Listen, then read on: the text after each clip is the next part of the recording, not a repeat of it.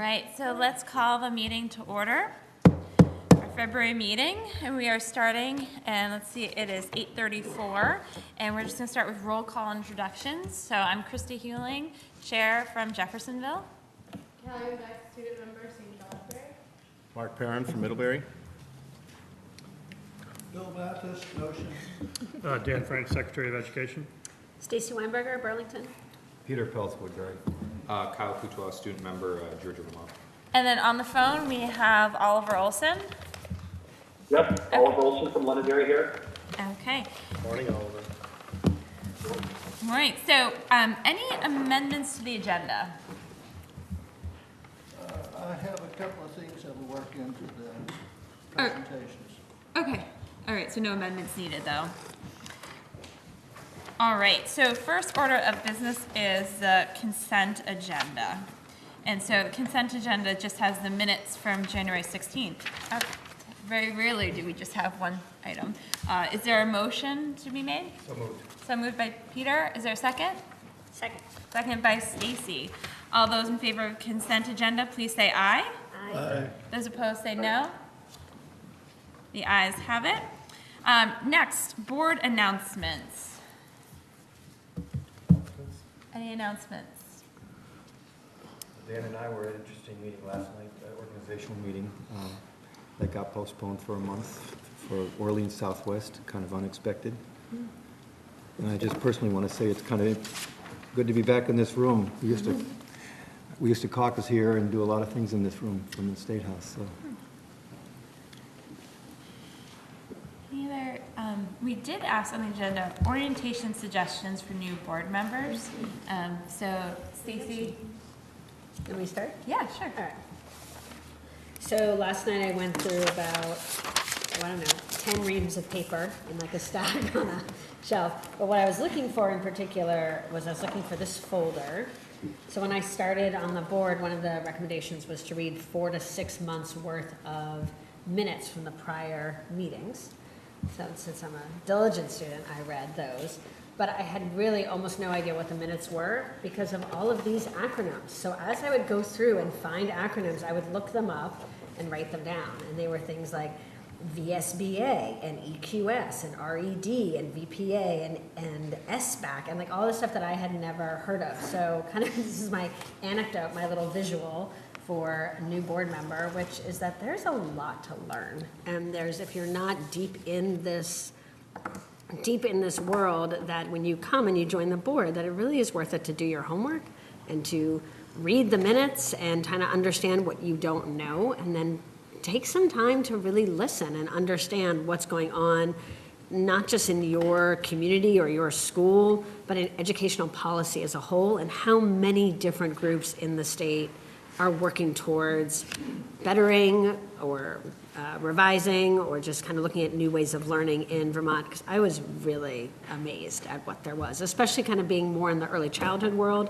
I was familiar with K-12, but it was much deeper than I thought. So I think maybe we could make like a dictionary for new board members. We use that list to start. You can start with this. And then, Did you compile that yourself, or did you actually find a reference for No, it? it was as I was reading the minutes, and I had to keep Googling that should and be say, like, what is the VSCPT, or what is an SST, or, you know, but it's funny now when I look, I'm like, oh, I know what MTSS is, I know what PBIS is, but 6 years ago, maybe not a lot of people knew what PBIS was, so it might be that I didn't know, but it also might be these were new things that people were talking about, so I think it's worth it to do your homework when you're new. And what was my other thought?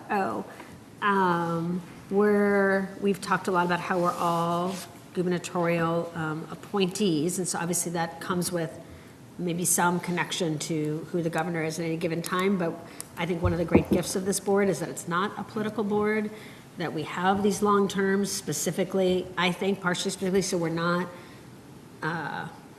flying back and forth left and right or different agendas based on who's sitting in the executive branch or the legislative branch. And I think it's important to come without a specific agenda. And everyone's going to come with their expertise, but I think expertise are different than agenda. And I'd like us to continue to think about listening and learning from each other and taking time to gain from each other's perspectives. We represent wide areas in the state, and that's supposed to be a benefit for us. The other thing I brought was, one day maybe we want to go back to this, the norms that we set in 2014, because we had some challenges hearing each other's ideas. And I still think these are good ones, and I'll read them and then I'll stop talking. These were speak to ideas, not people, assume best intentions, share the air, gentle reminders and gentle challenges. If you're not sure, ask. Deep well with purpose, take risks, and no rush to judgment, take time for ideas to rise. And those were our principles in 2014. And I think in a lot of ways we still do most of those pretty well. Mark, any reflections for orientation suggestions from new board members? Well, I think everything Stacy mentioned is really key. I think the strength of this board is our diversity. And, where we come from, not just, geographically, but, our connection to the K-12 system. And, when I've been reflecting on the last 6 years, the thing that strikes me most is, we're constantly trying to find some form of equity for our students that seem to be always falling below the bar, and some of those subject areas that we don't really touch on. And, like a yearly calendar is, certainly a highly charged thing, but, a calendar year that would benefit students who tend to lose retention over the summer would probably go a really, really long way to, meet our mission and our vision in terms of bringing equity to all students. The other thing is, a meals program. Nutrition is extremely important to learning, and we have a society that there's just a lot of kids that come to school not prepared to learn just because of meals, and that's something that we do have an abundance in this state of, and it's a matter of funding it and changing the way we do business in the schools to allow the opportunity for kids to be well nourished. And with a change in a yearly calendar and a school calendar, that also allows that opportunity as well. Programs start up in the summer for a lot of kids around the state, and if we're not having those big gaps of time away from school, you can continue to use the schools. We have to be sensitive to family, personal, and business needs with a year-long calendar, in the sense that certain regions of the state, they make their hay over certain holidays, whether it's ski vacations and out of state. So it's not an easy solution to get to a different kind of school calendar, but it's ultimately the reason we're sitting around this table is to see students thrive in our K-12 system. So those two things come to mind with me, to me, in terms of things that we haven't, we don't really address. I don't know how the state board gets involved with something like that, but it's something we should continue to try and keep out there, because a lot of the other issues seem to always end up coming back and around, and but such as the industry of education, there's always more things on the table than you can actually tackle. But in terms of policy and moving forward, those are two things that, I'd like to see, the state board deal with in the future. Yeah, Peter. Just to comment on the food you were talking about, that is really a critical, and part of the summer programs is also continue good food for students that are coming from need. Dorgan Keeney was a strong advocate for linking food, health, to children's performance in schools. It was directly linked, and I think we've made some headway. A lot of schools have breakfast programs now and don't charge or whatever. So I think we've made headway, but then it's the question of quality of food and everything else that gets in the mix. And but I think as a state, we're doing pretty well in terms of, a lot of schools have their own garden programs, and they're learning about their local farmers and access to them and whatnot.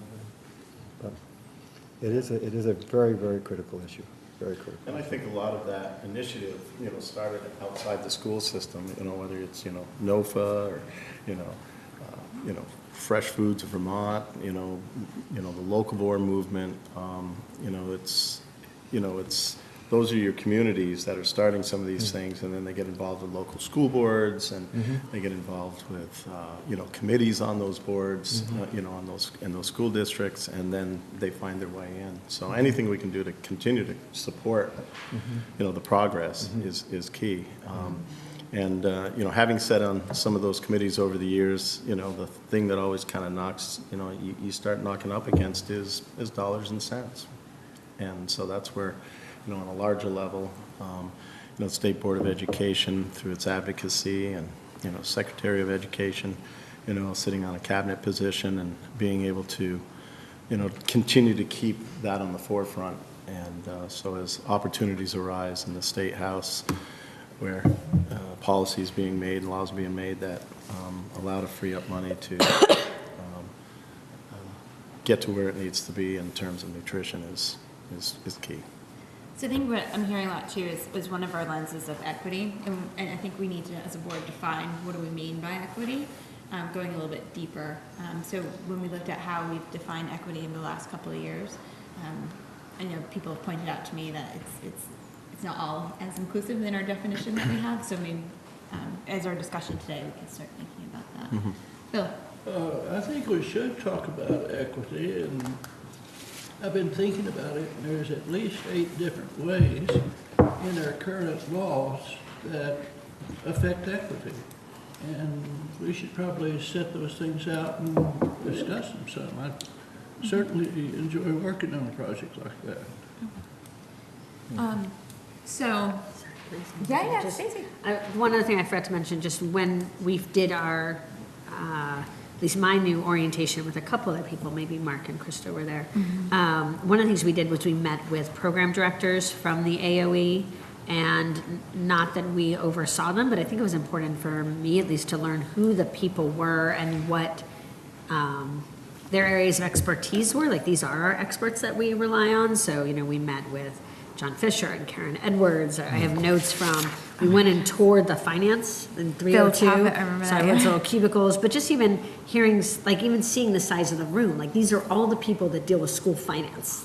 And that was kind of amazing to understand what, and talked about special ed funding, Act 68, school budget. There were just lots of pieces to it, and I think that would be an important part of orientation, was for someone to get the depth and breadth of the AOE, knowing that those are experts that we rely on for guidance and information. Well, thank you. And moving on just to Callahan, I'd reached out to Callahan and asked if we could focus this weekend for Kyle about student voice and how does that come about in schools and what does that look like in your own schools and around. So I'll turn it over to you, Callahan. Yeah, so besides, like, in most schools there's usually like a class council, a student government. So I found a lot in my local school communities, the way they incorporate student voice outside of just those positions is through advisories. I don't know if any of the schools you worked with, you've seen that.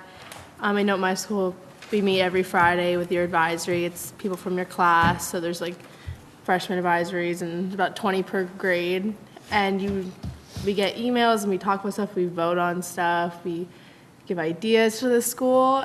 But I've also found that in my school personally, like when I was trying to pitch a class, it was a really hard process to go through, and I talked to my headmaster about maybe trying to ease up on those process. And like our school meets every Monday, like faculty, and we come in late, like maybe inviting students to come to these meetings, because I found this website, it's called Student Voice, and it's run by students, and it's actually been getting a lot of attention lately. It kind of is a group of kids that started this program, and they spread it throughout the country to help kids kind of tell their stories through what they see happening in their school.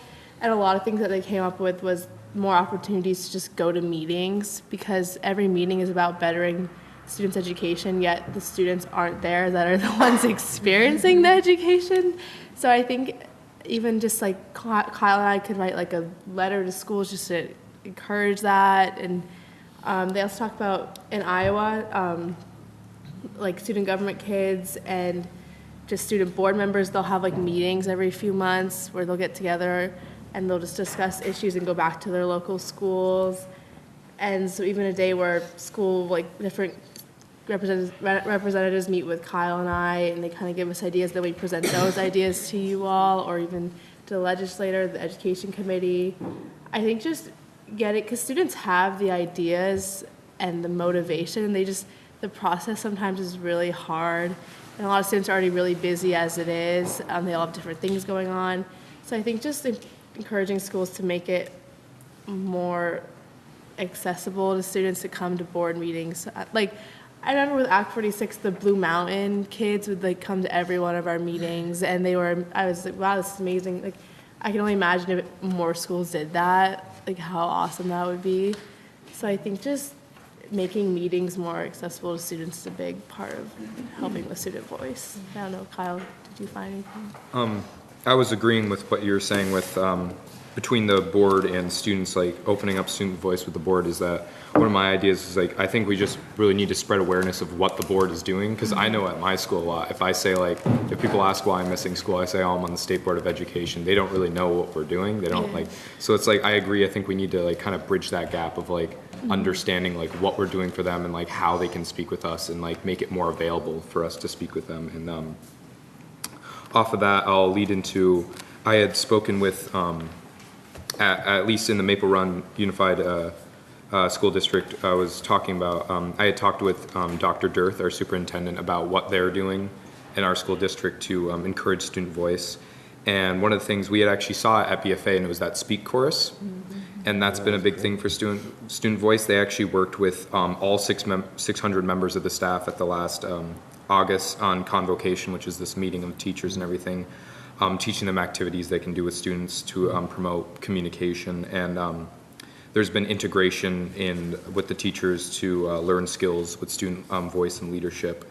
And that's really being led by the principal of the St. Albans City School, Joan Calavo, I believe her name. Cavalo. Yeah. Thank you. I didn't want to butcher it, but I kind of did. I think I got it right. Yeah. But that's being led a lot by them. But there's been, at our schools at least, there's other opportunities for student voice with AWOD programs that I'm a part of, which is where older students talk to freshmen coming in and talk to them about social issues and what they can do at BFA and just welcoming them into the school. And then there's journalism where you can write for the St. Albans Mercury. There's always a student section in there where students can write articles, like they're always posted up on the wall. So you can, at our school, you can read a lot of student written articles about situations going on at school and current events and stuff going on like that and how it affects students. So that's been at least this experience I've seen at our school district on how we've integrated student voice and stuff. But then again, to go back to Callahan's point, I really do think that the biggest thing for the board is we just need to bridge the gap between students and us so we can get a better communication line rather than what we have now. And I guess I asked the question too because I had a student at my own high school come and ask me to explain how student voice is streamlined, how it was at the school, and I was like, well, there's all these different things. They're like, no, but what's the step? Like, how does somebody that's on the school board, because we have a student representative, how do they get there and how do they answer to the students? And there was no good answer. Yeah. So I think just examining that and saying that made me think of the state board. We have student reps, but we don't have a real conduit for students to really reach out. We tried, I think it was 2 years ago under Dylan Callister, if you remember, he started an email for students. I'm not sure if that's even publicized anymore, if anybody checks the email, but it's for students to email student reps. And so that way they could have more of a connection. And just starting the conversation about how do we include more student voice into state board decision making, because as Callahan, as you just said, we're making decisions that involve students, and to get the student perspective is really helpful and really insightful, and just make sure all of us have access to that and varied opinion. It's one thing sometimes we fall on the same groups of people, but really to get a wider. Yeah, because I think students would definitely love to come and speak to us and share their views. So I think like that's not an issue at all. I think just helping them get here and really knowing that like Kyle and I are someone they can email or like not like we're completely reachable, and just knowing that there's no harm in coming here. Like it's simple as just come like not all these challenging steps in between. Yeah, it's like letting them know the schedule and like, because for a lot of kids, it can be really hard to actually physically come to the Yeah. meeting. So if we open up something like just how they can get the information easier through an email or some type of newsletter, Yeah. that'd be really nice kind of to, I've said it a couple times, but like just kind of connect students better with the board rather than just kind of through the website and everything, just because like a lot of them wouldn't really know about it in the first place and Yeah. really know where to go. Okay, Stacy and then Peter? I think maybe we should think about what we need to do. I think it's easy to be like, well, students could come more, like, they were putting the responsibility on students, where I feel like maybe it's about us opening and looking for those opportunities. The one thing that kind of fell into my lap, but it was a good reminder, was when Julia Grillo came and talked to us about her concerns about the PE requirements at Burlington High School and how her whatever, she came talk to us, but the only reason I knew about that was because her mom had posted something on Facebook saying like, here's Julia's most recent rant, and we happened to be in Burlington. But I think it's like, we should be really aware of what opportunities do we see, where are we hearing little snippets from students, and how do we invite them in versus putting the responsibility on students to like come find us. Yeah, where it's like we should be looking more for like what issues they're facing and then try to like invite them to the meeting, tell them like, oh, we're gonna have a meeting on this date at this school, like provide busing or some type of transportation Or I if you saw want to your come. article in that paper, and Yeah, I'm thinking exactly. you might have more you want to say about it. Well, and that's why we have the equity discussion at 10:45. So bringing students, invited them in, and Yeah. that was a process of just going, here's the meeting, here's what, and sitting down with them. Peter? So I hope job. that you, Colin and Kyle see this as an opportunity for you to step forward too. I mean, that this is something that you feel strongly about, and it is, because we've seen different levels of participation with student members, but the floor is open. I mean, and it's a great learning experience to wade into this and find out what the moving parts are and try to do something. Yeah.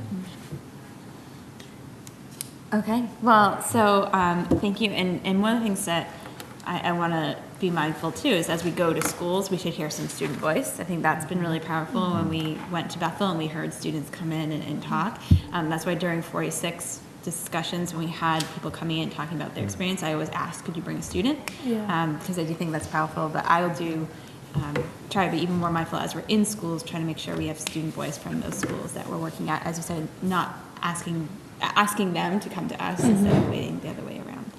But you can be my friendly reminder. Yeah. And just be like, hey, did you? Yeah, gentle reminders, right, from the norms. So that would be great for the both of you to be that. Okay. So for the chair's report, I'm just going to keep it very short so we can stay on schedule here. Really, we're going to talk about legislative update and go into the legislature. One thing that was included in the packet is there was people have been asking about about education quality standards and how many waiver requests, and so that was in your packet, went through, and we're going to talk about that in our sort of next segue. But one of the things that we want to look at is when we have the education quality standards and it lists, this is what quality education in Vermont looks like, what are we getting for requests when it comes to how can people not meet that standard when they're asking for a waiver. So that, I think that was interesting. And I will just share other comments later throughout the meeting when it comes appropriate. But I'd love to move on to Secretary French, if you want to talk about education quality standards. Can I? Yeah. Before that, there's quite a lot of information in the B packets. I mean, in regards to the at number 98. Are we coming back to that? Yes, or? and that's what I was looking, because we have a discussion, let's see, it is legislative work time, but also at 11:30, miscellaneous updates with respect to the role of SB. That was what that paperwork was for, correct? Okay, yeah. Yes, I think that's why that should be under F. Okay. B is up. Right. Yeah, so those, when we Didn't think understand the about alphabet. the role of the state board and its relation to the AOE. And so we can move that, talk about those items there. So we did ask, at our last couple meetings, we have been talking about education quality standards and looking at really just last meeting, kind of high level, what are they? And then how are they measured? And in the middle of doing education quality standard, education quality reviews, There's new federal legislation, which then shifted the conversation, and just wanted to get a true update of how do we measure the education quality standards and what's the plan for doing so forward. And do we need to move to see? Yeah, we're going to have a presentation. Patrick, you want to use the screen? Yeah. Okay. Yeah. So, yeah, just to follow up on the chair's comment. So last time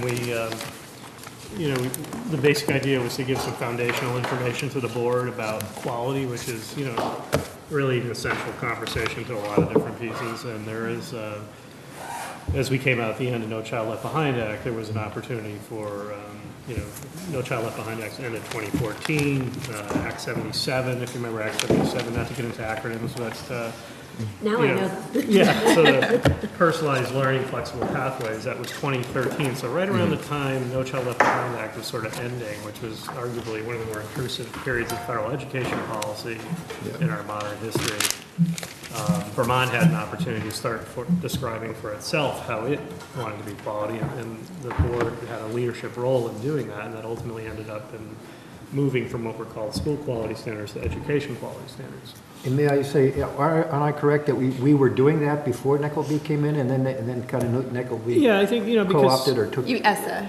Yeah, they want standards and all well, that. I remember coming to the state board meeting when the board was contemplating a waiver, the process of applying for a waiver from No Child Left Behind Act, and basically deciding we can't do that.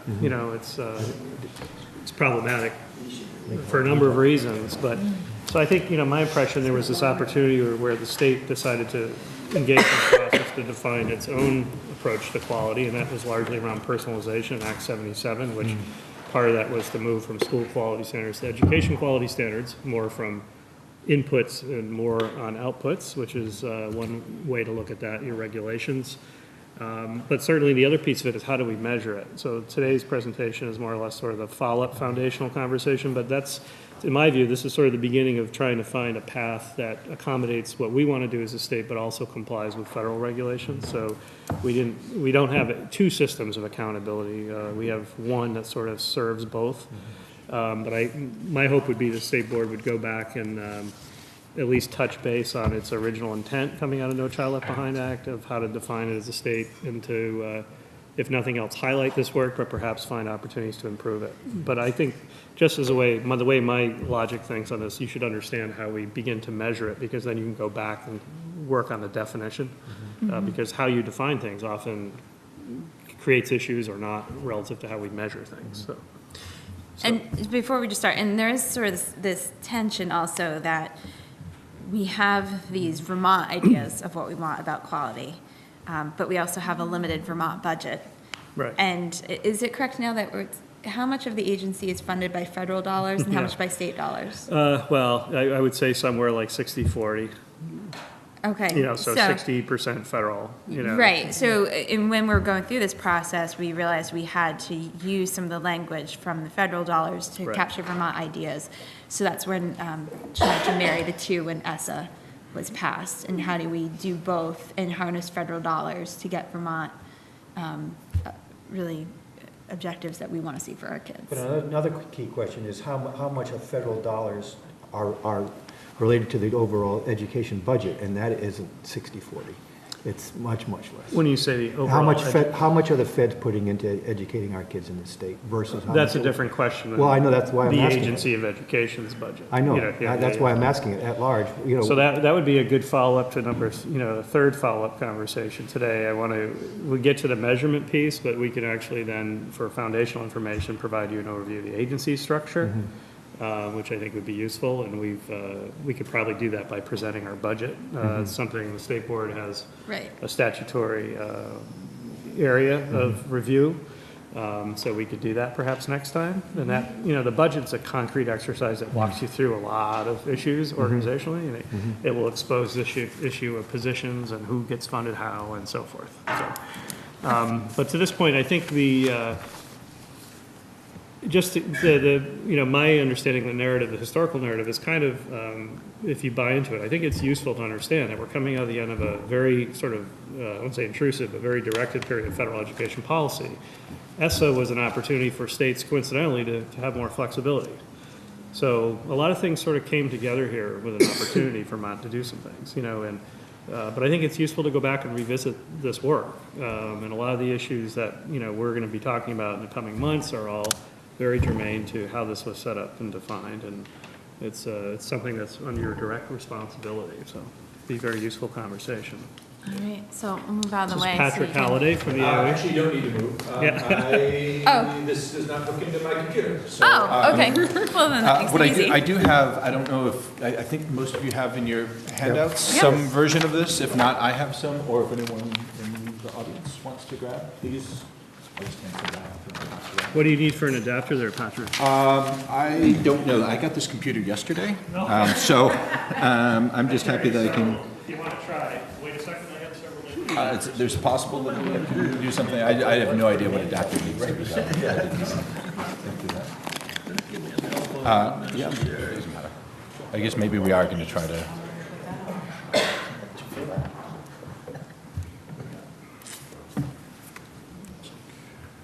HDMI. Yeah.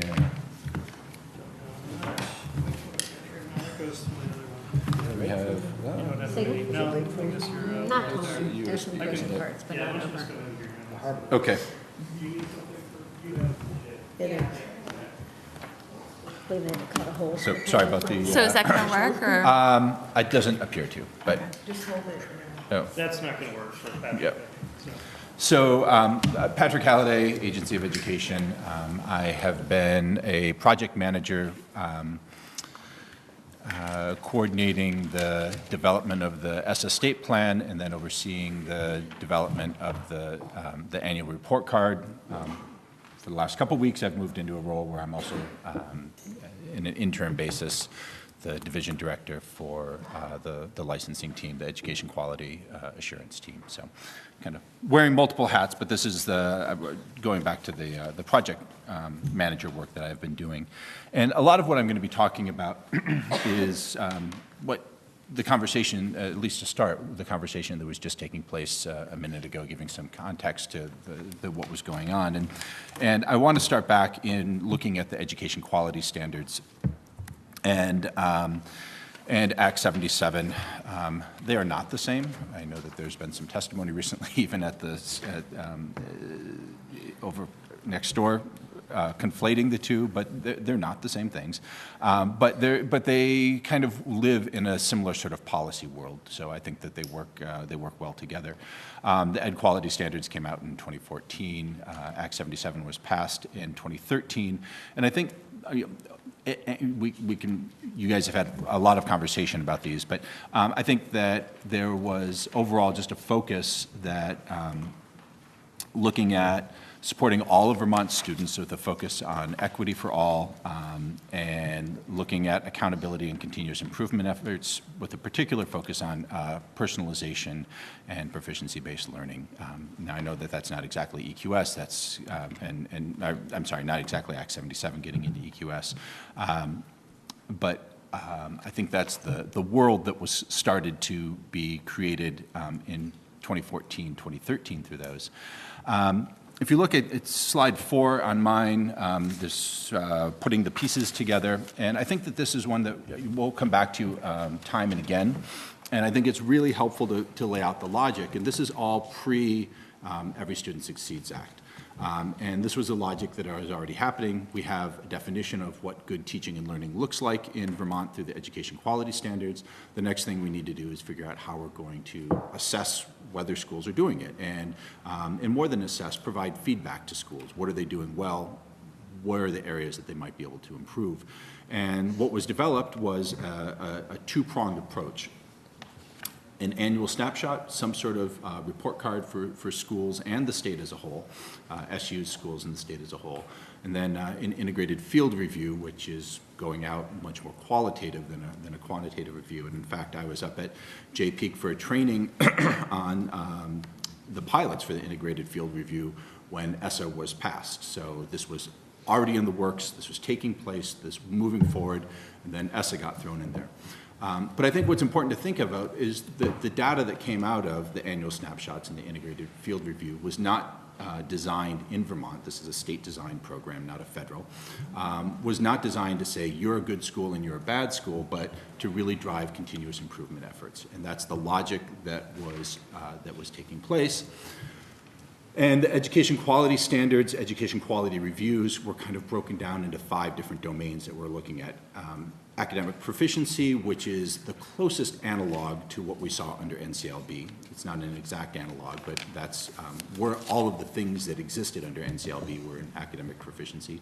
But then we also tried to define more holistically what else was included in the education quality standards, and that's where we got into ideas of personalization, safe, healthy schools, high quality staffing, investment priorities. And so those were the 5 different domains that both through the annual snapshots and the integrated field reviews were questions were going to be asked, where people were going to, to probe and try to find out more information. Yeah.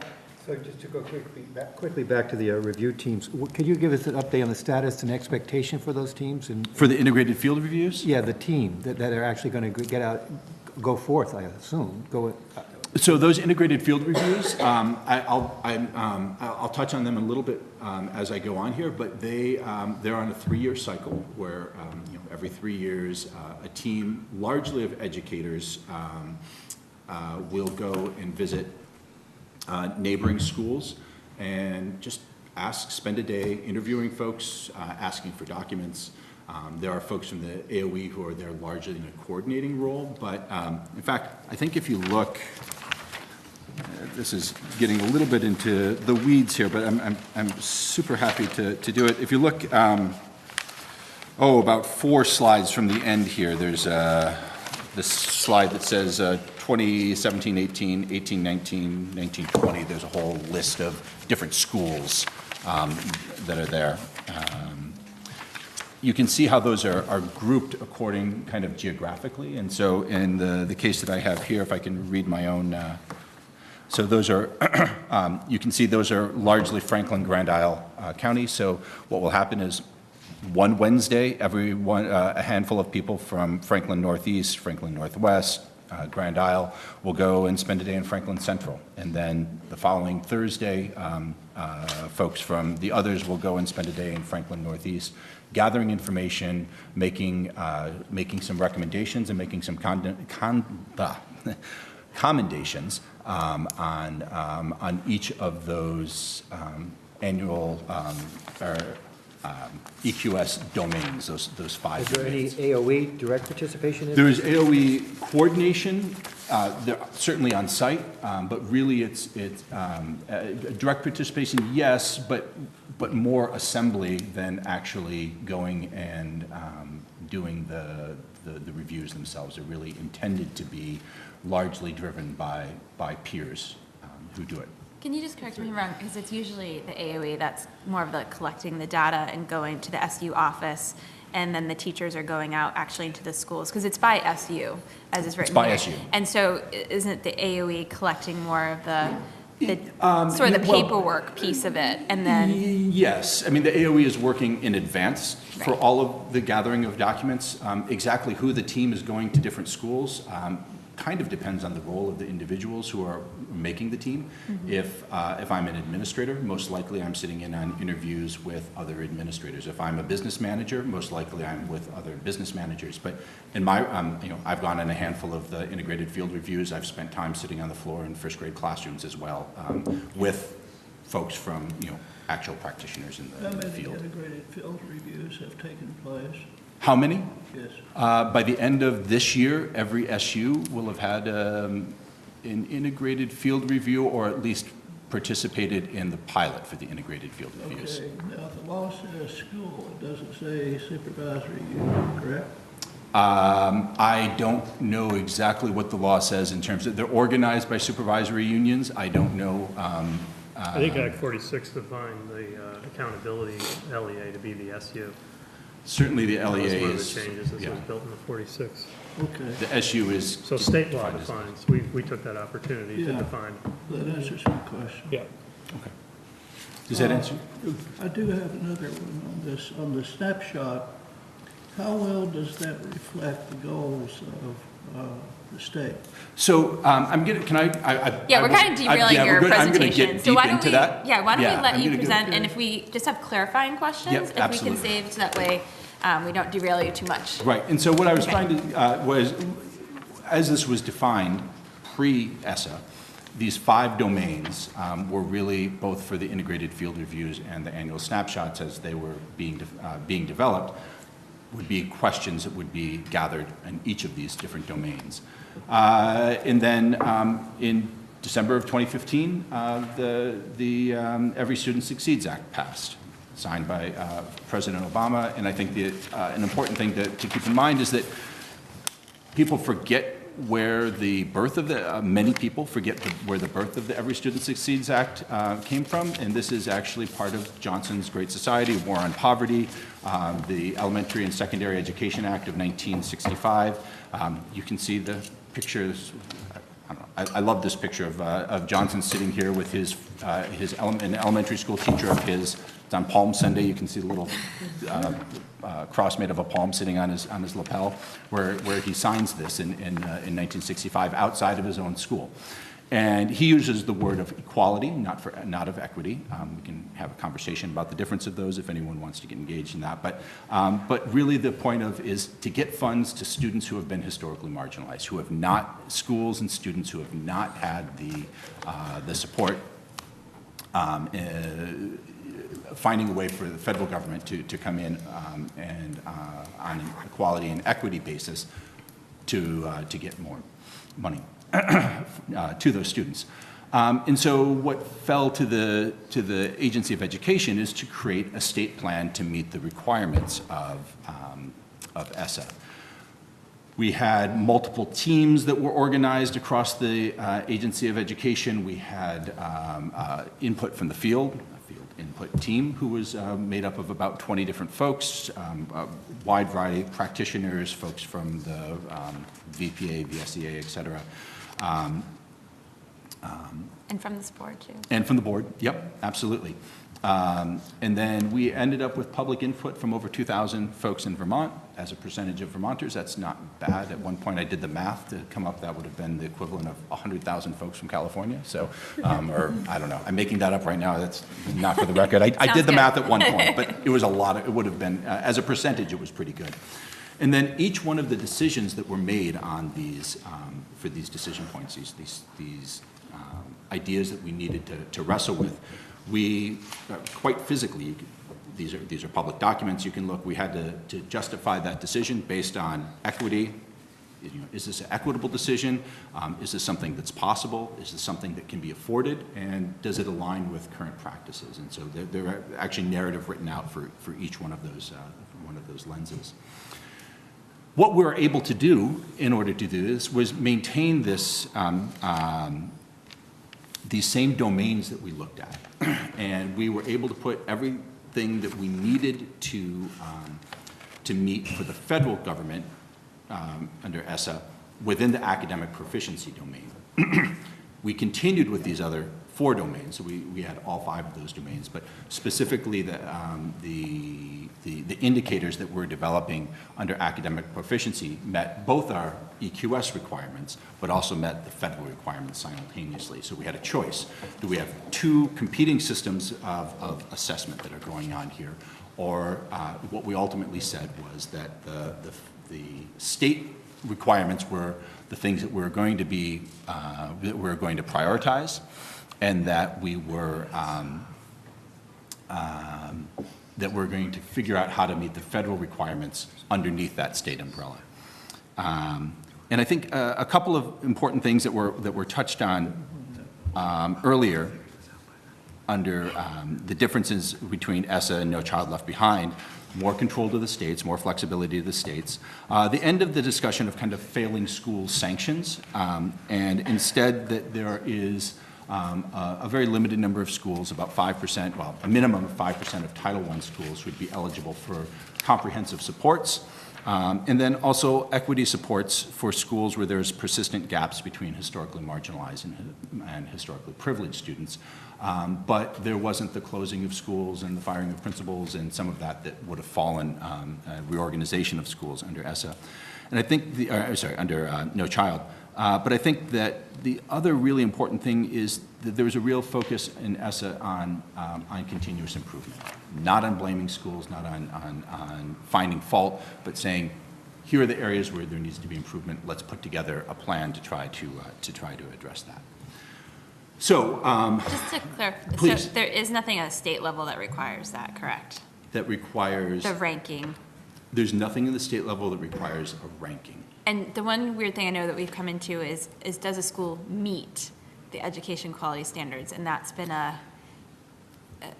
would say that I was just wondering where that falls in. the conversation that we've had is not, does the school meet, but how does the school meet the education quality standards? What are the things that they're doing as they understand the ed quality standards to meet them? How might they better be able to address the goals of that? And that's where the continuous improvement design would come in. And just to clarify then, Yeah. so if a school wasn't meeting, say, a standard, say, graduation proficiencies by 2020, there is no punishment.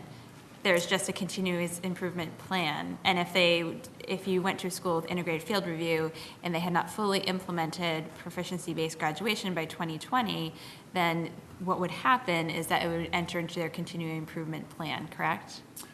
Well, so. And that's why I just wanted some clarification. This is where Yeah. I think, Patrick's on a narrative explaining very interesting historical context of how we accommodated the federal requirement. We also have Vermont statutory language. Right, so we'll see how they come Under the together. responsibility of the secretary that kicks in 2020.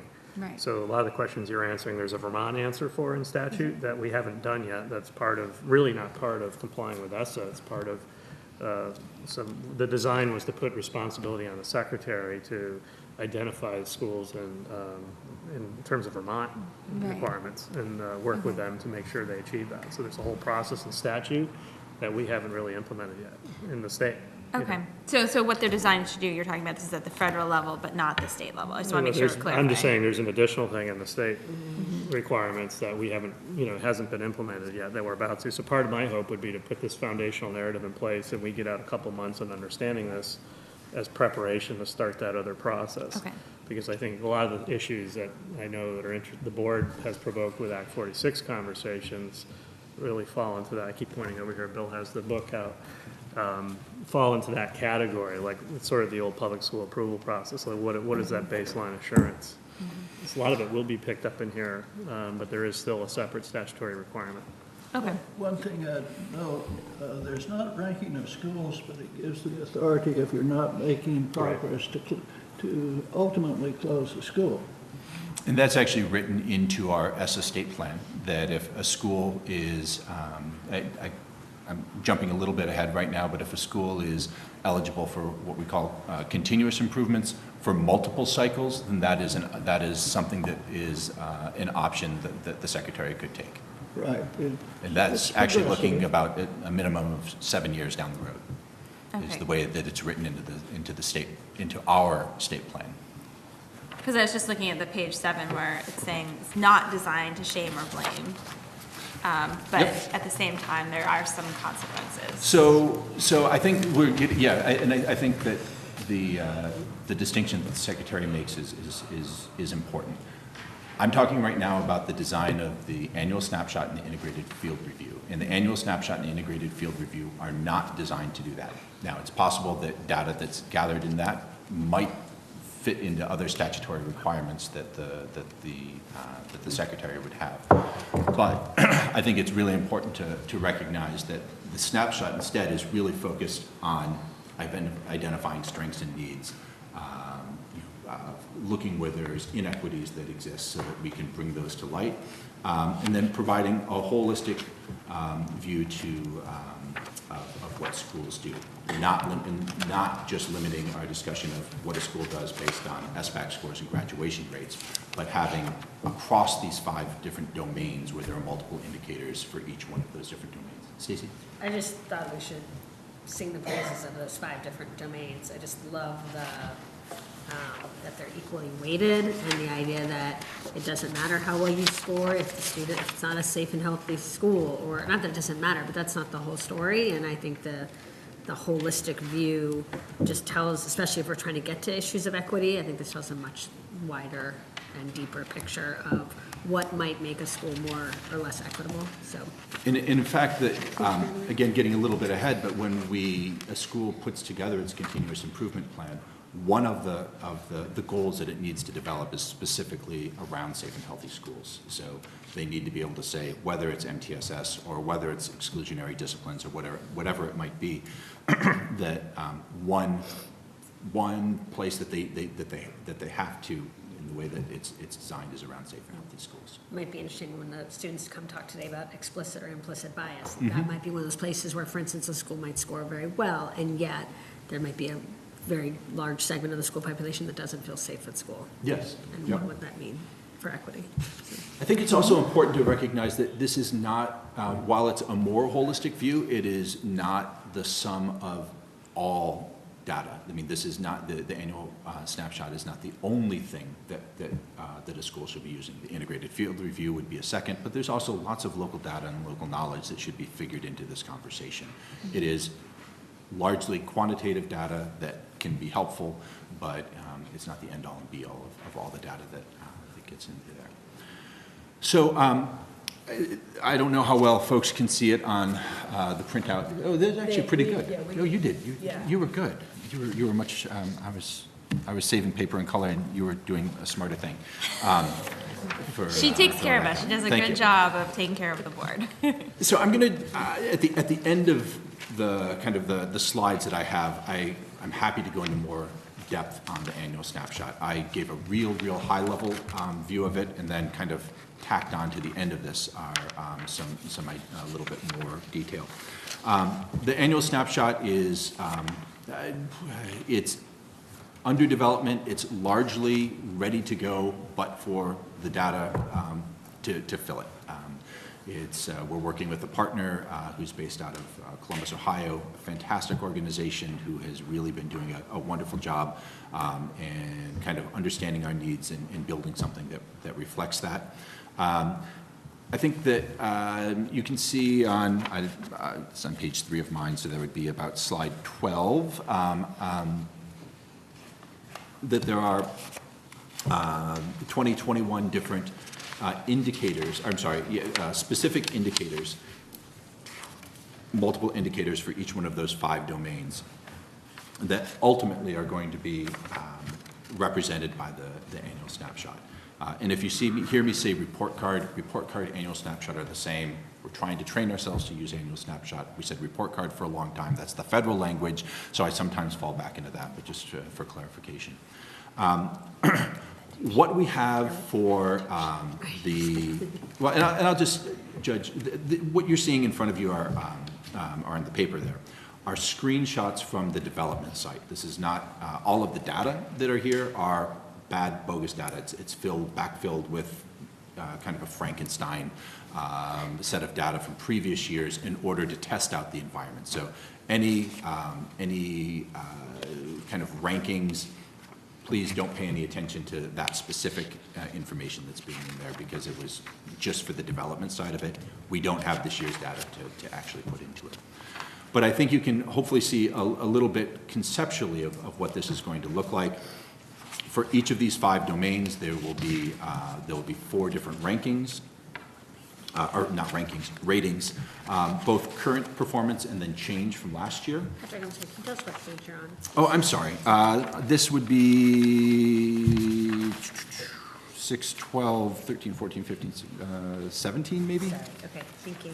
So It's just It's on your page 9. page 9, okay. page 9 of yours. Okay, good, That's it. thank you. Do you have an extra one of those that I could follow along so I can tell people where I'm sorry. That's okay. Thank you. And so you can see that there, for academic proficiency, again, this would be the model that every school, every supervisory union, and the state as a whole would have something that's going to look more or less like this, or almost identical to this. Thank you so much.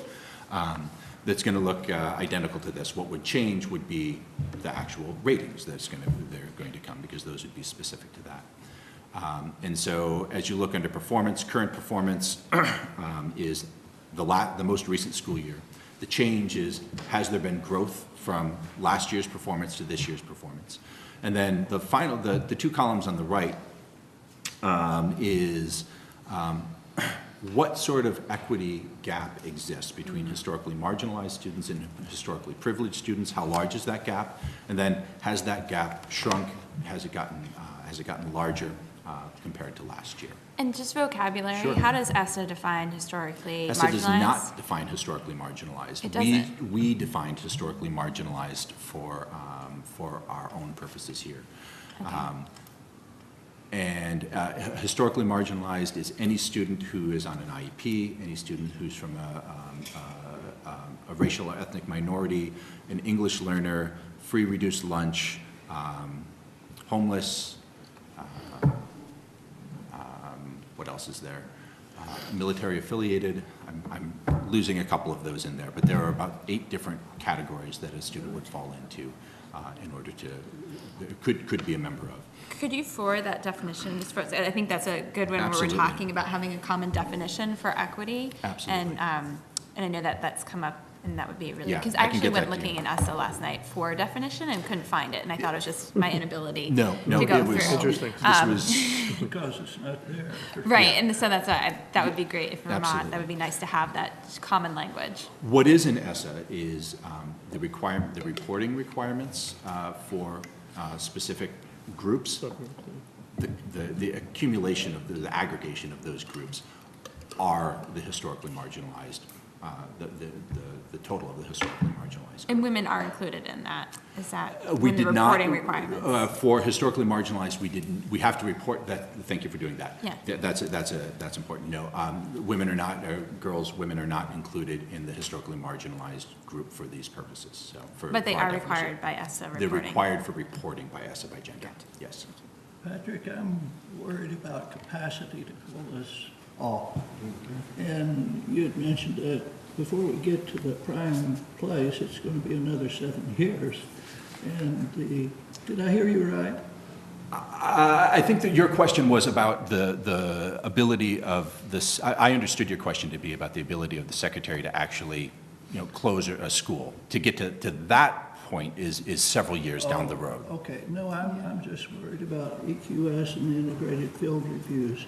Do we have the staff and capacity to make this thing happen according to law? That's a better question for the secretary, but I will also say that all of the work for the annual snapshot, short of getting all of our data in so that we can input it into the system, has been done for our initial load for it. And the integrated field reviews have been going on for more than 2 years at this point.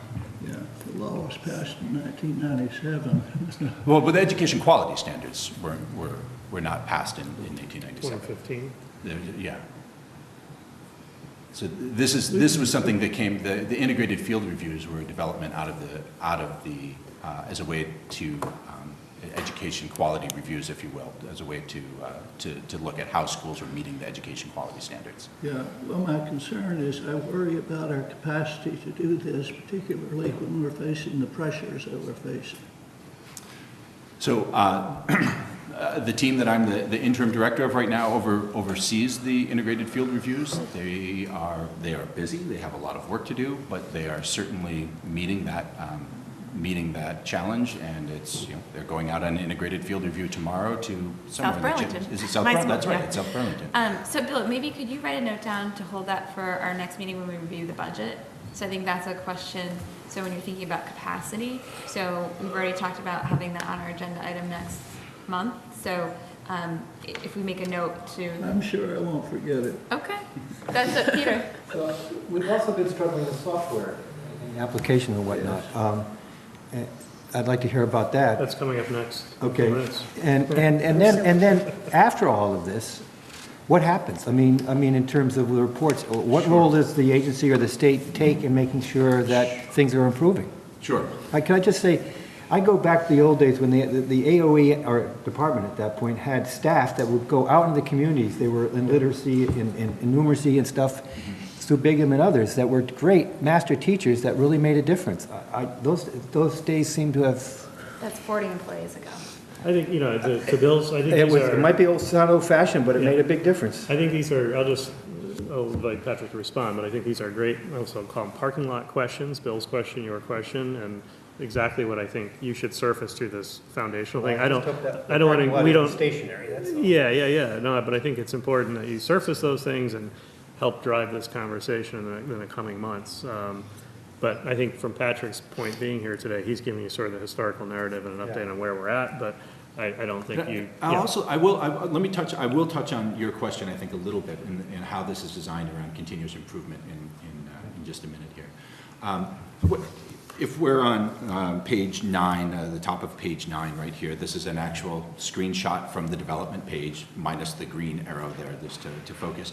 The way this is, the snapshot is designed, you click on academic proficiency, you go to the bottom of page 9 right here, and what you get is for each one of those ratings that were back a couple pages, there's an individual score, individual rating for each one of those indicators, I'm sorry. The indicators are weighted. The weightings are more or less unique to the school. It's based on the number of students who are there, the grade levels, all sorts of different things that's really starting to get into the weeds. But I'm happy to go there if people have questions about it. You can then further, for example, I'm looking at one that says ELA reading right now. You could click on that ELA reading one to get more nuanced information on that. And under that, and this is particularly the English Language Arts SBAC assessment. You can look at that by grade level. You can look at that by student group, and so that you can sort all of that information so that you can see how are my students on free and reduced lunch doing compared to my students who aren't on free and reduced lunch? How are my 5th graders doing compared to my 8th graders? To be able to really understand where those needs are in the school and to dig down into those so that you would be able to do that. At the back of the packet that you have right here, there are, like I'm looking at page 18 and 19 is some examples of what that drill down might look like. If people have particular questions on that, I'm super happy to have that conversation if you would like. Clarification. Please. You said that each school would determine its own weights. Not determine its own weights. So here's an example. If I'm at an elementary school, I'm not going to have graduation rate figured into my overall weight for determination for academic proficiency. I don't have any kids who are going to be graduating. If I'm a school that has no English learners, that English learner growth towards English proficiency for English learners is not going to be considered because I don't have any students who are English learners in my particular school.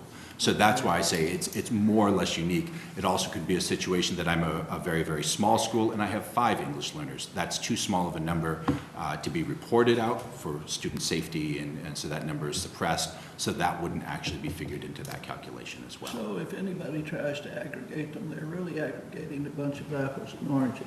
It's really information for the school, for the supervisory union. If I'm trying to compare my supervisory union to another supervisory union, I am going against the intent of how this was designed. If there's if a media publication were to try to rank all of these, I guess it's possible. It would be really, really difficult to do, and it would honestly be fairly meaningless. Well, it's likely to happen anyway. And my response to that would be, okay, you've done that, and it doesn't really address the problem of the information in this is supposed to be driving continuous improvement. What does the school, what does the supervisory union, what does the state need to focus on? What are, that would be unique to that?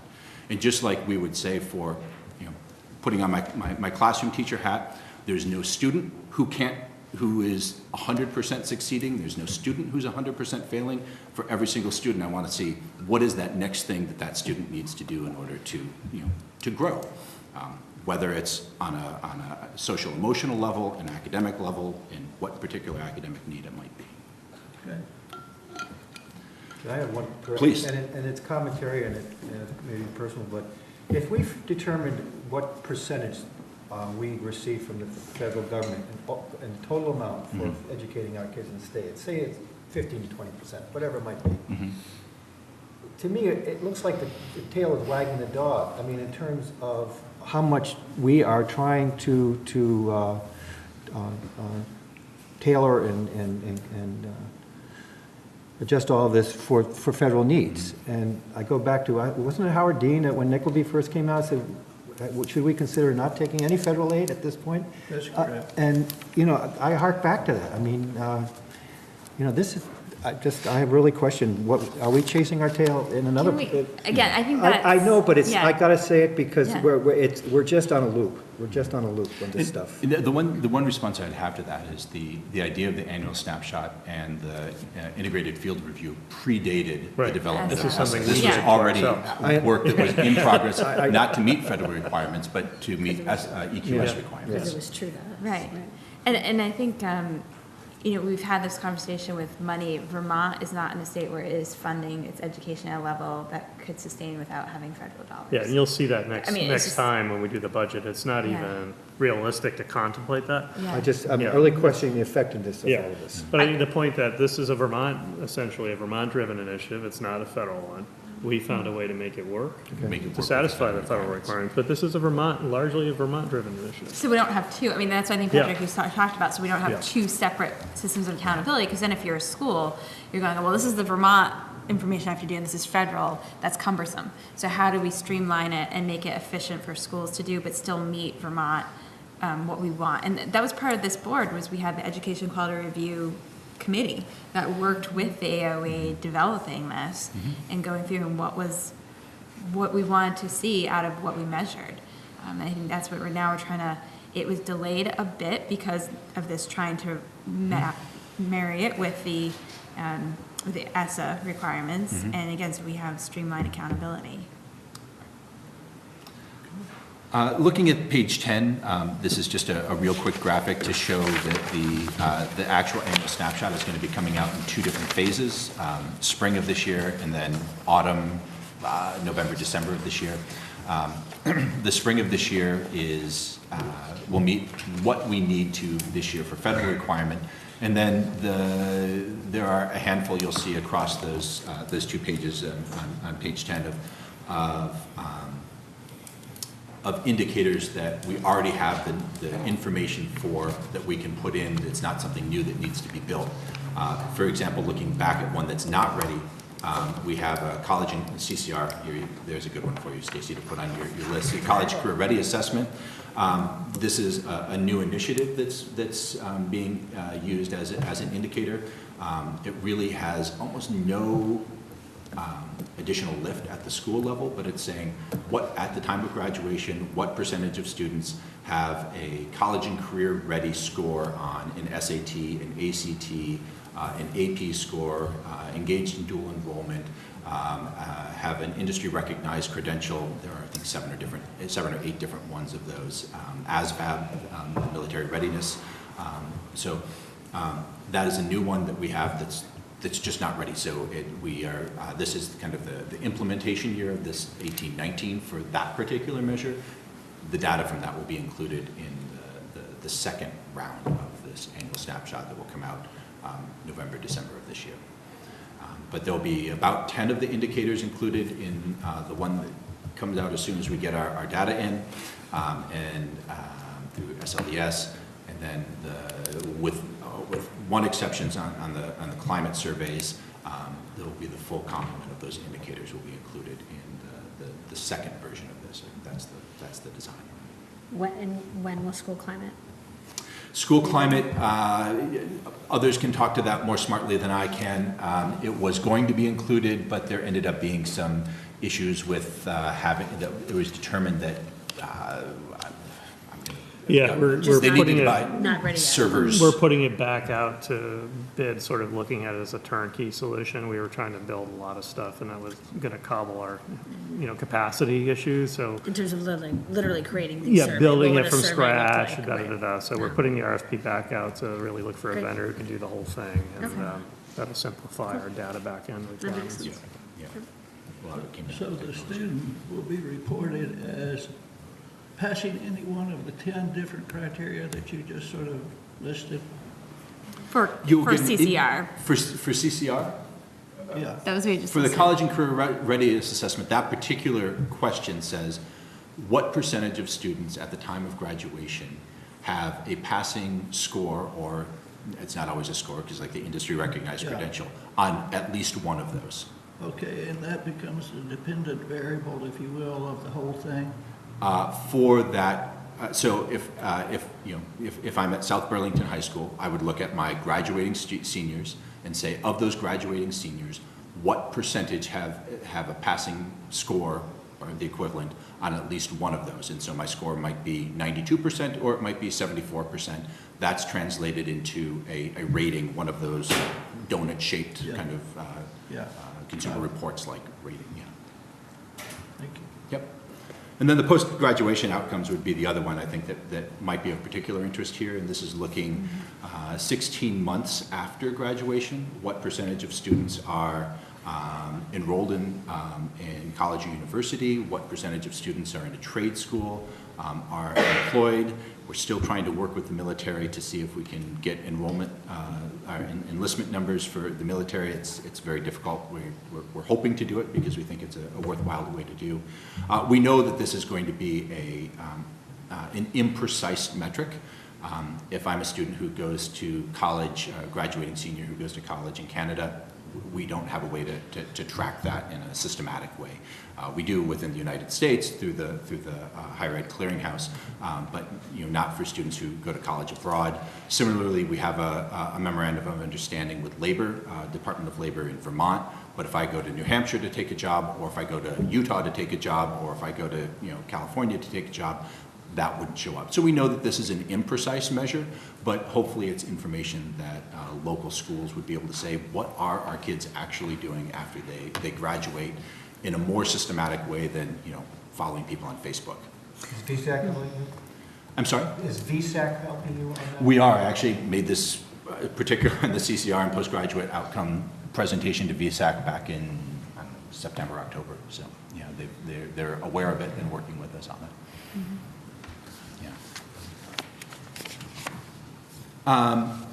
Real quickly, I think we've talked about a lot of what I wanted to highlight in the integrated field reviews, and I just think it's important to say that the annual snapshot is largely quantitative measures. The integrated field reviews are largely, not wholly, but largely qualitative measures.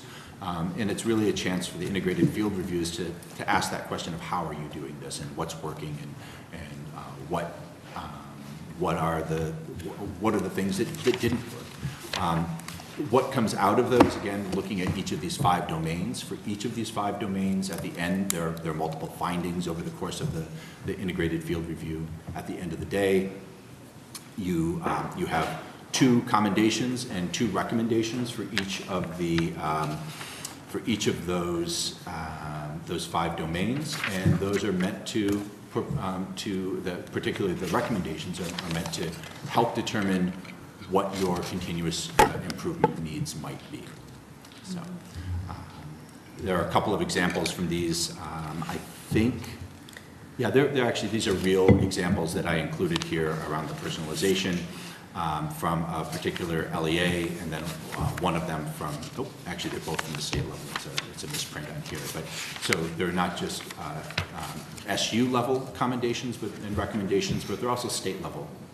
There's an aggregation of all of the reports over the course of the year, and kind of what sifts out across those reports are kind of to guide the AOE what's going forward. And the last time we reviewed that was at J Peak when we had our retreat, so almost 2 years ago when we reviewed. So that might be something when that is Put on the available to state let board, us yeah. to know. I was thinking the same thing, yeah. So, because that was the last time, I think with Act 46, it got pushed off, but we did look at the aggregate for that year, what came out as recommendations and commendations. Yep, and June, July of every year, that same work is done. So there is a similar report that was done, in June of July of 2018. I don't know the exact date, but with the same information in it for the 17-18 year integrated field reviews. I know we're going over, this is actually, Peter, to get to a little bit of your question that you're asking, is that each school then takes this information and builds a continuous improvement plan. What are our needs? How are we going to implement those needs? And the role of the agency then, there's effectively kind of a case manager model that we're using. So there is a contact person that a school would have, and particularly those schools, and I'll get to this in a second, who are eligible for comprehensive supports, but there's a contact person that the supervisory union would have. And based on what those needs would be, that person at the agency would assemble a team to say, we want to really work on our multi-tiered system support, or MTSS work. So, then our MTSS person would come into that team to help support that supervisory union, to point them toward particular resources or make that connection to whatever that might be. Through the central office? Through the Agency of Education Nope. Central Office. Through the supervisory? Through the at the supervisory union level these integrated field, these are, for our purposes, we're talking about at the supervisory union, supervisory district level, and that it would, flow into the local school level as well. But those teams really should be unique to what the needs of that individual supervisory union based on would be. And it's not for the MTSS folks at the Agency of Ed to go in and say, this is how you do MTSS, but to make those connections so that they really understand what resources are out there, and the capacity for one or two people at MTSS to be in 57 different supervisory unions is not realistic, but they can provide resources to 57 different supervisory unions. So could you get to, is that on page 18 of our packet here, is the comprehensive supports? that Yeah, I'm schools moving to get? that right now, absolutely. So this is, the way that the federal, the way that the ESSA work is written, it says the lowest performing 5% of Title I schools. Our plan, we changed that to say the schools most in need of supports, so it's not just the schools that are scoring the lowest, but also schools who aren't making growth. So we kind of have a 4x4 grid that I think it's actually buried in the very back of this presentation if people want to talk about that in more detail. There are about 230, 240 Title I schools in the state. So about 12 to 15 of those schools will be eligible for comprehensive supports. Which means additional federal funds. It will be on average about $250,000 to each of those. Actually, the money goes to the supervisory union for use in the school. But the actual amount that an individual school gets is going to be based on the student population. Bigger schools are going to get more money. Smaller schools are going to get less money. There's a floor for that, but that's it. And then there's additional monitoring and supports that come through the Agency of Education for that. And how is this being rolled out because we don't have the data for this year? Could you clarify, is that, Heather's like... So in terms of we've had continual conversations with superintendents, curriculum directors around around what the comprehensive and equity supports are going to look like. The biggest, and we have we have training modules, we have all sorts of different things that we can go into with our communications around that. Basically, in terms of, I think what your question is getting at is, we're waiting for the data so that we can determine which those schools are. If you hear anyone that says this school is going to be eligible for comprehensive supports, they really are making it up because there's no data. I mean, this is like trying to figure out what in a scientific method, if you're following that, looking at the conclusion before you have your results in. It doesn't make any sense. But when will we do. have that? Because isn't there a timeline when this money has to be spent by? Heather's gonna talk I'm about going to that. let Heather. Do you want to come up and join the conversation? She's going to do a presentation in a minute on SLDS. Oh, okay. Yeah. Okay, so on The whole all thing. this? Yeah. Oh, okay, all right. The other would be, the other thing that, just to touch on briefly, are the also equity supports. And these are for schools where there's a persistent and large gap between historically marginalized and historically privileged groups. If you're ever in a conversation federally, there'll be targeted supports. Vermont, we changed that language to be equity supports because we really wanted it to be defining what that money is being used for, because target could also just sounds like we're sounds bad in kind of a post-Parkland world that we don't need to target anything. There is not funding that comes with those equity supports, but there's support from the agency and some monitoring that comes. And really, it's to shine a light to say, it's not that the school is bad, but here's this gap, and you're not alone in this. I mean, honestly, almost every school is probably going to be, they're going to have these gaps, and tell us what is it that you're going to do to try to reduce that gap. How are you going to finesse the thing about getting the lowest performing schools when we're not rank ordering them? So if you look at page, and I'm happy to, trying to be aware of time here, but if you look at page 24 and 25 here, He's only just doing half. what of we're her looking part, at so she's got the- is just a combination of schools who are performing in, whose overall performance on the academic proficiency indicator is low, but who also have not made as much, who have not made as much growth over time. That maybe their performance this year is worse than their performance last year. Those are the ones that we're determining are the ones most in need. So if looking at this, this graphic on page 25, you actually could be in column 1, row 2, could have a school that is performing at a lower level than column 1, row 1, but they at least have held steady over the course of the last year. So it's not a strict ranking of schools. It's just saying, here's a cluster of schools who kind of meet this definition. Those are the ones who are most in need of additional supports. Percent proficiencies are measured? Not based on percent proficiencies, based on all of those different indicators that we looked at back in the annual snapshot. This is all determined by the academic proficiency domain of the annual snapshot, because this is 7% of Title I money from federal government, where that goes. I could go further with that, but I won't. And also, so we have Mark, and then I'm going to ask Heather to join the table, because I didn't realize you were doing it separately, I think. So, yeah. I'm assuming we're to the end, because I wanted to wait. So we have families, we have students in schools that come from families that have issues. They're under Human Services Watch and so forth. Sure. How does this all tie together with the help that these families need in terms of counseling, outside of school, whether it's parent counseling or family counseling? How do we tie all that together? Because that's on the radar, and that's what's creating a lot of the disturbance in schools. So for this particular work, or for the integrated field review or the annual snapshot, it would really be a school decision to say, for our continuous improvement, this is something that we see as a particular need, and that we're going to maybe dedicate some of our funds to looking at trauma-informed instruction, for example, in a situation like that. It would really be up to the individual school and using data to say that this is a need that we're seeing that rises above other needs in the school.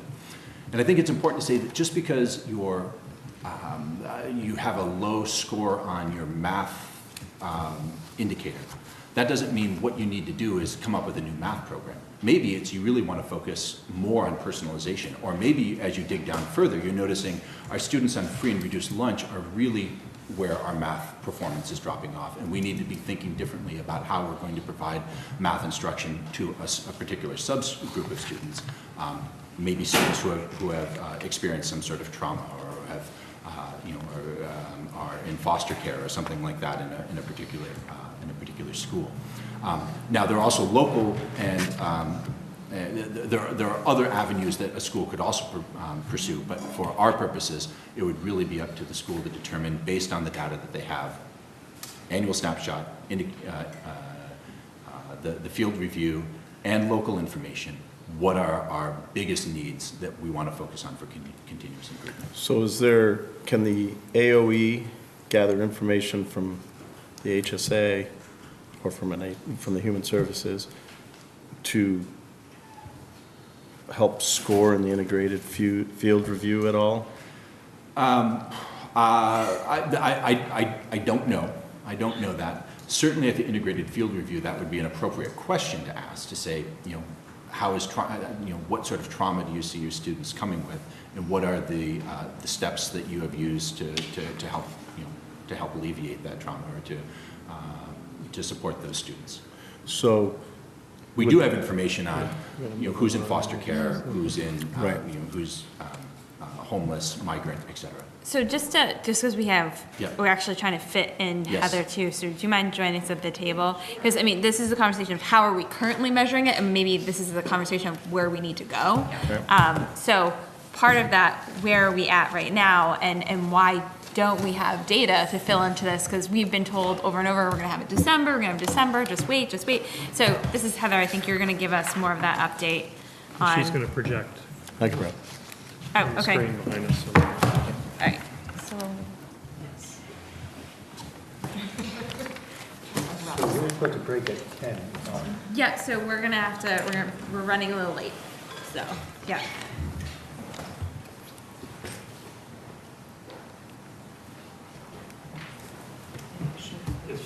Yep, there we go. It's in focus. I'm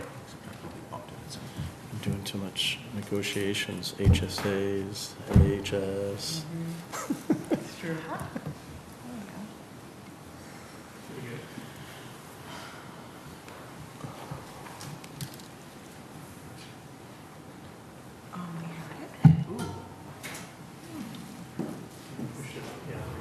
So I think it's the other one in the front, yes, that one. Well, if I make it smaller and then, there we go. Closer to us? Yeah, to me. Oh, push it to you. Keep going. Can you reach?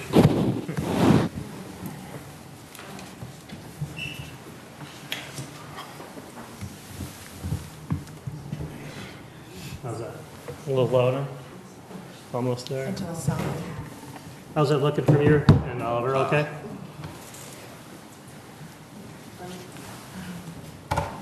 We just need to put. Is that a question for me? I was just joking. Seeing it here. I figured, I was just making sure there wasn't a WebEx. Boy, that's really, We had some things underneath to keep it level. okay, yeah. I'm just thinking it's gotta keep coming forward. So I could also just start because everyone should have the handout. Yeah. So good morning, everyone. For the record, Heather Boucher, Deputy Secretary for the Agency of Education. And thank you for giving me the opportunity to update everyone on our statewide longitudinal data system, our SLDS. I think some of the questions that have arisen will hopefully be addressed with my presentation, but if not, I'm certainly happy to answer any questions that might arise if not. And just looking at the time, we're running pretty over, so if we could just have clarifying questions until you get through the presentation, and then hold questions for the end, I think that would be helpful. That would be perfect. Okay. So we have been working on the SLDS for several years. We had a second round federal grant that was awarded to the state in 2012. The central, what we would call deliverables for that particular federal grant, we have met all of them, so our grant is actually in good standing. I know that that has been a question folks have wondered about. These are very technical deliverables. I'm not really going to spend a lot of time going into them. I think what I like to spend time on is more of a high-level discussion in plain English of what the SLDS looks like, what it does, and where it currently is. So you can think about three different components of a state longitudinal data system. The input, what happens in the middle in terms of actually working with the information to make it usable, and then the output, which is the use of the data. And so those are the three pieces I'm going to focus on. The data collection, or the input, is we do that through a new system called vertical reporting. And this really has to do with how do we get the data very efficiently, very systematically, in the same way from schools to the agency. we made a decision as a state that we were not going to go with a singular statewide information system, that we were actually going to have LEAs be able to use their own vendors at the local level for collecting the data at the local level. And that's a big part of where we are right now, which is, and I'll talk about that in just a sec. But I do want to note that we hear about local control a lot. That's a big part of where we are, because the interface of different types of vendors at the local level with a unified systematic AOE system is just not as efficient as it might have been if we had made some different decisions. But I think we agreed as a state, as we often do, that that's what we wanted. So why the data collection piece has been really challenging is it's requiring adopting that new system-wide product, which is the HMH vendor. So that's what sits at AOE, if you will, and actually is the unit that brings all the data in the same way. HMH is actually Houghton Mifflin Harcourt, which some of you may remember is a textbook company, and all of these textbook companies have now moved into these electronic platforms. Pearson has, several of them have. We've also, as a result of ESSA, moved to reporting at the SUSD level for this data. So it used to be that the schools independently were sending in flat files to the agency. Because of the way we actually, I think, want to have a better handle for a variety of reasons on what's happening at the LEA level, that's been another change for folks to actually get used to. And again, that has to do with, even within an SU, different processes, different, not necessarily products, but just different capacity at the school level in terms of actually working with this data and getting it in. It's involved significant levels of coordination and frontline training, both for the agency staff, but also, of course, for folks in our schools and at the SU level. So just to go back, so that is where the delay right now is. So, and I'll show you some data. So we have a very small number of LEAs that are still trying to get their data in. It's holding up the rest of the process. Now, I don't mean to say that in that, oh, let's blame these LEAs, because this has been a very long process. And I think the way to conceptualize a project of this scope is it's pretty massive. And there have been 3 different players, if you will. So there's been the AOE, there's been digital services, which is our IT component, which has been a strong partner all along, and then we have the LEAs. And I think at different parts, since 2009, when we got, I think it was 2012 when we got the grant, there have been delays and challenges among all 3 of those particular components. And so I do want to make sure that that's pretty clear. So the next phase, once we get these last, there are 3 actually, once we get this last data in, is we move to something called data arrangement, where we're putting the different types of collected data together. Not all of the data that we actually have to work with for reporting, for monitoring, is actually in the SLDS. We have to actually still match some of our data from other existing separate data collections, and that's part of one of the pieces that you're talking about, Krista, Chair Hewling. Moving forward, we will have that all fully integrated, but we've had to actually do this kind of in a gradual manner. So we anticipate that this piece, once we have all the data, will take approximately 4 weeks. We can't say for sure, because it could be that there are lots of, what happens here is that our folks at the AOE actually look at the data that's been submitted and actually say, hey, we see something weird here. None of your 8th graders went on to 9th grade. Is that really what you wanted to report? So again, decision point, we actually could decide as a state, as others do, that we are not going to do this step, and that actually what is actually put in is what is the data. That would be a very a very big departure from what we currently do, but for time's sake, it might be something that we think about, and it would certainly put much more of the onus on getting not only the data in on time, but the data completely correct that first time. That would be a departure, significant departure from how we've always done our data collection. Part of this is also matching data across 3 different levels. Bill, you will appreciate this, I think. Student level, school level, and SD or SU level. What we tend to report on is the state level first, because that's the easiest to get in terms of all of our data. But these are the different, particularly the school and LEA or SDSU level is what we actually will be needing for the report card as well. When you use vertical reporting, does that mean longitudinal data?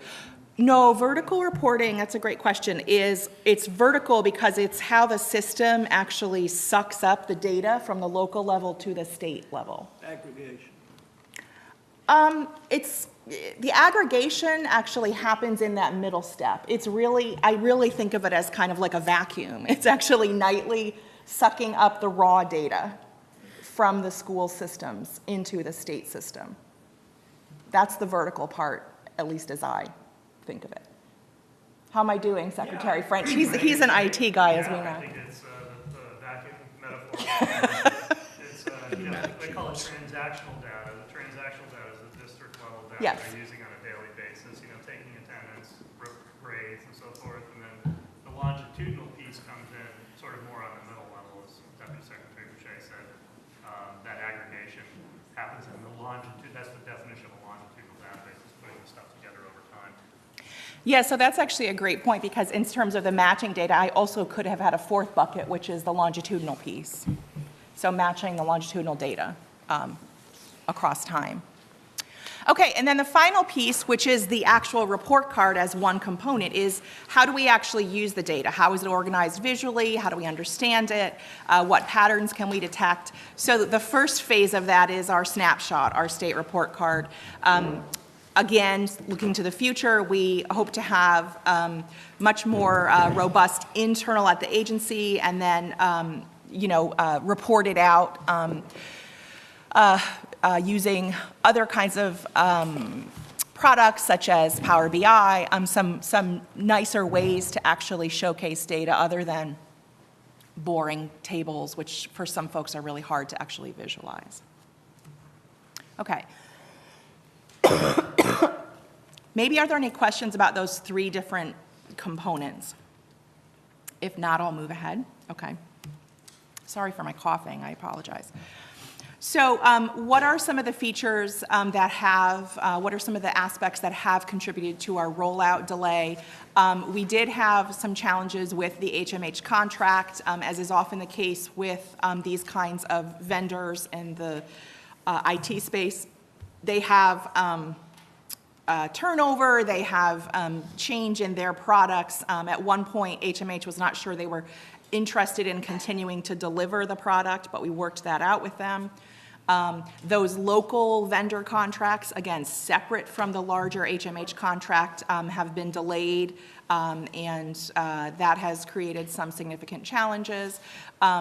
The specs for the field from ADS and AOE were delayed. And then from a broader perspective, we have had multiple new IT systems required to go online at once, as folks who are more directly embedded in schools and districts are aware. So we have a new chart of accounts, we have a new grants management system, and a couple of others. So these are all putting pressures on capacity at the local level. They were not, the decisions to actually move forward with these other systems were not taken lightly, but they were actually also required, just as the SLDS was required, unfortunately, at this same time.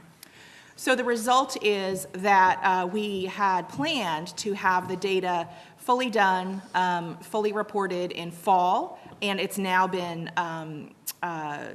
extended now into the end of this spring. We're still very confident that we will meet that deadline. I know that there have been some questions that have arisen, and some folks who have had some concerns. I will say that we have been very closely working with the Federal Department of Education for several months now. We first alerted them to this delay of the data and the report card in December.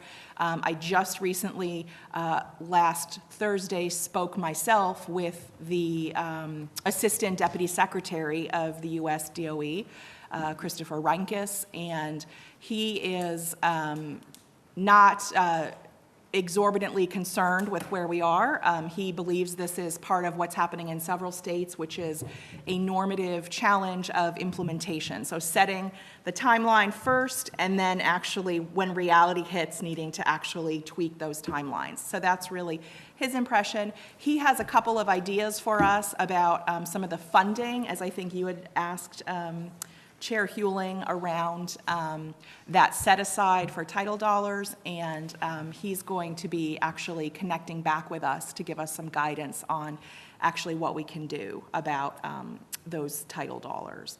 I just want to clarify a couple of things. So the title dollars that we're talking about that are for identified schools, and Patrick is exactly right, we don't have the identifications. So without the identifications, all we can rely on is the prior method of doing that. And that is the piece where the US DOE has said that's okay. With that particular fiscal year 8, federal fiscal year 18, we're okay with that.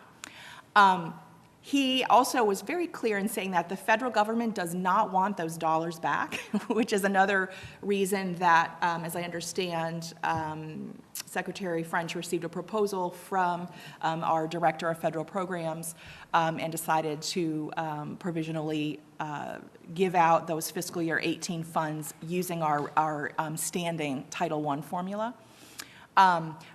There is a challenge, not a challenge, but there's a bit of an issue which long-term, which is that when it has to do with local districts actually having carryover funds, and so local districts can actually carry over 15% of these set-aside funds, but you can only ask for that once, and so that's actually what the Assistant Deputy Director is looking into, actually a solution for us with that.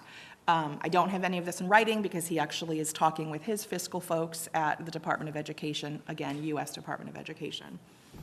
Not sure. The other thing I wanted to talk about was that we have provided significant supports beginning in the mid to late summer and continuing even as we speak. There's actually a handout that you should have that actually lists what the different webinars, the different in-person trainings, the different types of assistance and materials that have been provided to the field. We started in early November with this is just a status report on the number of districts who had actually submitted the data. There are 3 data collections that are actually really critical here. The one that's holding up at least the report card and the allocation of the Title I set-aside dollars is last year's spring census. So the tuition census and the ADM census, which have to do a lot more with local budgets, so they're really critical as well. They have to do with building the local budgets that are going to actually get voted on. They're all complete, actually. So we're still just working with this last year's spring census. The reason it's been a challenge is because it has the most number of separate data points or files in it. So it's really for the local LEAs, as I said, who are experiencing their own capacity challenges. It has over 20 different files they have to integrate together. The tuition student census and the ADM census are more light in terms of the amount of data they have to integrate, and then also what has happened, we think, is that as folks were making their way through the spring census, last year's spring census, it actually gave them an opportunity to get some experience with the system. And even though they couldn't finish the spring census, they were able to go ahead and finish the tuition student census and the ADM. So I'm not going to go into the details unless folks have questions, but we've moved a long way from November 9th to the last data were in last week. you can't see it on the thing, but it's on the screen, but it's actually on the handout. February 11th, we had 6 districts, SUs actually, that were focused on finally getting that spring census in. We now have 3. So. Yeah, so we have a staff member who, as I understand, and I think Secretary French can speak even more directly to this, who, Jennifer Perry, who is our agency lead on all data collection efforts, is actually probably going to go out to one of them to actually sit with them and actually help them upload the data. There has been a lot of overtime, a lot of hand-holding on the phone that we have put in place for the past definitely 2 months. And so I don't know that we could actually be providing more assistance than we actually have been in terms of I think we've been able to connect with everyone now to actually make sure that they're getting it in. Have you got a performance contract with HMH? We have a standard contract that has performance elements, yes. But the delays most recently are not due to HMH. They're pretty good about actually fixing bugs, and because that's what their role is to fix bugs if they arise with the actual upload of the data. The problem with the data is getting old. You're almost going to be a year behind, it looks like, by the time that you get the data. Well, it's going to be 3 to 6 months old, because that's the delay. So it would have been in the fall, and now we're talking about it being in the spring. So You're changing the administration to the spring? no, it's the same data, but it's actually just going to be publicized and used about 6 months later than it would have been. So Heather, just to clarify, so we'll get data, so say in a month or 2, but Yes. yes, then we'll get another set of data Yes. next December. Yes, we'll be back on schedule. Right, we'll be Yes. back on schedule, so Yes. it's just that this is delayed next year, so we'll actually have fewer months between the 2 data points. Yes. I think it's important to just also add that for those schools that are eligible for comprehensive supports, which is really the crux of what we're talking about here, that it's a 3-year cohort. So it's not like they're going to be, well, you have 6 months to fix yourself and then, go on your way. There still will be eligible for, 3 years of supports. The timeline is going to change a little bit, but it would still be there wouldn't be the next window for eligibility for comprehensive is 21, 22. I'd have to do the math on there. Yeah. 3-year rolling cohort? Not a rolling cohort. Oh, Yeah. The idea is you take some time to figure out what your needs are, you take 2 years to implement, and then you take some time to see what was successful and what we want to continue with. I think it would be, we determined that it would be impractical to say, Every year. you have a year, let's see some major change in a year when you're a school it's not going to happen that way. Yeah. So it's not a rolling cohort, it's a 3-year cohort of those 12 to 15 roughly schools. that's up to the 7 years by the time that you put all this together. Well, after 3 years, potentially some of those schools who are eligible for comprehensive supports could still be eligible for comprehensive supports in the 21 or 22 identification. They could still be eligible for comprehensive supports in the 25 or 24 identification. And at that point, there would be, if they're eligible for 3 cycles, 3-year cycles, at that point, there are more options that are available to the secretary as to what to do in support of those schools. Are you guys going after a different categorical weight in terms of poverty to be able to do that in the local schools?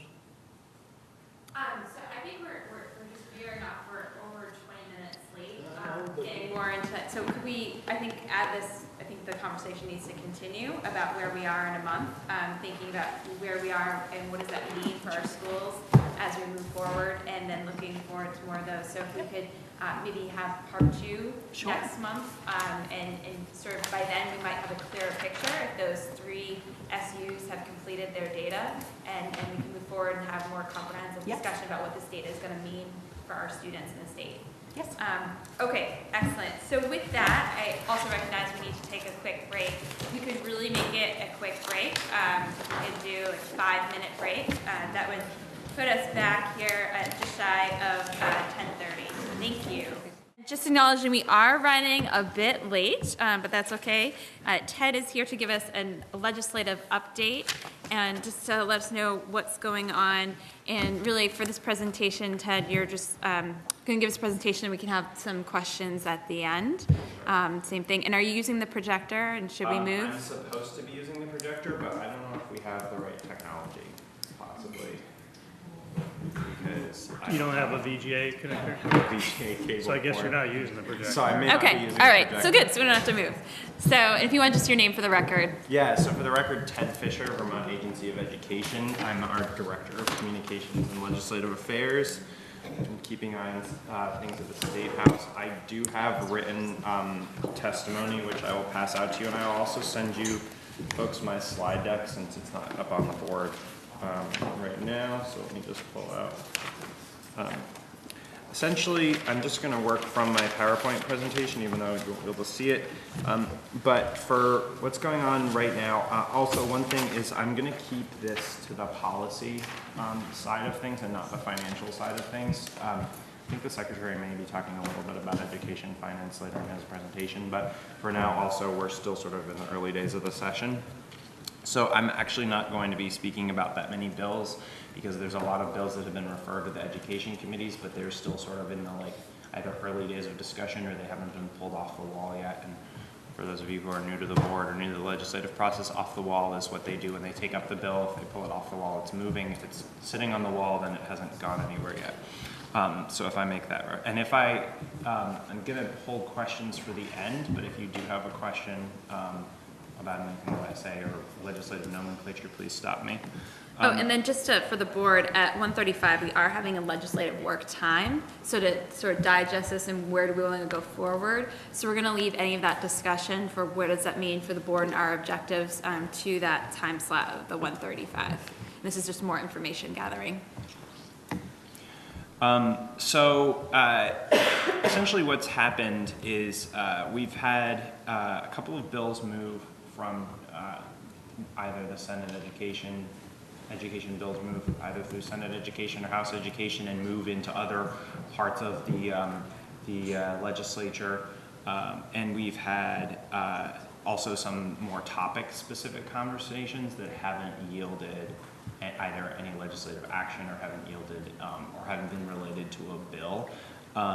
And so the conversations are similar to what we had last year. There's been some conversations about education finance. Many of those have been related to sort of us coming in, by us I mean AOE, coming in and presenting on the Ed Fund, giving information to legislators about how it works, the current state of things. Also, there's been some stuff from our end related to the Budget Adjustment Act, mostly for our own budget. There's been some topics, some conversation about early education, some still preliminary conversations on higher education, special education, and proficiency-based learning. None of those are directly, with one exception, related directly to bills. Some of this is related to trying to figure out some policy conversations, but a lot of it is also, particularly on the House side, related to new member orientation. So what's happened this year is that there's a very large number of new legislators. I believe about 30% of the body is freshman legislators this year, which is a higher turnover rate than there has been at least in the recent time. So there's a lot of members across the board and all the committees who are new. Also, there's even from the returning members, there is a larger number of returning members who are new to House Education. So the chair is working to make sure that she brings her members up to speed. So AOE has gone in a couple times to make presentations on various things that we've been involved with, or talk about education more generally. They've also received presentations from advocacy groups, from organizations, and as well as from the state board itself, through the chair. So that has, some of that has been more informational, some of it's been related to policy. An example of that, we gave a similar presentation on SLDS that Deputy Secretary Boucher gave earlier. That's the sort of thing that we've been talking about with them. We gave a budget as well. I'm not going to mention finance more to say that we gave a budget presentation to House Appropriations, and then the Secretary came in and he gave the same budget presentation to House Education so that they would have the same information and be hearing what we were talking about. In terms of bills moving, I'm going to just list the names of the bills, and then I'll go into detail in order. So we've got 3 bills that have moved out of committee at this point. One is H3, which is the act relating to ethnic and social equity studies standards for public schools. Another bill is S40, and another bill that hasn't actually moved out of committee, but is sort of in its final form before the House Education passes it out, is H140, which is the Special Ed Advisory Panel. And I just listed S40 without mentioning what it is. That is the bill for lead testing in the schools. So I'm going to go over those. Also, as the chair, at the request of the chair, H39 was passed out. That is an act related to a delay. We're under the same advisory as the state board, under council advisory, as we're also a party to the litigation. So I won't be answering any questions related to H39 or Act 46 merger delays at the request of the chair. So starting with H3, again, this is the act relating to ethnic and social equity studies standards for public schools.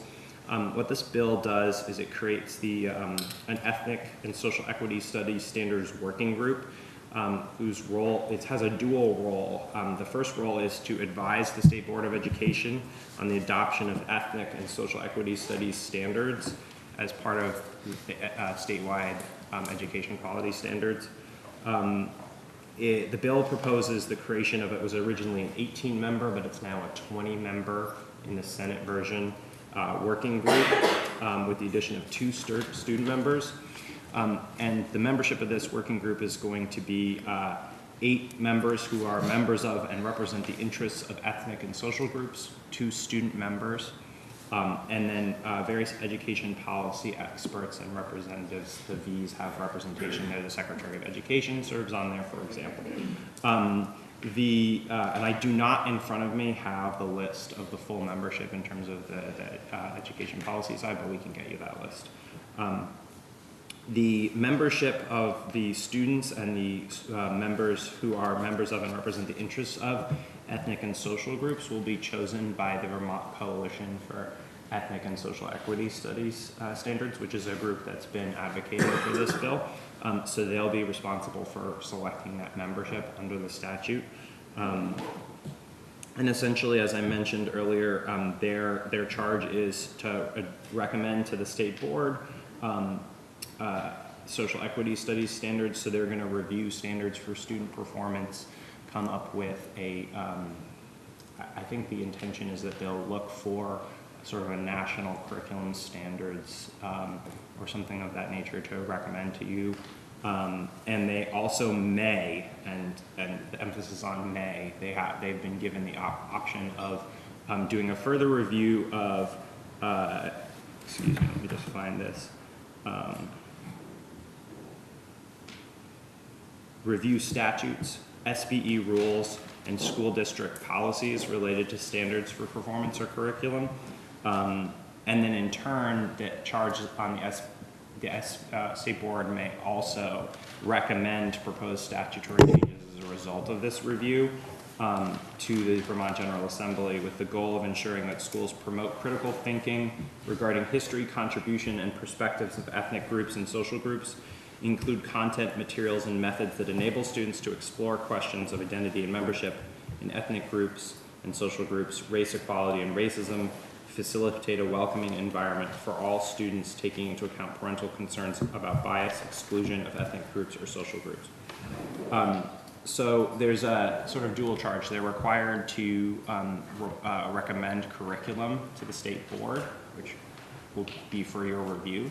And then they also may undertake additional review of statute and school district policy.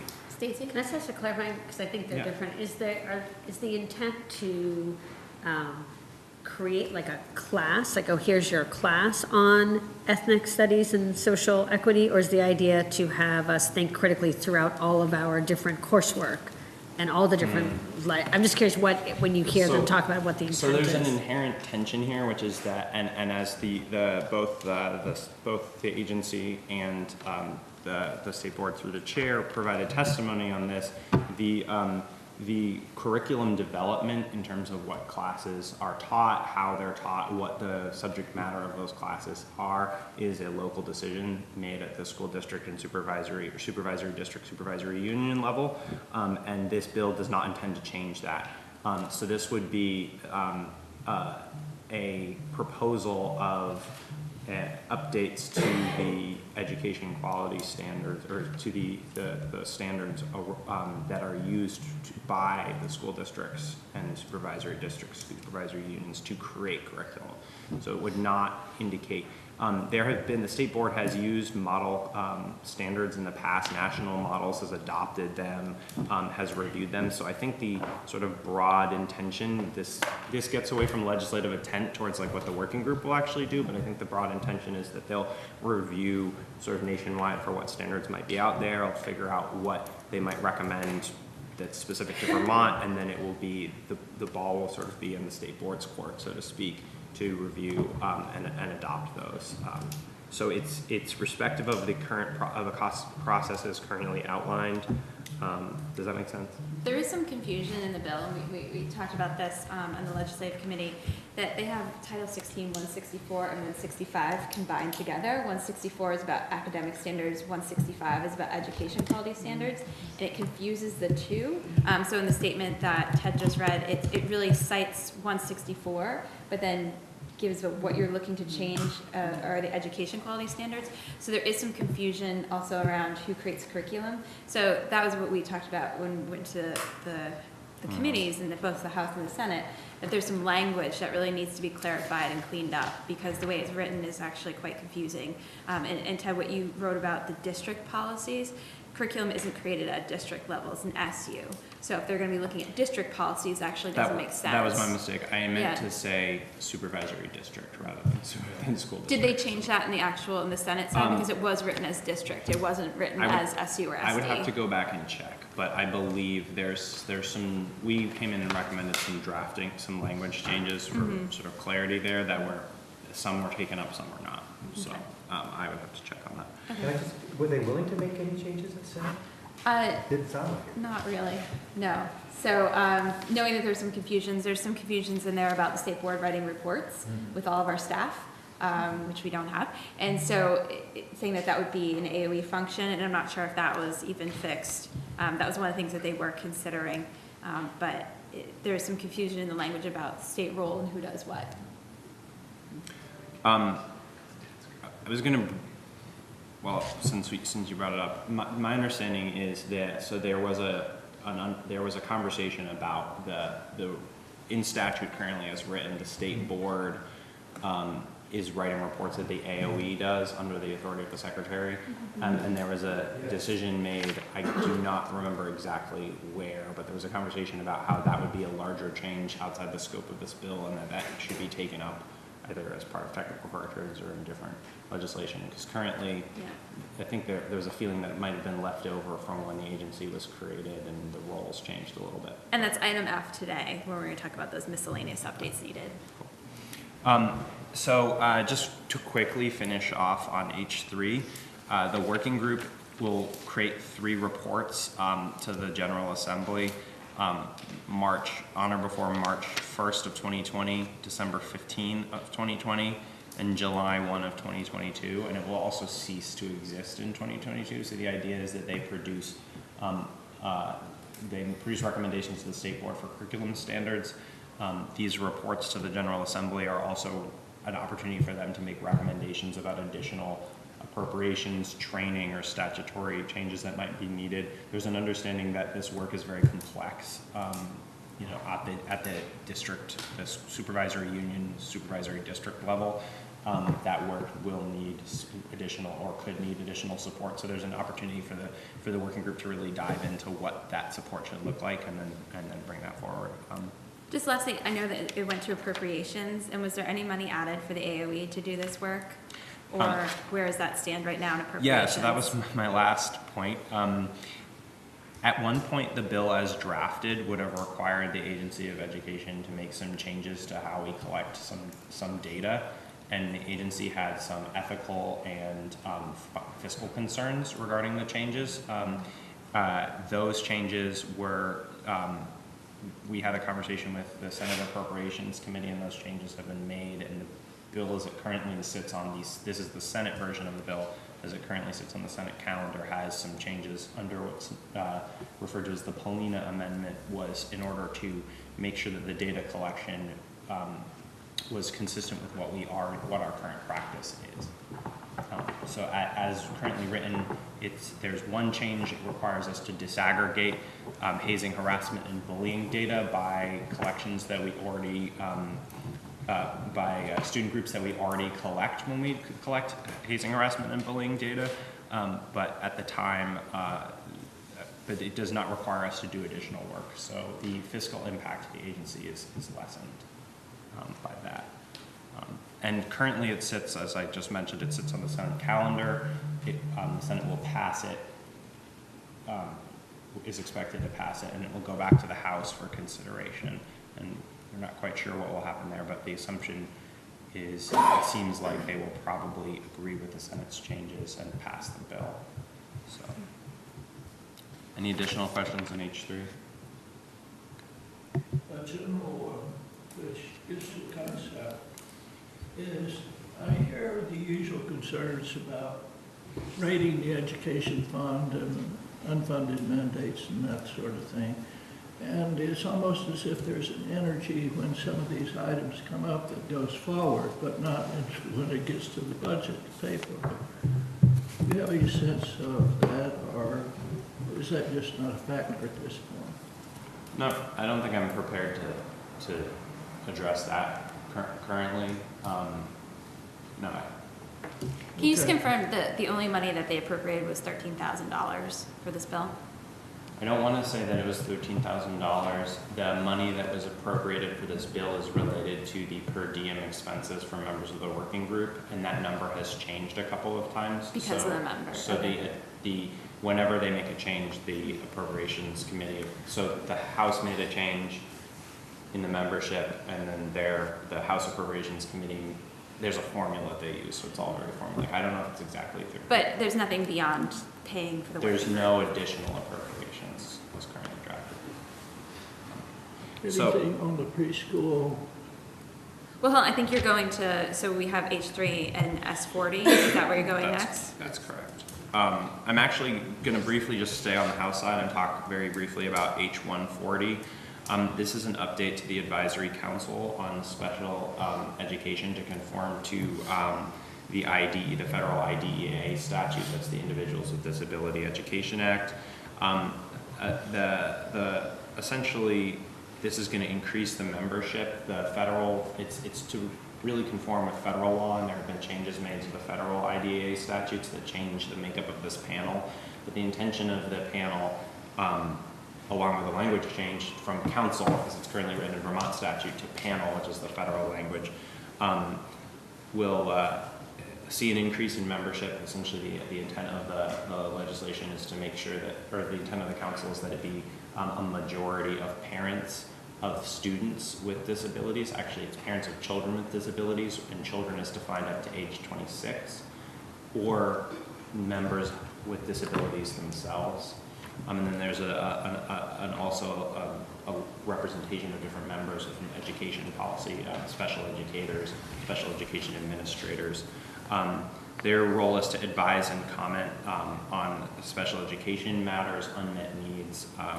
It's currently in the drafting process in House Education. We thought, as of yesterday, that they were going to pass it out and it was going to be moving, which is why I included it in my presentation, but they were going back and making a couple of tweaks to the membership. And the agency is working with some advocates and with the committee to make sure that we get language that conforms to the federal requirement. And that's something that when Representative Webb comes, she'll probably want to talk to us about 140. So the last bill I'm going to go into detail on is S40, which is it's a bill to require all public schools, all independent schools, and all child care centers to test for lead in their drinking water. And it's very broadly written to include basically all schools in Vermont and any child care facility, which is a large number, as you can imagine. And it also, the child care provider side includes home-based centers. So it lays out a testing protocol which conforms to the EPA's safe lead. I believe I think I'm getting that wrong actually. There's a protocol that the EPA has, which is laid out, that is now laid out in statute. There's an action level of 3 parts per billion, which I want to just briefly flag for a moment. The EPA action level for lead is 15 parts per billion. Which is a little bit higher. There is no safe level of lead in the body, so the Senate Education Committee felt that 3 was better.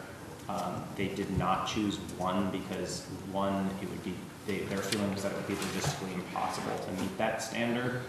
The implications of this are that possibly you could have a scenario where you have lead that meets the EPA testing requirement in a municipal water system, and a school would have to remediate below that level. So there's some things there to watch out for.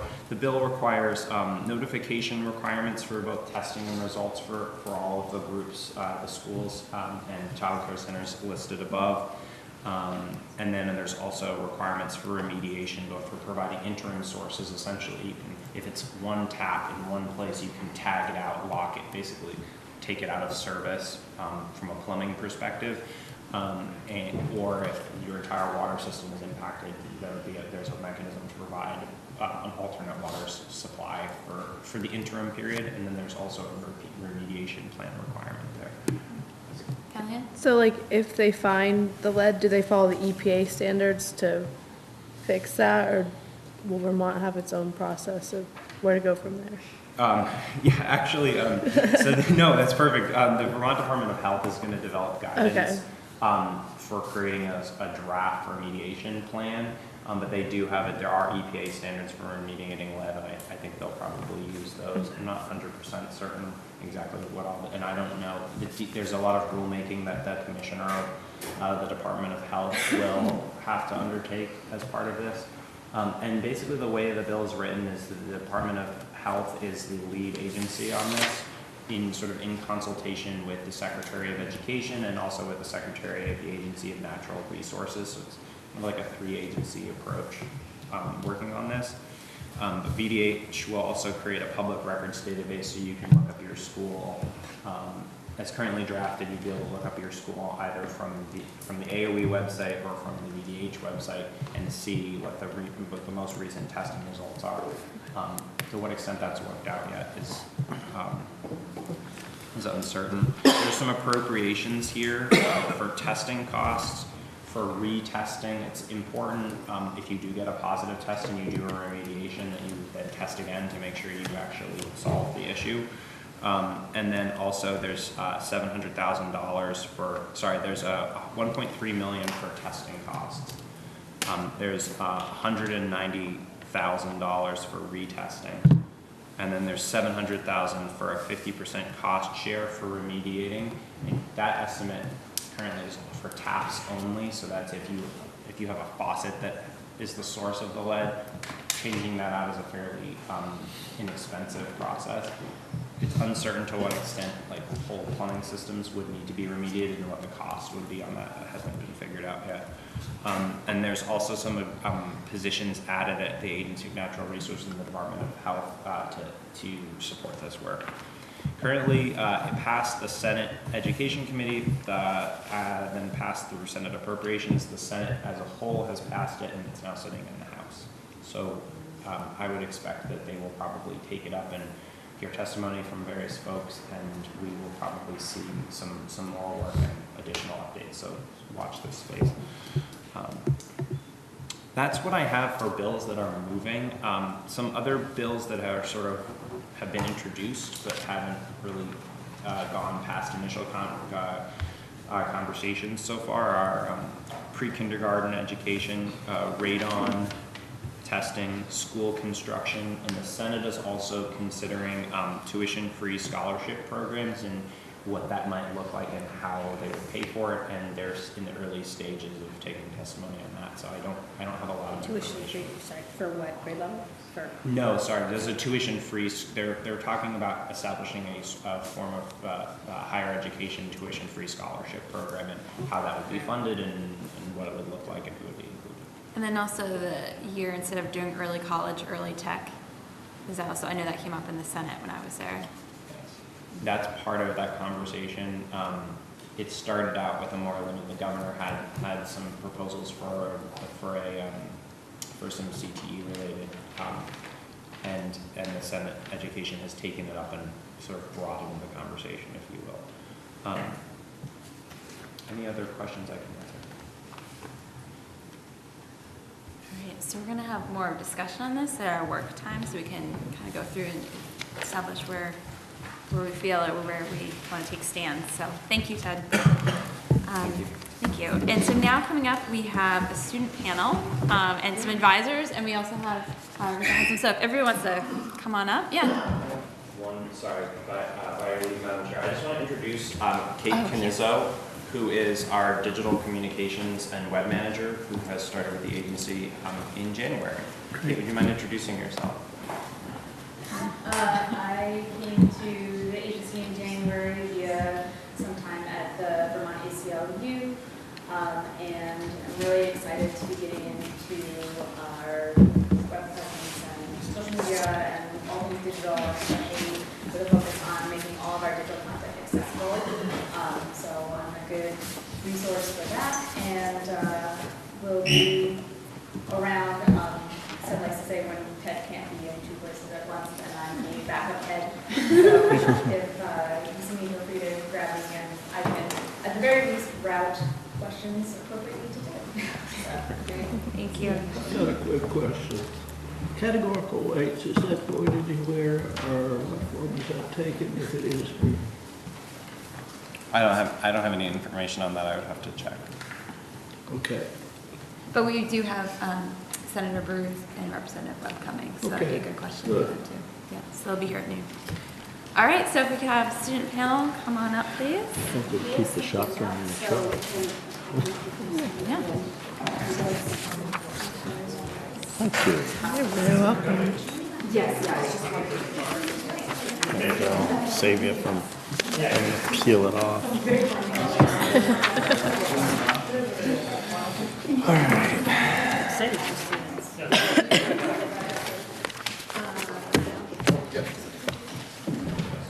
All right, well, first of all, thank you for coming in and taking the time to come to Montpelier. And I get the pleasure of seeing you at school and hearing you because your advisors are in my office, but I really appreciate you coming in and talking to the full board and to education policymakers and thinking about our discussion about equity and the idea of bias in the classroom. And we also, if you want to just, for the record, your name, just introduce yourself and maybe your role in the SGU, and then we have some advisors, and then we have another guest from St. Mike's who's working on this issue at the same time too. So, want to start over here? So we're all officers of a club at South Burlington High School. It's called Student Justice Union. My name is Sylvie Bach, and I'm the communications coordinator for SJU. My name's Lucia Pendolino. I'm a senior at South Burlington, and I am the secretary of the SJU. My name's Tabitha Moritani. I am also a senior, and I'm the co-president of SJU. And I'm Elijah Hines, and I'm the other co-president, and I'm also a senior at SJU. I'm Andy Samara. I'm a social studies teacher at the high school and co-advisor to the SJU. Deirdre Donovan, social studies teacher at the high school and co-advisor to SJU. I'm Rebecca Haslam. I am a trainer and consultant statewide for educational equity, and I'm also an instructor full-time at St. Michael's College in the ed department. Okay. So I know you all have a plan, and so if you want to start a conversation. Yeah, so we all have statements that we prepared, just kind of giving our take on what we have experienced as, like within racism within our school and our lives, and then after we're free for questions and yeah. So we're gonna start. Yeah, so we, on your handout is just we call it our racism triangle that we presented to our entire school during Black History Month, and we just have a couple of definitions that we wanted to share with you. So on the top of the triangle, it talks about explicit racism, and explicit racism is bias that consciously affects perceptions of race and the belief that one race is superior to another. And so, for example, when people use the N-word or become members of the Ku Klux Klan, they are aware of and acting on their belief that one race is superior to another by using oppressive language and supporting groups that are oppressive and violent towards people of color. So then on the bottom half of the triangle, below the line, are all examples of implicit racism. So that's racism that someone is unconsciously enacting upon another person. So they're unaware of that their action is racist. An example of that is cultural appropriation. So when an entire sports team might wear cornrows, or an entire sports team that is predominantly white wears cornrows, they're unaware that that's racist because although it may seem like a trend to them, it's a cultural identifier for others. And so by wearing cornrows, they're marginalizing those people of color and taking their cultural identifier. So through our statements, we're going to be talking about some examples of explicit racism, but then also focusing on a lot of this more implicit stuff that people aren't aware of. Okay, so I'm going to start with my statement. Again, I'm Sophie Bach. Okay, so from kindergarten through 5th grade, I attended Lake Champlain Waldorf School. There were very few people of color attending the school. I can remember maybe 2. The idea of race, let alone racism, never occurred to me or was taught. This continued as I transferred to Shelburne Community School for 7th and 8th grade. I remember shadowing South Burlington, where I am now a student. Even though SB is not a highly diverse school, I can remember noticing the number of people of color walking through the cafeteria. Looking back on it, that was the first time I really thought about race and how it affects my life. Of course, I had never been taught about privilege or biases I might have. I felt totally unprepared to even begin thinking about these things, let alone talking about them. Education in the classroom around race was limited to history class in middle school and high school. In my mind, to be racist, you had to wear a white hood, own a slave, or yell the N-word at a person of color. All this seemed very distant to me. It wasn't until my sophomore year of high school that I realized how prevalent racism was, not just in our country or state, but right here in SB. After hearing clearly racist statements from community members around keeping our high school's rebel mascot, I began to become aware of other places racism popped up, places I had been unaware of before. The education around race that I have now has not come from my school administration, but from my peers and student workshops I attended through SJU. Learning about my own privilege and hearing brave individuals share their stories of their peers and teachers being implicitly and explicitly biased has helped me become more aware of racism and the many forms it comes in. A few weeks ago, I went to a staff meeting to present about events SJU was doing for Black History Month and the raising of the Black Lives Matter flag at our school. Teachers began to ask questions about how to handle a situation where a student is implicitly racist, for example, making a negative comment about the flag or Black History Month. The interest was there, but it was clear that many teachers did not feel comfortable or they did not have the tools to handle that kind of situation. Seeing these teachers' lack of training really worried me. I thought about how many students in that one day alone might make a racist comment that would go completely unaddressed. I thought about how that would make our students of color feel, and I thought about how that would allow for our privileged students to continue on with their day, completely unscathed. It is not fair that we allow small acts of racism to slip by simply because teachers do not know how to identify or address them. We must change that so that teachers have the tools they need to support and educate their students. Thank you. go ahead. Again, I'm Elijah Hines and co-president of SJU. I want to start, I'm incredibly privileged because I luckily, throughout the majority of my life, have not had to face the harsh reality that is racism, or more honestly, the reality of explicit racism. There was never a time in my education where we focused on racial issues, and even projects focusing on civil rights didn't let me fully realize that I was different from my friends. And the lack of a real education about who I was and where I came from has led me to the place that has become my identity now. One of the first negative memories that still has stuck with me took place all the way in middle school after the murder of Michael Brown in about August 2014. And for those who may forget, Michael Brown was murdered by a police officer in Ferguson. And obviously there would be some people who would defend the police officer because whether or not they were in the right, we were always taught to view cops as incredible and incorruptible people. And when learning about this in class, these people would blame Michael for his actions and go through hoops to defend this police officer, when it was clear that this young boy should not have been abused by the police. My friends accused me of defending Michael for the sole reason being our shared skin color, and the hurt that I felt from these accusations by my closest friends created a split within myself, one half being the hatred and mistrust I began to feel for white people, and the other being the wish for change in our community.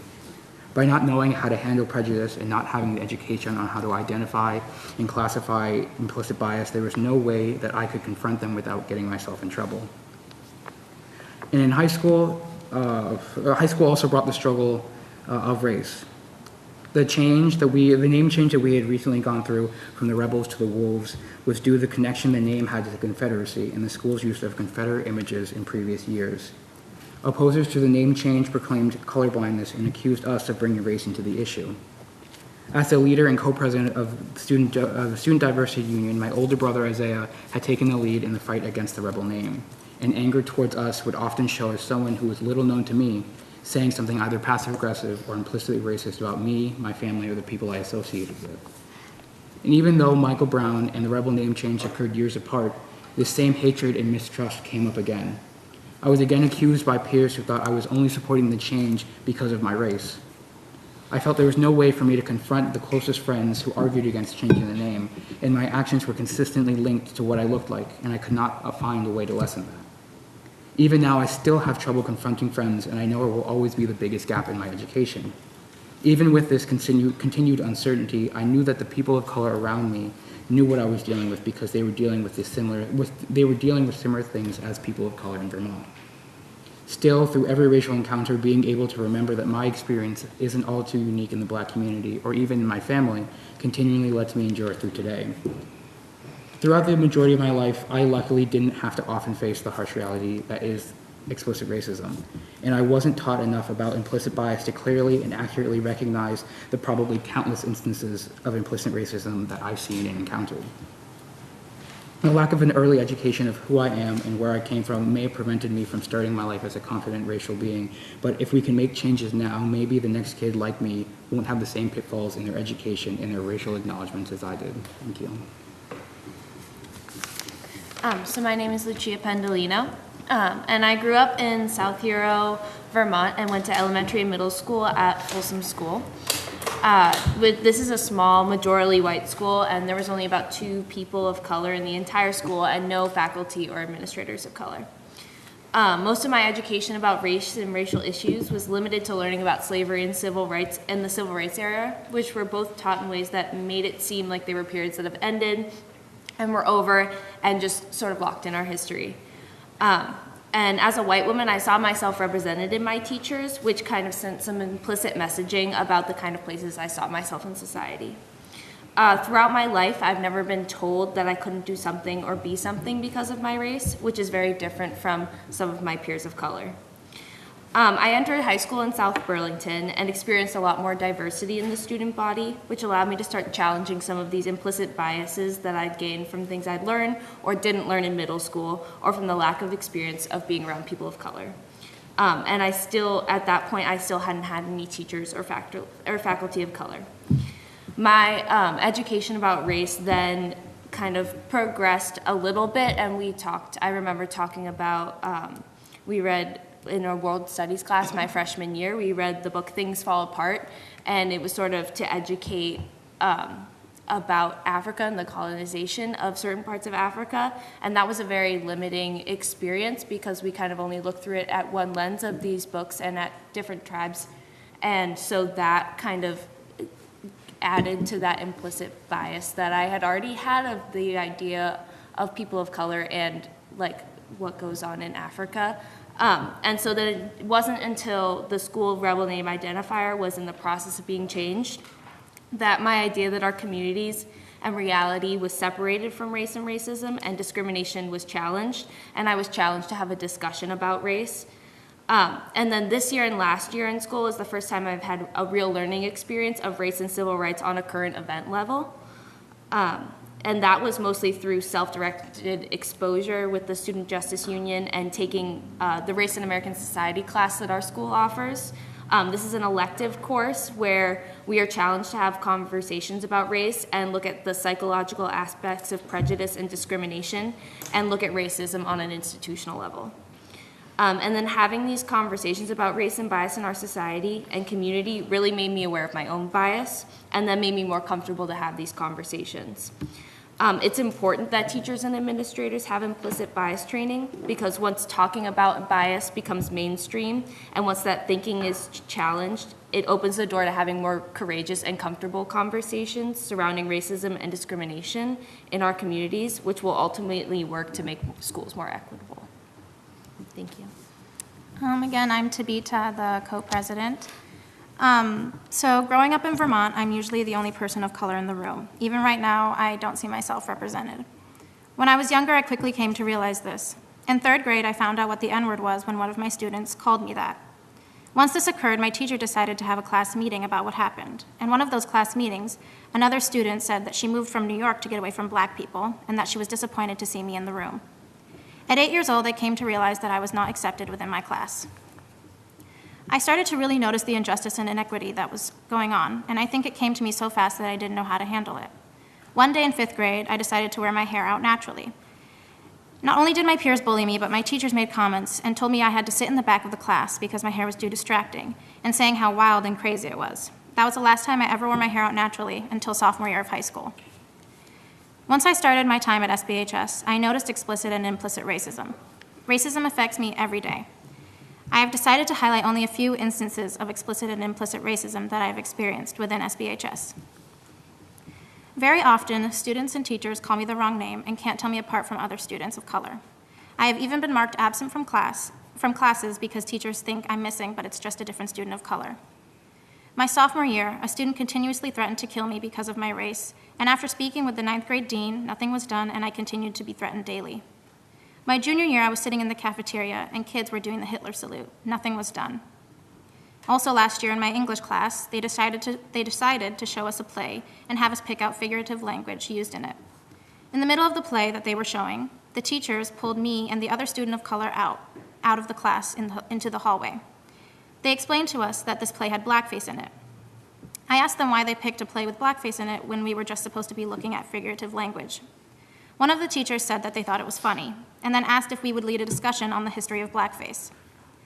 Another time I was explaining what explicit racism was to a peer, the same teacher told me I was overreacting and that I take things too seriously.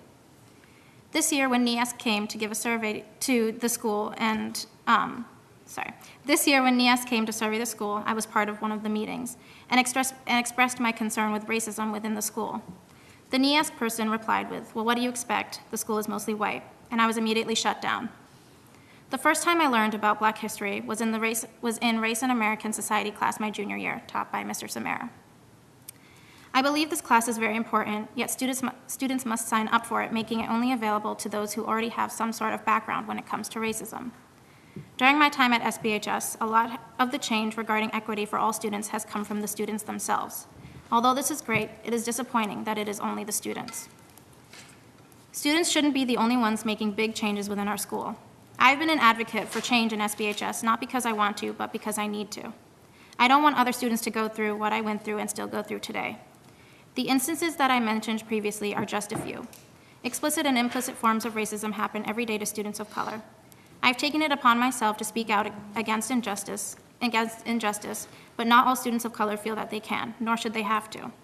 I appreciate the opportunity to have this conversation, and I hope that this conversation doesn't end here, but starts to make change within our schools and our greater community. Thank you.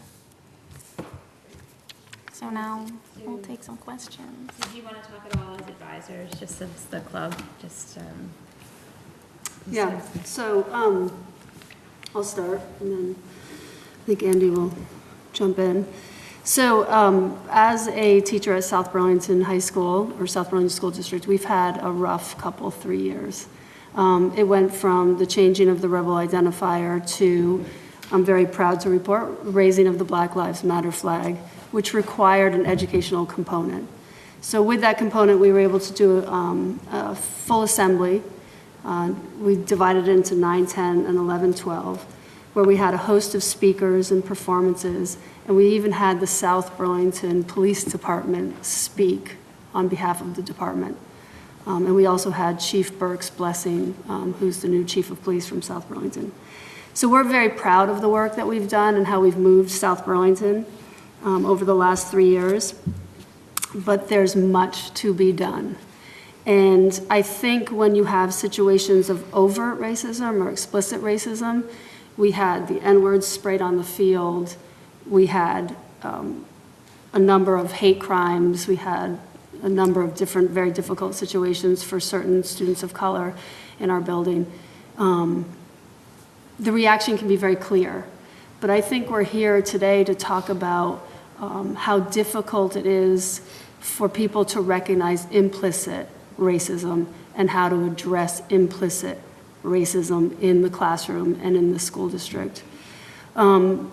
Recently, the Diversity and Equity and Inclusion Group, where I sit for the district, is looking at doing some work with the Southern Poverty Law Speak Up movement, where we are used, I don't know if you're aware of it, but you're given implicit sort of scenarios that you need to react to really quickly.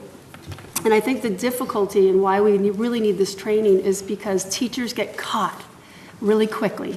There's a lot of kids, a comment's made, and the teacher almost freezes. It's not that the teacher doesn't know it's wrong and that the teacher doesn't want to react. It's that they don't know how to react in the moment. And I think that that's a really important distinction. I think that teachers have good intentions. They wouldn't be in the business otherwise. But I think intention isn't impact, and impact can be very, very harmful. So that's the area that I think really requires that basic level of training for teachers, to understand how to deal with implicit racism immediately in the moment.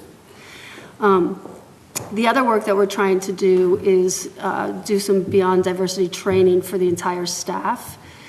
People need to kind of come to it voluntarily. So we had 66 teachers sign up voluntarily on their free time to have the training. That has built a critical mass in the district that's allowed us to move forward. So again, that's another plug for that kind of training that allowed people to really start to understand that this level of racism, this implicit racism exists, and that there are techniques and strategies that we can use to address it. Where we're moving now is we're starting to look at opportunity gaps that are created for our students of color. They don't see themselves represented in the faculty. They don't see themselves represented in the writing of their English classes. They don't see themselves referred to as historians or economists. They don't see themselves in the curriculum at South Burlington High School, and I would probably venture in the state of Vermont. So we're starting to work with dealing with those opportunity gaps that are created when kids don't see themselves represented in the schools. So yeah, someone referenced that H3 is complicated. The work is complex. It's very complex. But I think that the first step for teachers in the state is training. I'd echo everything. We work as a team. But the only thing I'd like to add is a little bit about my perception of how implicit racism functions in the classroom at a micro level, and I think we heard some of that impact. But essentially the way that I've observed this, and it's one of those things where you don't know you're making the mistake when you're making it, because it's implicit, and I'm sure I've made many mistakes. But as I've observed it, and helped students work through incidents or worked with other teachers, essentially what happens is it's the ignorance that creates the implicit racism and the mistake-making with students creates a breach of trust in the relationship. And in education, there's so much time spent on how to deliver and what to cover. But if there's no basic trust and the student's perception of the teacher is they aren't even aware of the history in relationship to the student's identity, there's a question to if that student's going to be available to learn anything from that person for the foreseeable future, and may have to just exist in the room and try, but pretend. And it's, that is how we set ourselves up to perpetuate the experiences of students of color and white students throughout the state. And so I think it's the limiting of the learning that students are available to have through that breach of trust that bias training can hit. And that's why Rebecca is also at the table. If you want to just introduce yourself for the record and just talk about, so the implicit bias training and what's available for teachers. Because as currently right now, it's not required at all for teachers. And it is required even for lawmakers, but not for teachers. So it's kind of interesting. You want to just speak to the status of implicit bias training within the state? Sure, yeah. So like I said, I'm Rebecca Haslam. I was an elementary teacher for 14 years in Burlington School District and also the equity integration coach over there. I recently made the switch to St. Michael's College, teaching in the ed department. On the side, I do consulting and training around the state around educational equity. And so I was asked to come here to share a little bit about what that training actually looks like, what some of the teachers are actually gaining from these trainings, and then how does that translate into classroom practice in a way that improves the opportunities and outcomes for students of color and for all students. One thing I want to share is that no matter where I've gone in all corners of this state, the thing I hear most often is that teachers are terrified of saying the wrong thing, of making it worse, or being called racist. And then they freeze and they say nothing, right? They do nothing. So one of my major goals with teachers is to enable them to have the words to say something. And so I can talk about that a little bit as well, but I want to start with, the importance of teachers recognizing, like Deirdre was saying, intent versus impact. Right? No teacher enters the field to harm students. However, if they're not really aware of their own biases, their own backgrounds, and how those shape their perceptions about the world, they're going to bring those biases into those interactions with students, and they may cause harm unintentionally. One of the things I always start trainings with, especially with folks who are maybe really new to the conversation, is really introspective work. So we talk about starting with self. Right? Teachers can't walk into their classroom and change what they do unless they've addressed their own mindset, their own pre-existing assumptions, the things that they've already decided before they've even had a conversation with a student. We look at different identity groups, including racial group, social class, ability status, sexual orientation, gender identity, age, personal politics, religion, and having folks actually name their identity groups is really powerful. For some of my colleagues, they've actually said, I've never named the fact that I'm a white, cisgender, heterosexual Christian woman. Right? And in doing so, it helps people really see that we have socially dominant groups in this country. We have socially marginalized groups in this country. And it kind of ends that conversation about, is this actually a problem? Right? I hear that all over the state, that teachers will say, you know what, we only have a few kids of color here. They'll probably call them something other than students of color. And they'll say, this isn't really an issue here in this community. Right? And that's a really, really damaging myth, that we owe it to our white students as much as our students of color to prepare people to function in the world as, civic-minded, equity-oriented folks, or else we're going to continue to perpetuate what we see, the achievement gap, but it's the opportunity gap, right? Another thing that I think talk to teachers about is that when we allow our own biases to play out in the classroom, it shows up in our curriculum, in our curriculum design. It shows up in the texts we choose. A couple of the students talked about the lack of representation that we, and I'm going to include myself in this one, don't see ourselves reflected in curriculum, teacher staff, on the walls of the hallways, right in the classroom, in positions of power. When we look to people in positions of power, we're not seeing ourselves reflected. In Vermont, the second whitest state in the nation, there have been so many efforts to diversify our teaching faculties, right, in all schools, and it's not working. And this conversation isn't about why. This conversation is about if we can't bring actual people of color into our schools to teach and show students a role model, our best shot at this is curriculum. It really is our best shot at business curriculum. So teaching teachers, not only I'm going to include more people of color in my classroom library, but then looking at, is that representation actually affirming, right? If the only books I have in my classroom that portray African American folks are books about slavery and oppression, right? Victimhood, that's not affirming. That's not affirming. That's not enough, right? It's not good enough. If I'm only talking about racial justice in February and then I'm done and I check my diversity box and I move right on, that's not okay, right? That's not enough. And unfortunately, hanging on to our intent and letting it take precedence over impact, that allows a lot of teachers to let themselves off the hook. That allows a lot of school districts to say, you know what, we did that. We did that, all done, right?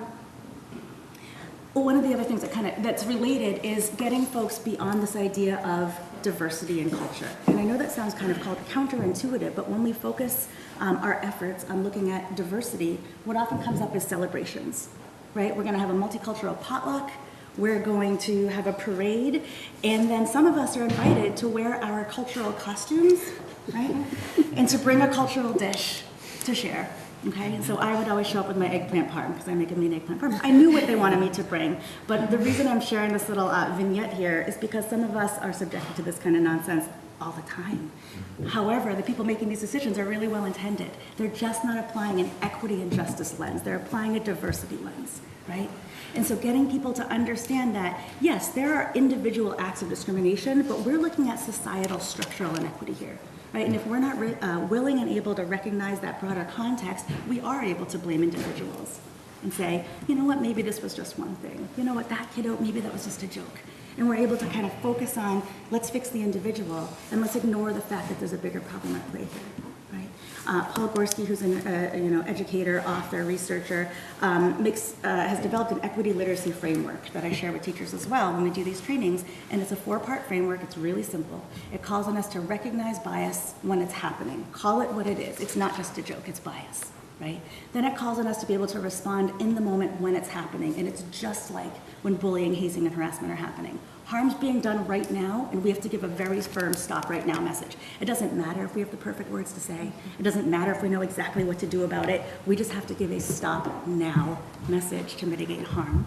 The third step in the equity literacy framework is responding long-term, right? How do we help repair damage that's been done? How do we help restore relationships and trust? How do we help repair, right? How do we help provide that sense of justice for students who were harmed, but also for all the students in that space who witnessed that harm? When teachers don't know what to say and they choose to remain silent, their silence speaks volumes, right? We communicate our core values by what we spend our time on, and I appreciate your time today. We also communicate our core values through our silence. So if microaggressions occur in the classroom, I'm horrified at your story, Tabitha, and thank you so much for sharing it. If a teacher says you need to sit in the back because your hair's distracting, and folks in that room, other adults in that room, say nothing, all of a sudden that space is a space where it's absolutely okay to denigrate and dehumanize folks. Right? Based on their race, based on their hair, based on their color. It's the same idea that when we see a microaggression happen in the hall that maybe sounds less extreme or looks less extreme, when we choose to say nothing or do nothing, all of a sudden, I'm the adult around whom it's fine to make those comments and jokes. Right? All of a sudden, I'm the teacher in whose classroom it's fine. And maybe certain kids as a result cannot feel safe, will not feel safe. We perpetuate and create the social norms in our school buildings based on our ability to act or our choice to remain silent. The way this plays out in the classroom is John Hattie did this massive meta-analysis of the effect size of the different things we can do within the 4 walls of a classroom that actually impact student achievement. And he just redid this study in 2017, and he basically rank orders all of the things we can do that benefit student achievement. The number one thing on this list, it's really significant, is teacher estimates of student achievement, AKA bias. It's bias. What teachers think a child can probably do or not do is more determinant of their actual success in the classroom and ability to learn and achieve than the number 2 on the list is collective teacher efficacy. Teachers working together, putting their professional brains together. Guess what? Bias is more impactful. It's more impactful than students knowing how they're doing, self-reported grades. Right? It's more impactful than RTI, responsive intervention. It's teacher bias. This was a 15-year study involving 15 million children because it was a meta-analysis of several other studies. This is, empirically proven data. Bias is for real, and it impacts student achievement. So with that, Do we have questions from the board? So giving some time to ask students, even about more experiences, or just, I think the intent is to think about as a policy levers, what can we control to change some of these experiences? And as a state board, we don't write curriculum, but what policy could we pull? What could we ask the legislature to do? And should all teachers have implicit bias training? Yes, Stacey. I was going somewhere slightly different in my mind. That's Someone okay. else want to respond? No, go for it. First of all, thank you so much. I wish we had like 9 hours. If I had to boil it down to one question, I guess all four of you spoke to like a change over time, how you felt as elementary students in middle and high school. I'm wondering in terms of like teacher preparation or curriculum or action, there's not just like one day, like, oh, we cover that in 5th grade, we cover that in February. So what is it that, what kind of conversations would you have imagined or wanted, or what do we need to think about for early childhood, for middle and for high school? And I don't know if anyone's prepared to talk about that, but I think it feels to me that there might be some very different and very intentional things we need to do. Going back to my story of one of the kids saying they were disappointed to see me in the classroom because they moved to get away from Black people. Throughout that year, I was the person that was pulled out of the classroom to have conversations about it, and it in turn ostracized me from the rest of the class. And I think that's a very common trend, like later on when I was talking about the whole thing with blackface, how they pulled me and the other student of color out of the classroom. I think that's pretty harmful because it's not us who are the issue in that situation. It's whoever said that statement or like where they got that idea. And so I think what I wish was more accepted was talking to the white people about like how their statement was hurtful and like what it actually meant versus saying like to the people that were harmed, like putting them in more harm by taking them out or like affecting their education more, and kind of like going back to like the trust in teachers. Like whenever I walk into a classroom and the teacher's white, I automatically don't trust them just because of my many experiences with almost every single one of my teachers. So yeah.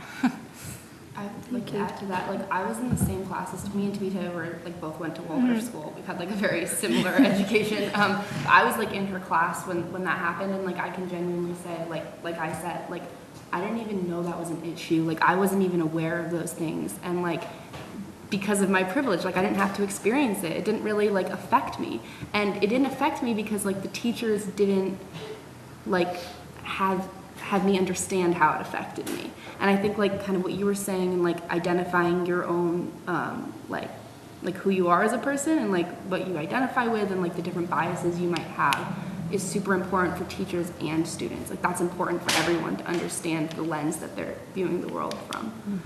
And so like starting that at a younger age and just allowing like children, because I think like younger kids are so much more aware of these things than like we give them credit for, but just like naming that and like allowing them to like giving them some of that language and some of that like understanding that like this is how this is how you see things, and like this is how other people see things, and like your experience is different than other people. Just naming that for people is like really important, so they're just aware of it. Yeah, I think identification of both explicit and implicit bias is probably the biggest.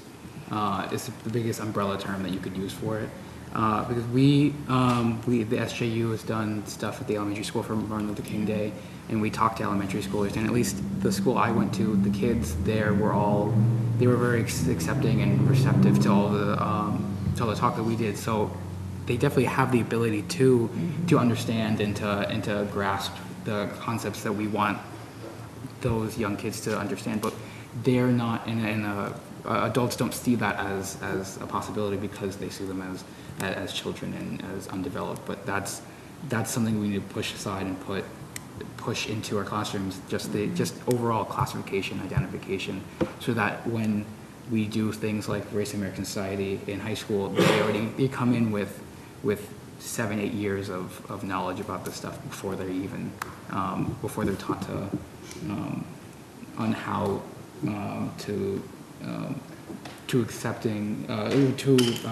correctly respond to implicit explicit bias and racism that they might experience in the classroom. What's also interesting is when I did the MLK, I also did that, was that the students of color were the ones that kind of knew more of the history, because when you are a child of color, some of that childhood is taken away from you due to the fact that you have to be more aware of your skin color. And when we were discussing MLK, like civil rights and everything, it was mostly students of color like saying like, oh, and this is what happened, and like this is how it's happening today. And it was great to see that they were knowledgeable about that, but it was also disheartening to know that like they have to be knowledgeable about that because of how people perceive them and how they'll be treated in life. Yeah, and just to echo like what Elijah, Sophie, and Tabitha said, when we did this like community activity with the elementary schools, I was completely impressed by the level of maturity and knowledge that these kids had surrounding Martin Luther King. But I think it was very limited to, we have this one day that kids learn about this figure in the civil rights era, but it kind of ends. And part of our presentation, we really emphasized like it's the civil rights movement is still going on and it's still very active today. So just like making it clear that like these instances are still happening and it's still a predominant part of what we need to integrate into like when we raise our children and teach them about these concepts in terms that way they can become more like global citizens and be able to interact with these and handle these instances of racism. If I can add to that quickly, the critics will often say young kids are too young to think about issues like racism, like you're saying. And that's a really, really privileged outlook. And the reason for that is when folks say, you know, kids aren't even aware of racism, we all are creating the problem, right, that didn't exist before in their little innocent brains. That perspective is only applicable to folks who are privileged, right? Folks who've never had to experience oppression, racism, marginalization. The rest of us have been well aware of it our whole lives. So just to push back on that's a really common kind of argument that folks will make, is that this is not an issue here. And what we've done recently at South Burlington is asked district-wide, but elementary teachers, middle school teachers, and high school teachers to do a visual equity audit, to look around their classrooms to see if their student body is represented in their materials and on their walls and in their teaching. We're now pushing for a district-wide curriculum audit. That seems to be a little bit more complex. But we're working with some people to create that and push that out as well. But I think for the elementary school in particular, when they did that visual equity audit, they were surprised. And the number of teachers who say, well, I put up all these Christmas decorations. And I mean, it was pretty alarming for a lot of people within the district, because those classrooms seemed to be isolated, that people were doing what they wanted to do, and that was really on a lot of levels promoting things that marginalized and excluded. We have this saying that is, who you are is how you will teach. And so people really need to be self-reflective about who they are so that they understand the biases that they bring. Yeah, Mark? Yeah, thanks for coming in today, guys. So how is it that South Burlington works with their school board? And I'm sure you've spoken to them more than a few times. Is it showing up at board meetings and conversations so that the leadership and the superintendent level understands that there's support within the board members, and if in fact there is support within the board members to bring in more diverse curriculum? Well, for the raising of the Black Lives Matter flag and our Black History events, we met every other Thursday, and we invited board members to come in. So we had a couple come in and kind of help us with what we wanted the assemblies to look like and what we wanted Black History Month to look like. But I think there needs to be a different way for us to approach board members. It shouldn't have to be us going out of our way to hopefully have them understand what students of color are going through, or like start to help out within the school community. And I think one of my worries with raising the Black Lives Matter flag is people being like, okay, well, we raised the flag, so then we're fine. Like, our school is like perfect and we don't have any racism. So we'll make sure that doesn't happen. Yeah. So I think there needs to be a different type of communication. And like when we were trying to get on the agenda for the board meetings to present, that took time as well. And so kind of making it more accessible, I think, would be helpful for us to feel the support from them, as well as them hearing our voices as students, because they only have 2 people a part of the school board that are students.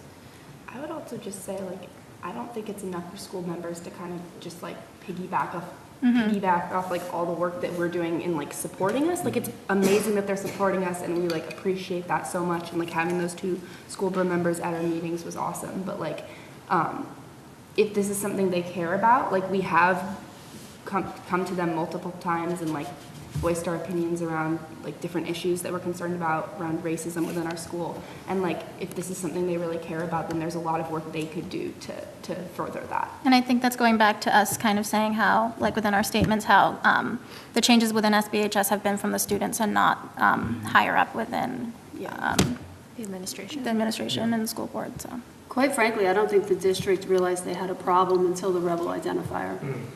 And then what many of us knew has always existed bubbled up to the point where it became explicit and could no longer be ignored.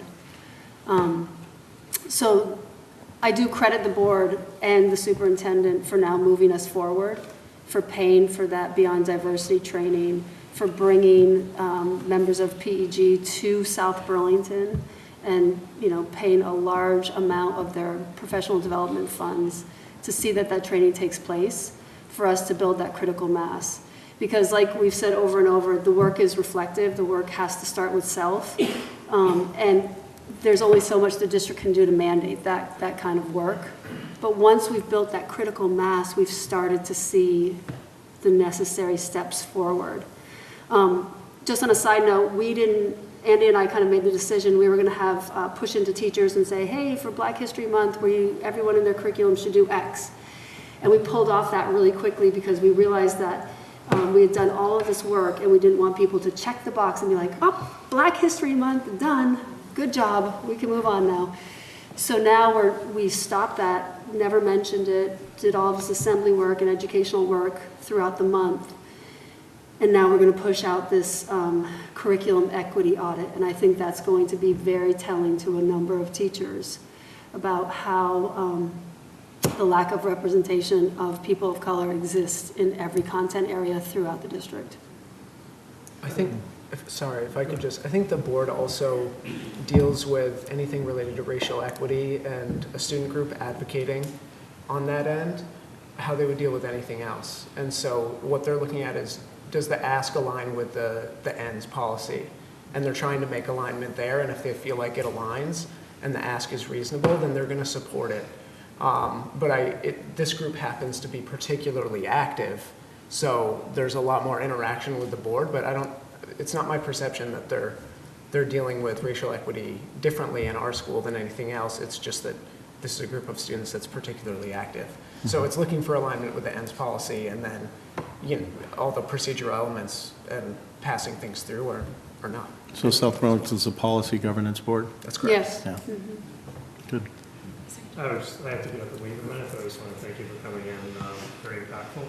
I quoted one of your comments on Twitter, and your principal, when you were talking about administration, he responded. And He's always on Twitter. Well, I am too. So my quote from one of you was, students shouldn't be the only people making big changes in our schools. I thought it was awesome, and he responded, if I could like the tweet below 1 million times, I would. So just want to let you know he's very proud of your work, and thank you for coming.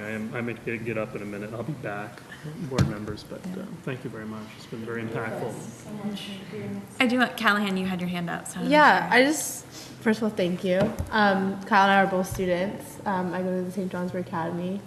And I'm grateful at that school. We have a very diverse population. We have people from Bermuda, so they educate us quite often on issues like this. But just wanted you to know that I relate to like your story about Things Fall Apart. I'm just reading that now. And it's the first book I've ever read as someone from color, and I'm a senior. Like you don't realize it till you're like, I realized that I'm like, oh my gosh, I've never read a book from someone that isn't white, and honestly a male in the same sense. And then your story about your hair. We had problems a couple years ago with people of color. You know, for guys, they have to have short hair, and they were wearing dreads, and they were getting dress coded, and them kind of sticking up for themselves and having to really fight to wear their hair the way they wanted to. So I just want you to realize, like, a lot of schools are probably going through the same thing you are. And I'm just wondering, do you as a group, because I think you're a really powerful group. I think your voice is very strong. I'm just wondering, have you reached out to like Burlington, Champlain Valley, you even reach out to I recommend even asking, like, reach out, and I think you can really start something here. Yeah, last year we had meetings with like all of the SJUs, SDUs, RACs. But this year's been kind of slow because we've been pretty busy with raising the flag and Black History Month, and but yeah, we're definitely trying to start that up again. Yeah, St. John's is far. Yeah. Right. We were Technology.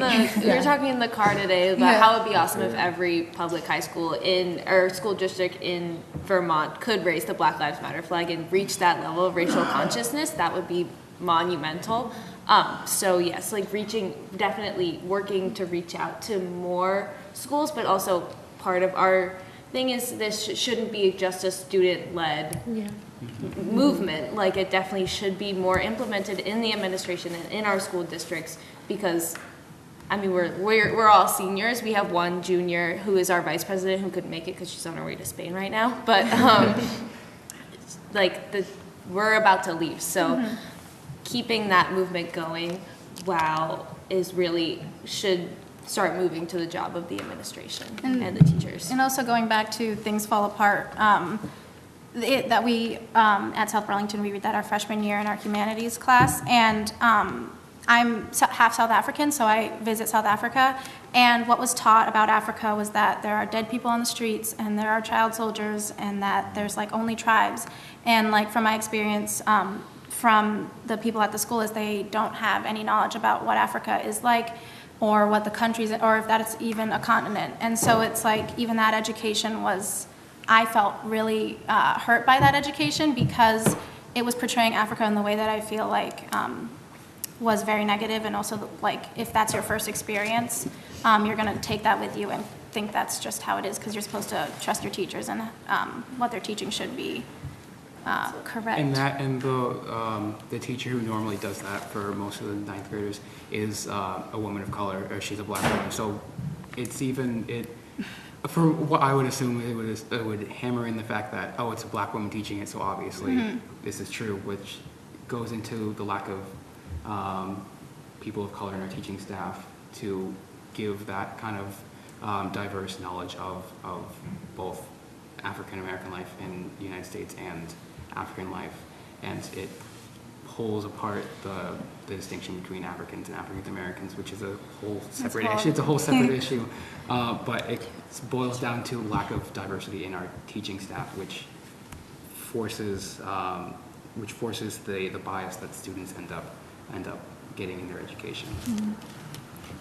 So I couldn't help but reflect that I also read Things Fall Apart in ninth grade, which was in 1985, okay? So I think what also like astonishes me about this work is that somehow, like, as educators, we got comfortable with that book being like, that's a seminal book that everyone should read, that we've got to constantly challenge ourselves. Like, maybe that was a great book or not, but it's not the only book. And if you guys are still reading that book in ninth grade, that's something we should look at. Like, why are we still reading that? That's where the curriculum. Or is that the only thing we're still reading? So maybe it's important for some context, but maybe we should have 9 other books that we weigh against it. That was a long time ago. Regardless, like, for me, there's no link to today, like, with any of that. Like, you don't understand, like, they talk about that book and when, like, the culture around that and things going on, but, like, to me, like, that was totally separate from, like, anything that was happening today. Like, there's never a link to what's going on right now. And so, like I said, like, what I thought racism was like all these, like, really explicit things.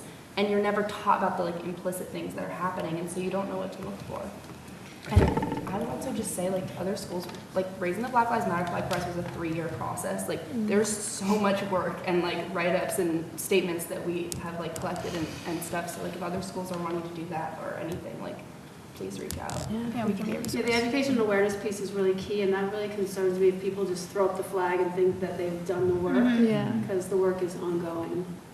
Okay.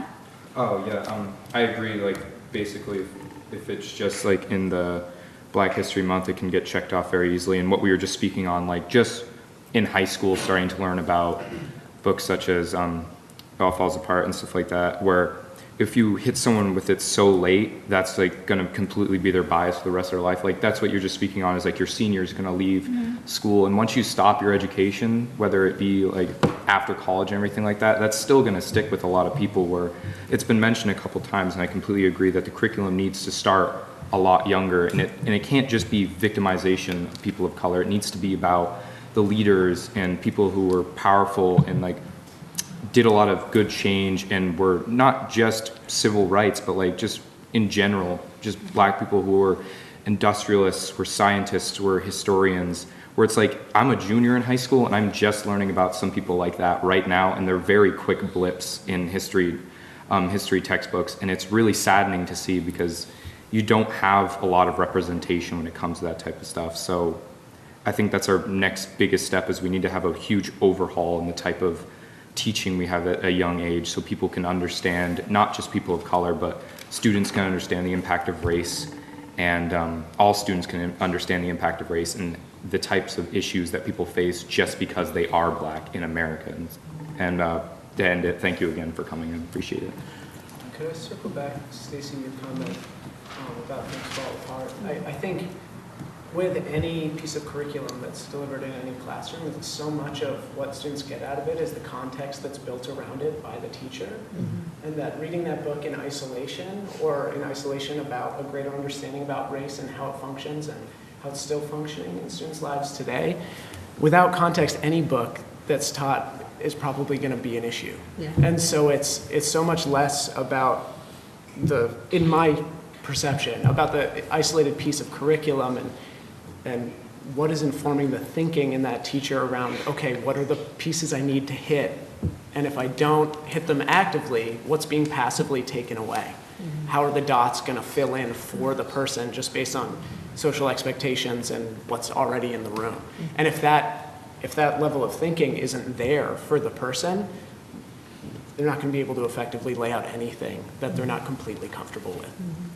And I also think it's, like, important to recognize that everybody has bias, and, like, when, like, for instance, in my class, someone's like, oh, like, we're gonna be watching this video of a scientist, and it was a woman of color, and I was like, oh, and I had to be like, okay, like, you thought that, I automatically thought, okay, this is gonna be a white man, and then I was, like, surprised, and it wasn't like, I was like, oh, like, women of color can't be scientists, but it was just what has been fed to me from society and from education and from my life.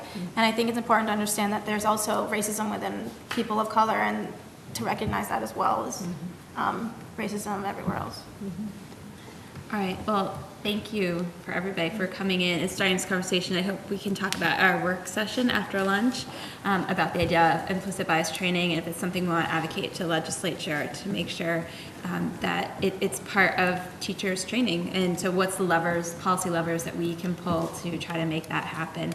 Because we can see it's done at the local level, and again, rising up from students, and then going through curriculum audit, which you're talking about, is still, has not been done, and what will that look like? And that's just one school supervisory district, opposed to the 60-some SUs around the state. So it's really piecemeal at this point. And so what can we do as a state to really bring it together? Mark? Yeah, I just want to add, when I first was introduced to implicit biasm, it was through a VSBA and a VSA conference a couple of years ago. And that's Vermont School Board Association, Superintendent Association. And it was really enlightening for all of us as school board members to be there. And so I think to approach something like this and to get it embedded into curriculum in a more effectual way is we need it from all places, students, policy levels, not only at the state, but also at the local school boards. So there's an inertia there that's been started, and hopefully we'll collectively as a whole keep it moving. And thank you for giving us your voice and lending your voice to this topic. And one of the things that we were talking about with our student members before you got here early this morning was how to include more student voices at this table. And so I encourage you, we'll take a little bit of a break. And if you want to reach out to our 2 student reps and make sure to exchange contact information and brainstorming ways that you can get your voice and other students around the state to the table and get perspective into policy. So. Thank you very much. And just knowing that the secretary had to step out, we're going to take a 5-minute break so that you can connect. Okay. You can come back to the table. Again, thank you, our students and the teachers that came down connected. My bias is that they're from my school and I think they're amazing. And I'm really grateful that they came and took the time to come and talk to us. Must be the social studies department. That's right. You have a couple of highlights here. Thank you. Thank you. So, moving on, we do have Senator Baruth here, and Representative Webb should be coming in. I know. Oh, here we go, right here. Flying right on cue. Okay, we waited just for you. That's why we're running a little late. And just here, we got an earlier update from Ted Fisher just about things that have moved out of just the House and the Senate, and some things are potentially moving. But we'd love to hear from you, sort of your priorities, what you want us to be thinking about, and so what should we be discussing as a group today, and looking for this session, topics that you really want us to dive into and to think about and have positions on, and just even beyond this into next year, are there things over the summer, could we be good partners by looking into certain topics that would then be helpful when we arrive back next January to be ready to go. So really, so just to give you, Ted talked to us about H3. He talked to us about H140, which I know, I'm not sure the status because it was voted out yesterday and it didn't get voted out, so I'm not sure. Maybe you can give us the latest update.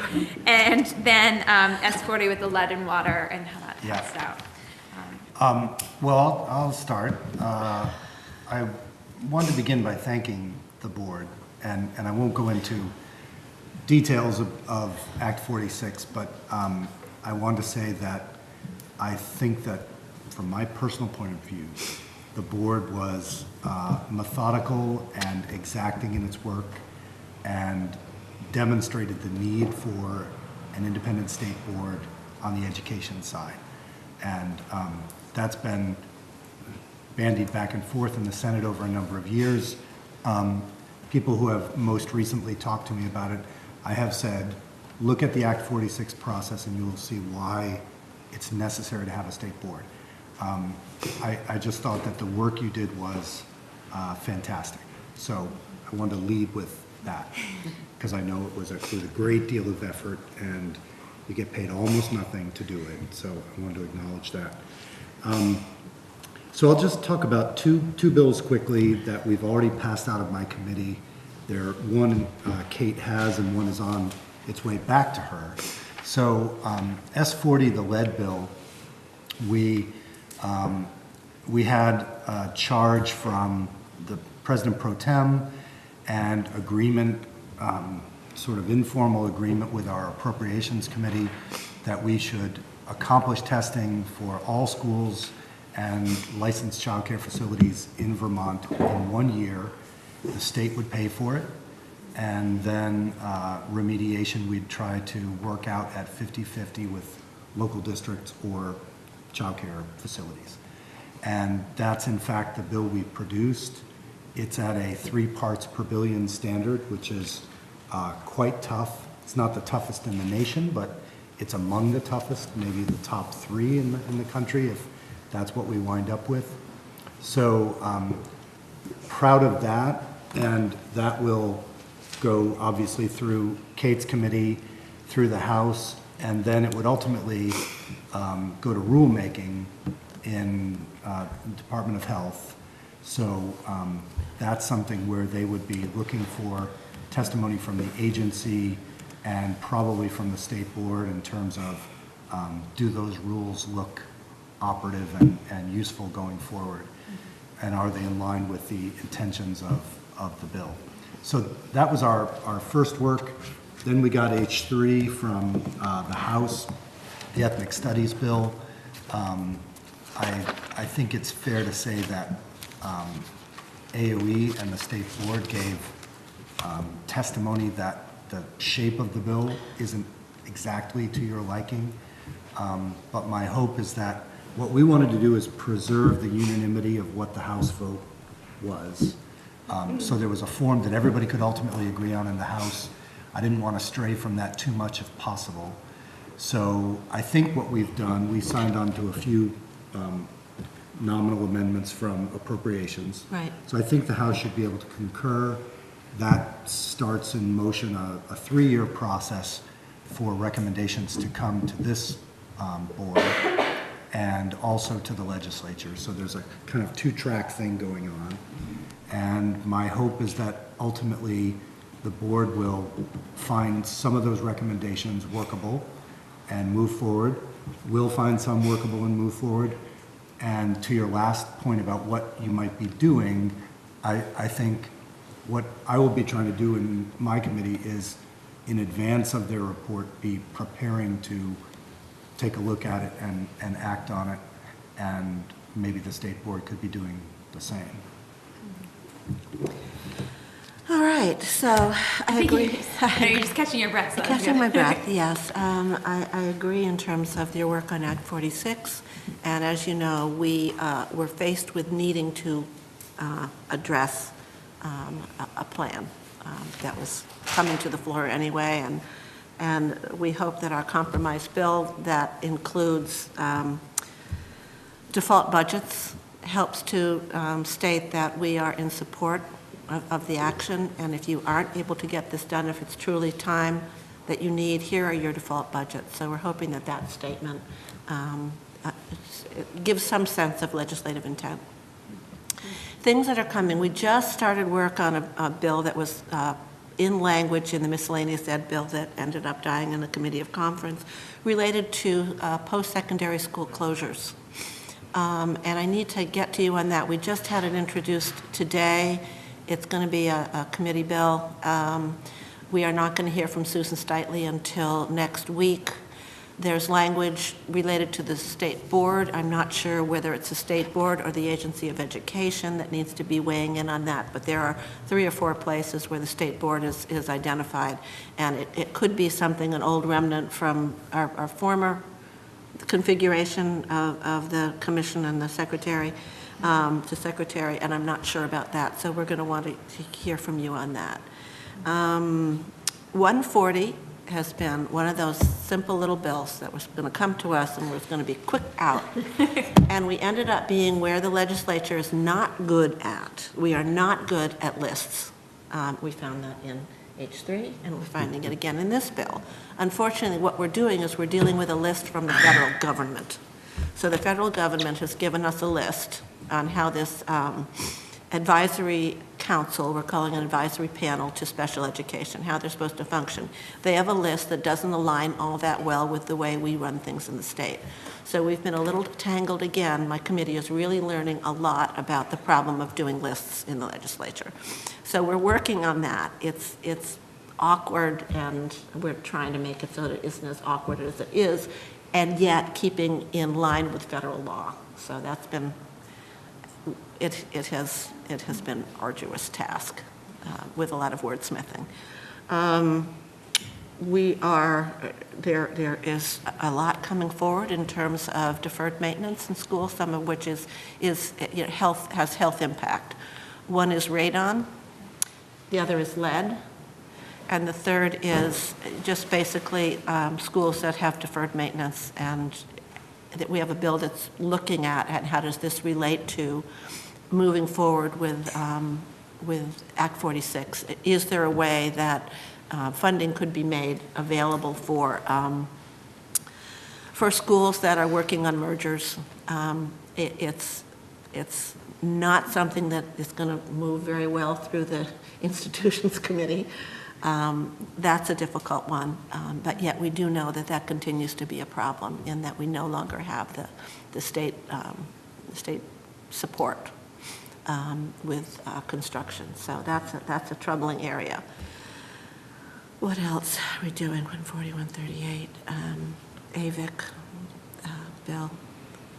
think that's part of it. I know that there's something else, but if we go along, it might come into my brain again. Okay, so I guess, just to start with questions and for the board Yeah. members too. So I know with 140, this Yes. advisory council, it's now moving to a panel. Yeah. And it was interesting that it was worded that they were supposed to be advising the state board, but yet we have never heard from them since I've been on the board until last June. Right. And last June, they contacted me and say, hey, there's a new chair and this is a committee. And it's like, I didn't even know this existed. And they've really haven't advised us on No. anything to do with special education. And just wondering, then I reached out to the agency and said, well, is anybody on that committee on the advisory committee for 173? And then that was unclear. And so just wondering what the role is with the state board. We haven't had a direct connection with them, and it looks like we should have had a direct connection. And I know there's been some dysfunction within that council, and just wondering what the legislature is envisioning the state board's role moving forward with them. That remains a question for us as well.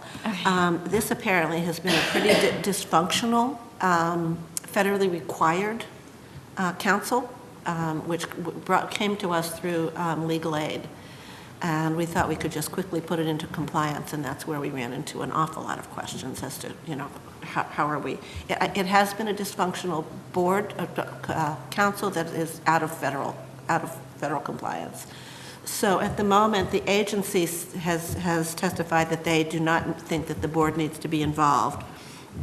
The legal aid thought that they should. And so we just need to get word from you as to whether you feel that this is important, and we're sort of veering towards going with it. Maybe it's just the agency. Because the way it's worded is Yeah. that it's a state education, how is it? The State Education Agency or Authority, or SEA. Yeah, and I think it would have been the state board under the Right. old system, but. Well, that's what we're thinking, is that it's probably language that's left over from the former way that the state board functioned. Mhm. So at the moment, we're probably going with that, but we just wanted to hear, the final word from you as to whether you saw that works for you. Anybody else with any, again, this is an advisory council that has never come to us. Yeah. We have not worked with, even when we were dealing with special ed and independent schools, we never heard from about advising us on policy. Yeah, it's a mess, and the main goal was to bring it into federal compliance. And also with the movement towards Act 173, there's some concern about just that role of folks in moving forward with changes to special ed. Part of the compliance problem is the federal law requires that it be a majority is parents or people with disabilities. So that's the main area where we've been out of compliance. So we're working on that. And hopefully we'll get that language so that it's not as awkward as it is right now. I'm seeing Claire over there, and I think she would probably agree that it's been a tangled mess of wordsmithing in a committee on a list, so. It's hard to wordsmith a list. Yeah, it is. Who have you left out? So that would be what I would say on that. With H3, could you just talk about the amendments that have gone through? So now that it's in the Senate, Yep. and so you have some amendments that have been put forward by appropriations, and where does it leave because right now it's the money just for the working group, but there was no money to the agency. Right. So who's helping the work get done for that group? So there were only two amendments that I thought were substantive. There were a couple that were more cosmetic. But those two, one was, if you remember on Section 2, there was language that required the agency to disaggregate data related to hazing, bullying, et cetera. And it said, and student performance. And the agency's beef about that was one reading of it would require them to cross-reference students' performance with these other incidents. So the advocates, through Senator Polina, came forward with a suggestion of removing student performance from that language. So it now requires disaggregation of just incidents, bias incidents, bullying, hazing, et cetera, with the categories that had been in there before. So that was a useful change from the agency's point of view. It brought their estimates for what they were going to have to put in substantially down. The other thing is appropriations articulated clearly what they wanted the agency to do, and by omission what they didn't want them to do. So what it says now is that AOE will schedule for this group, schedule meetings, not witnesses. So it will schedule meetings, and then it will help them process reimbursement for per diem. And that's the limit of what the agency is going to be doing. I don't know if you remember, but we had some testimony from the coalition that they had been successful in getting some private funding, grant funding. So the expectation is that they will use that and other grant funding to fund their operation, but appropriations was pretty clear that they didn't want the agency putting in a lot of resources into the effort. They felt that the private funding that they had secured could handle that along with volunteer work. My committee went back and forth about whether to support that. We ultimately decided to support it. So that will come back to you. It's not a big change from what the agency normally provides in terms of staffing, but it's from the agency's point of view, again, it will allow them to have less diversion of their limited resources. But any concern about divorcing that work from the agency, when at the same time to make that work viable, you're going to need the agency to help do that. So, and it's interesting, the funding didn't get funneled through the AOE, it's funneled through another outside group that controls it? No, it's I Vermont believe it's processed through, you talking about the per diems? No, not the per diems, Oh. but you're saying the grant money to do Yes, the work, but that's it's going theirs. to an outside group and not a state agency? Right. And is there any concern with that? I mean, I don't know if I would say concern. There was discussion from the get-go that the coalition was being named as the party who is in charge of this because, for instance, they're in charge of appointing or reappointing members, and they don't exist in statute. They exist kind of ad hoc with their own internal procedures. So, and I'm sure you did too, we had a good amount of discussion about to what extent, I think what it comes down to is that there aren't really parallel groups that exist in statute that have the same diverse representation of this group and orientation of this group. And so, it's a leap of faith, but it's one that the House and my committee were willing to make.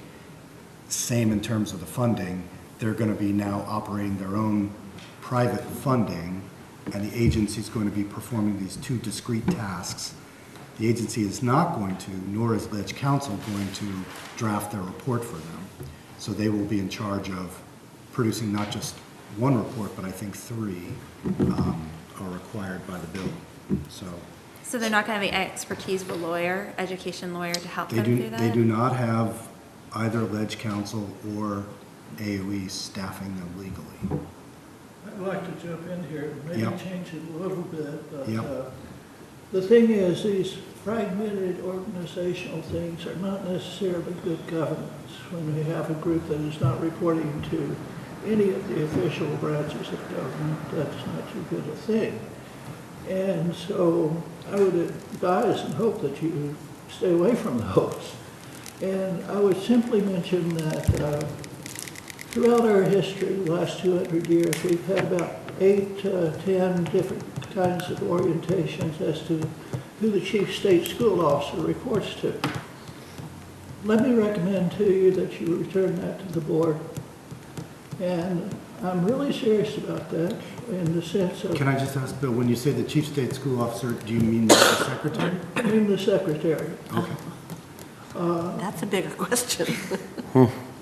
I know the politics are difficult, but the thing is that this is, you're answering to 2 masters, and that doesn't work too well.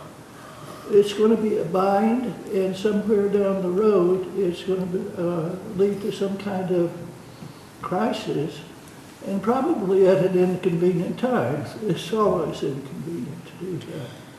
And I think it just fragments responsibility and accountability, and it sets us up. We're in charge of policy, according to law, and we're going towards equity.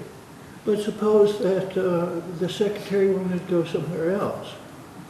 Then we have a situation that could be paralyzing.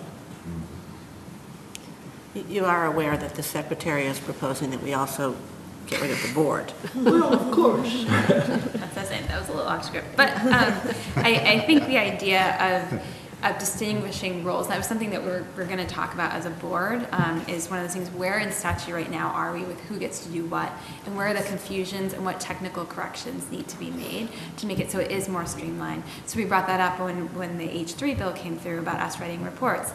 We don't have a staff to write reports. It does say we should be adequately staffed with staff that report to the state board, but we don't have that relationship right now. That's never been added into the budget. So we've been staffed through the agency, and that has worked, but we don't have the staff to do what's statutorily asked of us to do at this point.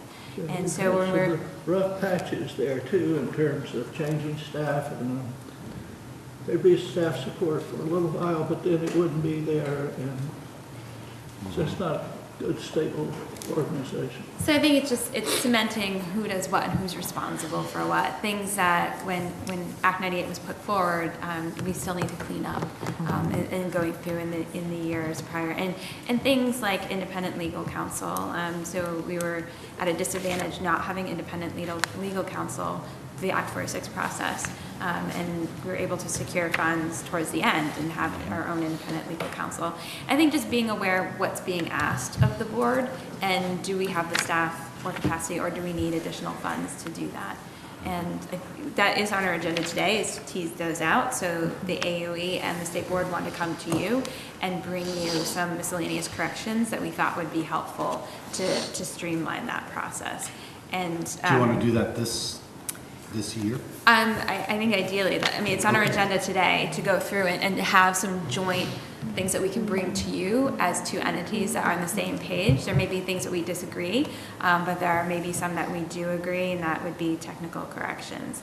And I know it's been bandied about, should we get rid of the board? Should we get rid of the secretary from Bill? But I think it's more of a middle path of the situation we're in where we are right now, is clarifying who does what and making sure we have clear defined roles. I just want to say I lost the argument about the commissioner becoming a secretary, and it was your ex-chair Stephen Morse who helped me lose that. That was we were on the same page that we didn't want a secretary, and then Stephen switched right at the end, and Bill Doyle switched in my committee with 24 hours left to go. So I just want to raise my hand and say I was there at the beginning saying, because it was very clear that a couple of things would happen. First, it would become a more politicized position, and second, that person would inevitably cast their eye on the board and say, why do we need this thing? I have an agency, I am the secretary, hello. And I think that's what we're getting now. Just to return to where I started, I think the Act 46 process shows why you need the structure as it is. So I'm committed to making sure people in the Senate understand that I support the board. That doesn't mean that, I can't speak for Kate's body, it doesn't mean somebody might not bring an amendment out on the floor, but nothing would come through my committee that would do that. I think Secretary French has other fish to fry, lots of other fish. So I don't think he's going to be too serious about that either. I think that the thought of getting a governor to sign a bill to say we're returning it to a commissioner that's under the board is nothing is impossible, but that's pretty darn close. That's a big yeah. I guess one thing that we are going to be talking about later in meeting too is the idea of implicit bias training for all teachers. So, and I was looking on agendas, I realized that all the legislatures have that training. Yes, it's great, it's great. And we don't have that for our teachers. And so this came up with the ethnic studies bill too, that some of these things or teachers are on the front line picking resources. We don't now have textbooks usually. Like I haven't used a textbook in a decade.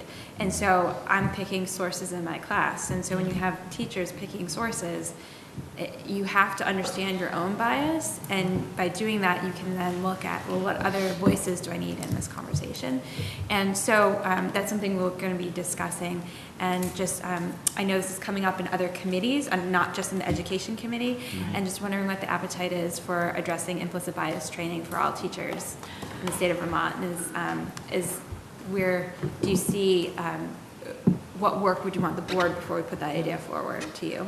I think a couple of thoughts on that, and I'm just thinking out loud at this point, because I have thought about this, but I don't have a deep, my thoughts are not fully formed. Yeah. But what I would say is that we have to be very wary of unfunded mandates. We have heard that loud and clear. And also the idea of initiative fatigue. So on one side, I'm holding that. There's also the need for implicit bias, as far as I'm concerned, is essential. And whether that is something that, and we know that it's happening in some school districts. Some school districts are doing implicit bias training. I don't know if we know how far and wide this has gone, but it would have to be funded, that's for sure, at this point. One addendum to that is, if you can, avoid tapping the education fund for things outside of education or that's not directly related. That's the same thing as an unfunded mandate. Yeah. Well, implicit bias training, as far as I'm concerned, is an essential quality that one needs to have as a teacher. Yeah. And we don't ask that of our teachers currently. No. Yeah. And we just had some students talking about their experience going through, and if you're looking for testimony, students talking about explicit and implicit bias and how that's affected their education and how they felt like they couldn't learn because then that relationship is damaged, and you then are not open in a place to get that learning. We did talk about that in our conversation around H3. I would expect that this group would come forward with recommendations for that. Mm-hmm. But it would be 3 years down the road. Right, and something closer than 3 years, because I think if you wait 3 years, and then the plan is, well, teachers need it for the re-licensure, that's another 8 years, and that's a decade away. Right. So that's a decade of making change when I don't think we have a decade to wait. Yeah. No, and I think that would be a great thing for us to be working on, whether it came from the board or as a recommendation that we could act on, or whether we just put language forward. I hear the piece about unfunded mandates, but I think if we're talking about training,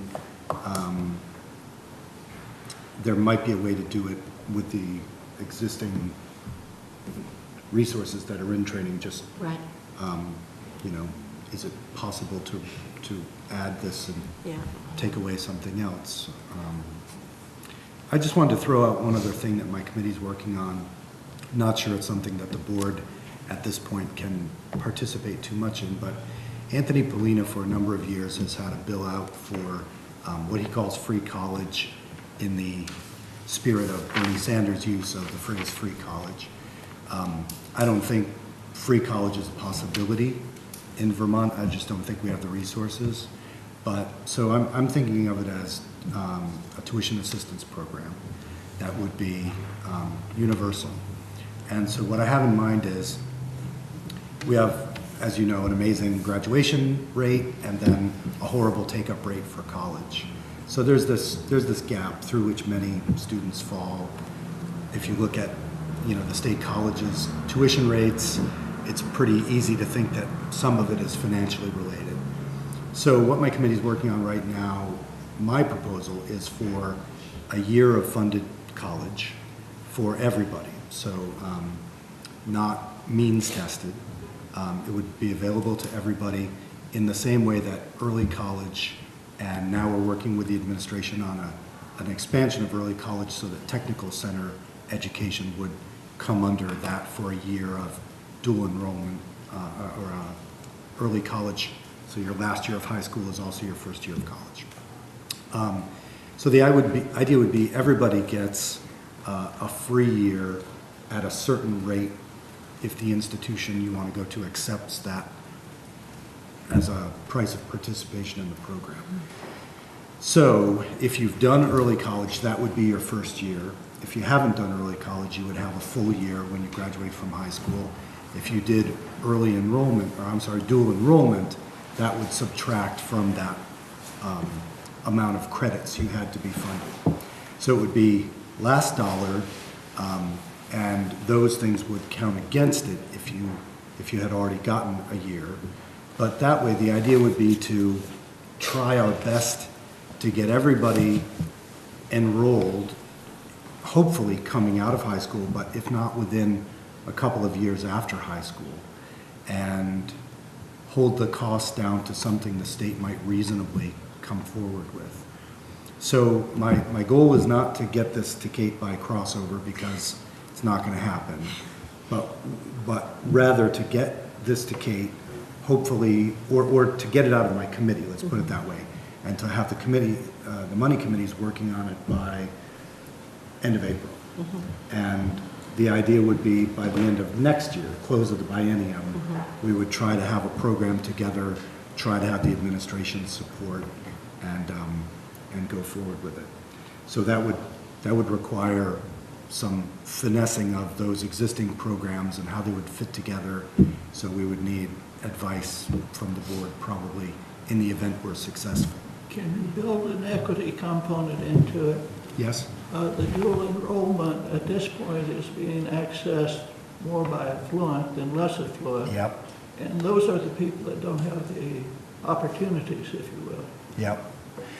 Yeah, our discussions are not very far along, but we have been talking about that. I guess what I would say is we are already not means testing those programs. What I didn't want to do is inadvertently cripple those programs or get rid of those programs. Personally, I don't want to begin means testing dual enrollment or early college. And if those are not means tested, it seems odd. So you can get a free year if you do it your last year of high school, but you would be means tested out of this program the following year. So in terms of simplifying it and trying to get the largest participation, maybe at a higher cost, I've been not making equity the operative principle. There would be additional support for books and other expenses at a certain level through the VSAC program, but not for the tuition itself. Yeah, there are a half dozen equity problems that we have existing now. And we could probably make more hay and do much more for people in the workforce if we really went after that issue. Yep. It's a fair point. So just knowing that time is short and that you, over at the pace, it's kind of like 3 days for one here. You're constantly running here to there. One thing that we had a legislative update and things that were on the sort of horizon, and maybe you could say, yes, that's on our horizon and we should focus in on that, is just ed finance, early education, special ed, let's see, the radon testing you talked to us about. So anything with pre-K, that was another one that was on the horizon. So are any of these areas that we should really start honing in on that you see upcoming in this session or in the upcoming year? I would say that in terms of pre-K, we're waiting for a study that's coming in. We get a preliminary report in April. Okay. My preference is to do nothing until we get that in, and then maybe there'll be some work to do over the summer. Okay. Final report is due, I think, in June. So it's, as you know, that's a tangled mess. Yeah. And we are aware of that, and I'm hoping that we're going to get some guidance from this. I know that there are a couple of tweaks that you were trying to work on, and we have a bill still impossible, right? S10 that the secretaries of of Education and AHS had agreed on last year, and I had the idea to bring that language forward this year to see if there was still agreement. I think there's still more work being done by Secretary French and Secretary Gobet. Maybe you can, is there any update on that, Secretary? No, I think, I think we're interested in getting back to that conversation. I think we've been working on several of the other initiatives that have sort of taken over the energy. Yeah. Okay. But, no, there's interest in trying to work that out, but it's complex. Yeah. policy. And I think in general, Kate's exactly right, that next year seems like the time for both House and Senate to spend time Focused work. overhauling. Yeah. Yeah. I guess I would say when I'm looking at this list, I feel that there are a couple of things that are really breathing down our neck. One is Act 173. We are spending a lot of time on a whole lot of other things, and 173 is coming, and I don't think we're ready. The other thing is we have crumbling schools. And, I'm sitting here working on all these little things, and meanwhile, we have schools that have radon problems and lead in the water. And so I feel like those are some of the issues that are really big right now, and that we're, doing all these little things. So I'm actually quite worried about that. In terms of ed finance, that's currently in discussion in Ways and Means. That's always an issue. We were pretty frustrated with what happened last year in terms of what happened with the bill. The education fund is always the one that everyone is attracted to. And right now, I think that we're really holding firm in my committee. Our view is that the Wayfair money is sales tax, and that stays in the ed fund. So that's one of the things I think that we're trying to keep track of as we look going forward. In terms of what's happening with our schools that are not safe and healthy, that's a really big deal. And to say that, radon is one of the, top killers and,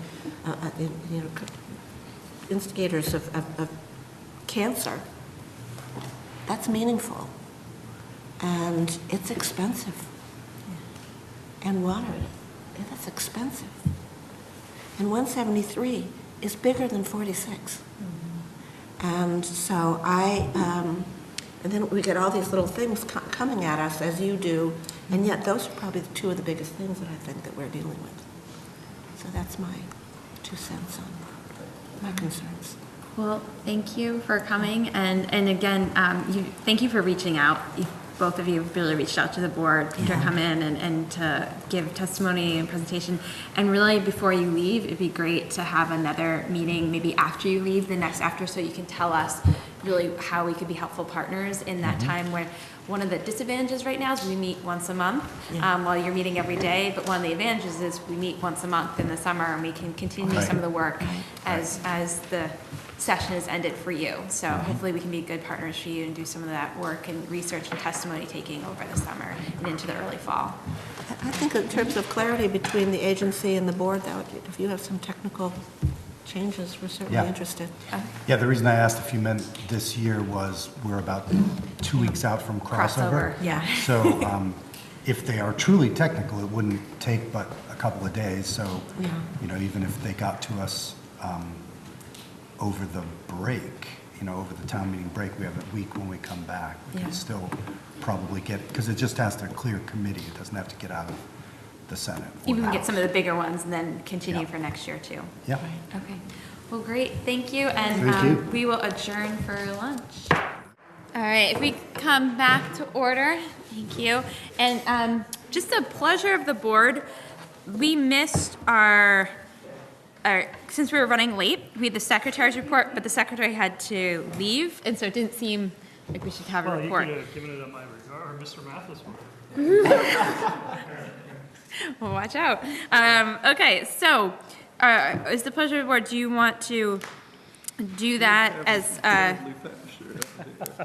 after the public to be heard, take that up and work into legislative work time? Is that okay?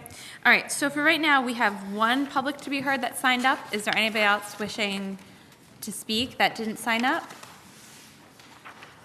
Seeing none, if we could have Jay, if you want to come up, Jay Nichols. good afternoon, whatever it is now. I didn't plan on speaking, but since you had the implicit bias discussion earlier, just wanted to let you know that Rebecca Haslam, who was here, is going to be hosting through the VPA an Equity Summit in Brattleboro. That's taking place on May 24th. If you're interested in that, you can go to the VPA website, and if you are a state board member, I will pay for you to go. Okay, well, you need to pay double, yes. Secretary. Or Bill Mathis will pay for it. Or Bill Mathis will pay for you, that would work too. Come out of the state board's budget. And, Just don't let Bill Mathis make your overnight reservations. you might get to drive a Camaro though, he rents Camaros, can do that, yeah. you know. Yeah, when we were out in Tennessee, he had a Camaro. No, when you rent that Camaro, you're renting the driver too. Oh. And then the other thing I want to mention to you, you heard her mention, Rebecca mentioned Paul Gorski, who has the literacy framework. We're working with Paul along with some other organizations. He's going to be here at the College of St. Joseph's on April 10th. His literacy framework, his equity literacy framework is something that we're really pushing at the VPA, so we're all having the same type of conversations. That is a full day training, comes with a book. There is a cost to that, but I just want to make you aware of that. So both of those on our website, you can look those up, and if you want to go to the Brattleboro one, we will, we'll add you as an honorarium, pay for your meal, and love to have you attend. That was all. Okay? Yeah, thank you so much. Thanks. Okay. All right, so if we could maybe get back then to our item F, which was Secretary's Report, miscellaneous updates needed in respect to the role of the State Board in relation to AOE. And I know you provided us with quite a lengthy document, and I believe, did Claire help create this document? Claire's right here. And so do we want to invite Claire to the table? That's Donna Russo's Ravage's document. Oh, it is. When the agency. Yeah, she had done that before. She did, and so since it is a little bit dated, she didn't want the caveat going in that the statutory references were changed because a number of things were renumbered, but that was the breakdown of the roles at the time the two were. At the time of the split, Yes. okay. So that's the only caveat with using that document that's slightly dated, but I think the information is good. Okay, so it's not it's just the 2019 meeting, but the actual document was created at the time? Yes. 98, okay. Okay, so I can turn this over to the secretary. In terms of speaking to that document? Yes, or so just- because the miscellaneous updates needed in respect to role SBE and what we can put forward to the legislature. Yeah, so we're, I just apologize for coming in the tail end of the briefing from the legislative leaders. One of the items we have going on is we're moving the agency to a new location, so we just had a critical meeting on ironing out some of those logistics that required my presence, so I apologize. But we are, as you heard from Representative Webb and Senator Bruce, we're at a place in the process where I think most of the ideas are on the table per se, where we have interest in, perhaps you do, in implementing or advancing some technical corrections.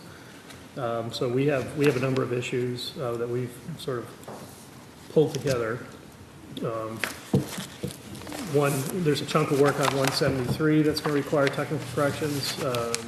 And when I say technical corrections, that's sort of where I was just talking with Representative Webb while we were eating lunch. We internally to the agency are sort of adopting a filter. The technical corrections are really non-policy issues. They're really just things that shouldn't inspire a lot of interest. They're not necessarily miscellaneous education bill ideas. They're technical things that need to change.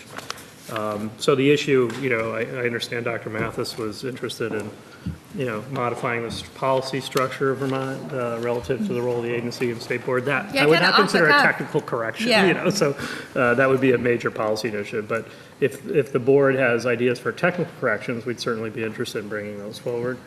We haven't yet spent any time. Actually, I was kind of intrigued by the board's sort of advancing the internal conversation of reviewing your regulatory framework. We've been really focusing on the statutory frame issues. Donna Russo-Savage, who did this sheet, has also, due to her fluency in merger issues and so forth, been accumulating a number of technical corrections in what we call Chapter 11, which would be Section 706. We still use 706 to actually do the merger processes. So she's got a book of work there. I'm not sure we're going to bring that forward yet. I think we're going to wait to see how Act 46 plays out. But when that's appropriate, we'll bring forward really just technical corrections in terms of the mechanics of 706 based on our experience with 46. But we have several technical correction issues that we've compiled, and if the state board has others that you'd like to see brought forward, I'd be happy to work with you on that. And where are you right now with, what are those, the technical corrections? So we can work from the same list. Yeah, we're happy to bring that to you. I mean, right now, it's in the hands of legislative leaders, and we're sort of working with them. So I'm not sure what they're interested in sponsoring. But we have staff on that, and we can bring you into that conversation. I wasn't prepared to sort of bring that to you today, but we could certainly do that. Okay. Oh, I thought you were giving us a report on. No, I wasn't planning on technical corrections. I thought we talked about, today based on our last meeting, I was going to give a presentation on my blueprint plan, and we decided not to do that today. Because we had a couple board members absent, and we had other things to do, but I'd be happy to do that at some point in the future. Okay. So I guess just because you missed me, but they were very interested in any of these corrections that need, and it came forward with H3 in respect to the state board being commissioned to write reports, which we do not have capacity staff, or we're not the one actually collecting any of the data. Yeah. So are there any other, so in areas like that, would you be willing to work with the state board to put something forward We're willing this to work on any session issue. Yeah, I think to make some clarifications? Yeah, I mean, we've certainly been promoting that idea as these issues have come up. We looked at H3, largely from, as I think was mentioned, Ted mentioned, we had immediate ethical concerns with some of the data points that they were asking us to do, which we really would have had a hard time actually doing professionally. Let alone capacity, but we had some really deep ethical challenges with doing what was going to be asked. I don't think they understood that fully. We made that point, but then the issue of doing reports surfaced as part of that conversation. And I think it's one, we've encountered 173. I think we have 173 today as well, right? So we'll have that conversation with Megan. That's a great conversation to ask her about. We came to that place where who's going to write the update? Because once the advisory group for 173 had to present an update group and, or an update report, who's going to write it or not? And I was happy to commit our resources once the committee figured out a streamlined way to do it, so basically that conversation ended up at a place where Megan said, I will draft it out based on the committee's input. If the committee's okay with me working directly with the AOE, then I immediately said, we will work with you on this, as opposed to the whole committee wanting to write something and then, being a time drain on our limited capacity. So, yeah, as long as we can negotiate those things, I think we're appropriately configured to do any of those reports. Conversely, I'll say with the ratios report, if you've had a chance to read that, slightly different scenario, where the chair, Professor Tammy Colby, is really the subject expert on that, and I certainly, worked as part of the committee to inform that, but she really had the narrative under her fingers, and we informed that from a technical standpoint on the financial piece of it and doing the data arrangement, but she, because of her fluency in the issue, it just made more sense for her to kind of draft that out, because it was more efficient to do that. So it does vary a little bit on the issue. One thing I would appreciate is when a report like that comes out, that we be copied or get the URL. Yeah, that's what we've been trying to do. So the chair raised that point to me, and we've been, I think, pretty good about that. It's not we raised it last. Yeah, anything that comes out, we're going to send it to you for consumption, whether you find it interesting or not. But we'll try to do that. But I guess we're happy to. I don't want to say the agency's not interested in resourcing you. We are. It's just working out the mechanics. As long as you're interested in working on the mechanics of that, I'm amenable to doing that. Where there will probably be some tension is on specific policy issues, and I'll invoke what I observed as an outsider, the Rule 2200 conversation, which became more of a place, I think, if I'm not mistaken, where the governor basically said you cannot have access to agency resources. So that kind of line will no doubt still be there, but I see that mostly as just working together on how to resource your work. So we have so many mutual interests, so let's try to avoid those places where there might be policy tension. Yeah, and getting to more, not even to the policy tension, but just some of the things that you do that's in our name that should just be in your name because you do it. I mean, that's kind of the silly parts that need to go through, and especially as you're going through this document, I thought it was very interesting when it comes to, I think they had even a whole section about making reports. So on this document, there's one making reports, and that the state board is responsible for annually on education statewide and school-based for hazing and harassment. But that's not something we do. And even in a note here, it says, secretary then uses the report to determine if substantial equal education opportunities should be, if there are substantial education opportunities. And it even notes here, should this be reversed? That it's actually the agency producing the report, because we're not producing the report, but by statute we are. Yeah. So where are areas that we can identify that we can bring forward that really needs just does need a change? And that's what I was hoping that we could go through, and I'm not sure if people had a chance to go through and read this document and pull out areas that they thought were really things that we don't do, that is the AOE, and that should be in the AOE's name and not ours. I think this is a big piece of work. You know, that's my first thing. That's why I wasn't expecting to go through these sort of a line-by-line basis. I would suggest if we want to partner on this, that we, authorize a couple of state board members to work with us to go through that. I think my impression so far, it was Oliver and John that was sort of working together on this. Bill and Oliver, yeah. Yeah. So part of my is saying, does the state board want to review its own rules, or does it want, and that's fine if you want to do that on your own because they're your rules. Do you want us to be involved in helping you do that from our perspective? Well, there's some rules that it doesn't make sense that we're actually making rules for you.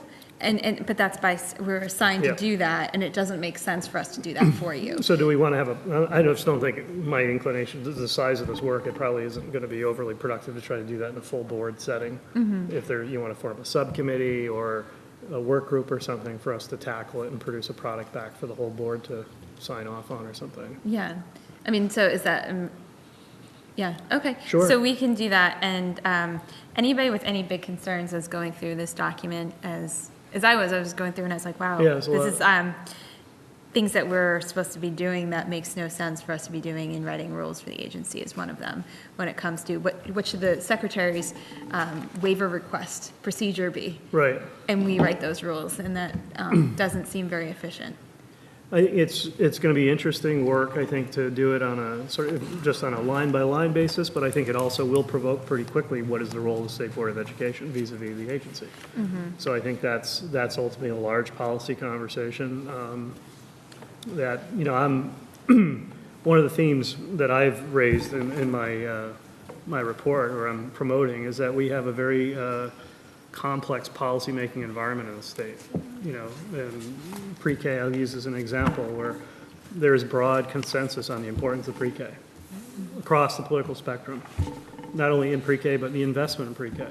But we have all this complexity, largely adults tripping over each other on behalf of these young children, Mm-hmm. It's a self-inflicted wound. Well, it's a self-inflicted wound that, again, to me, shows up to a certain extent in the complexity of our accountability system, which is admirable, and I can't wait to turn it on, but you have to admire its complexity. So at some point, we need to have that complexity conversation, The opposite side of complexity is simplicity. So what are we going to give up to become more simple so we can become more effective?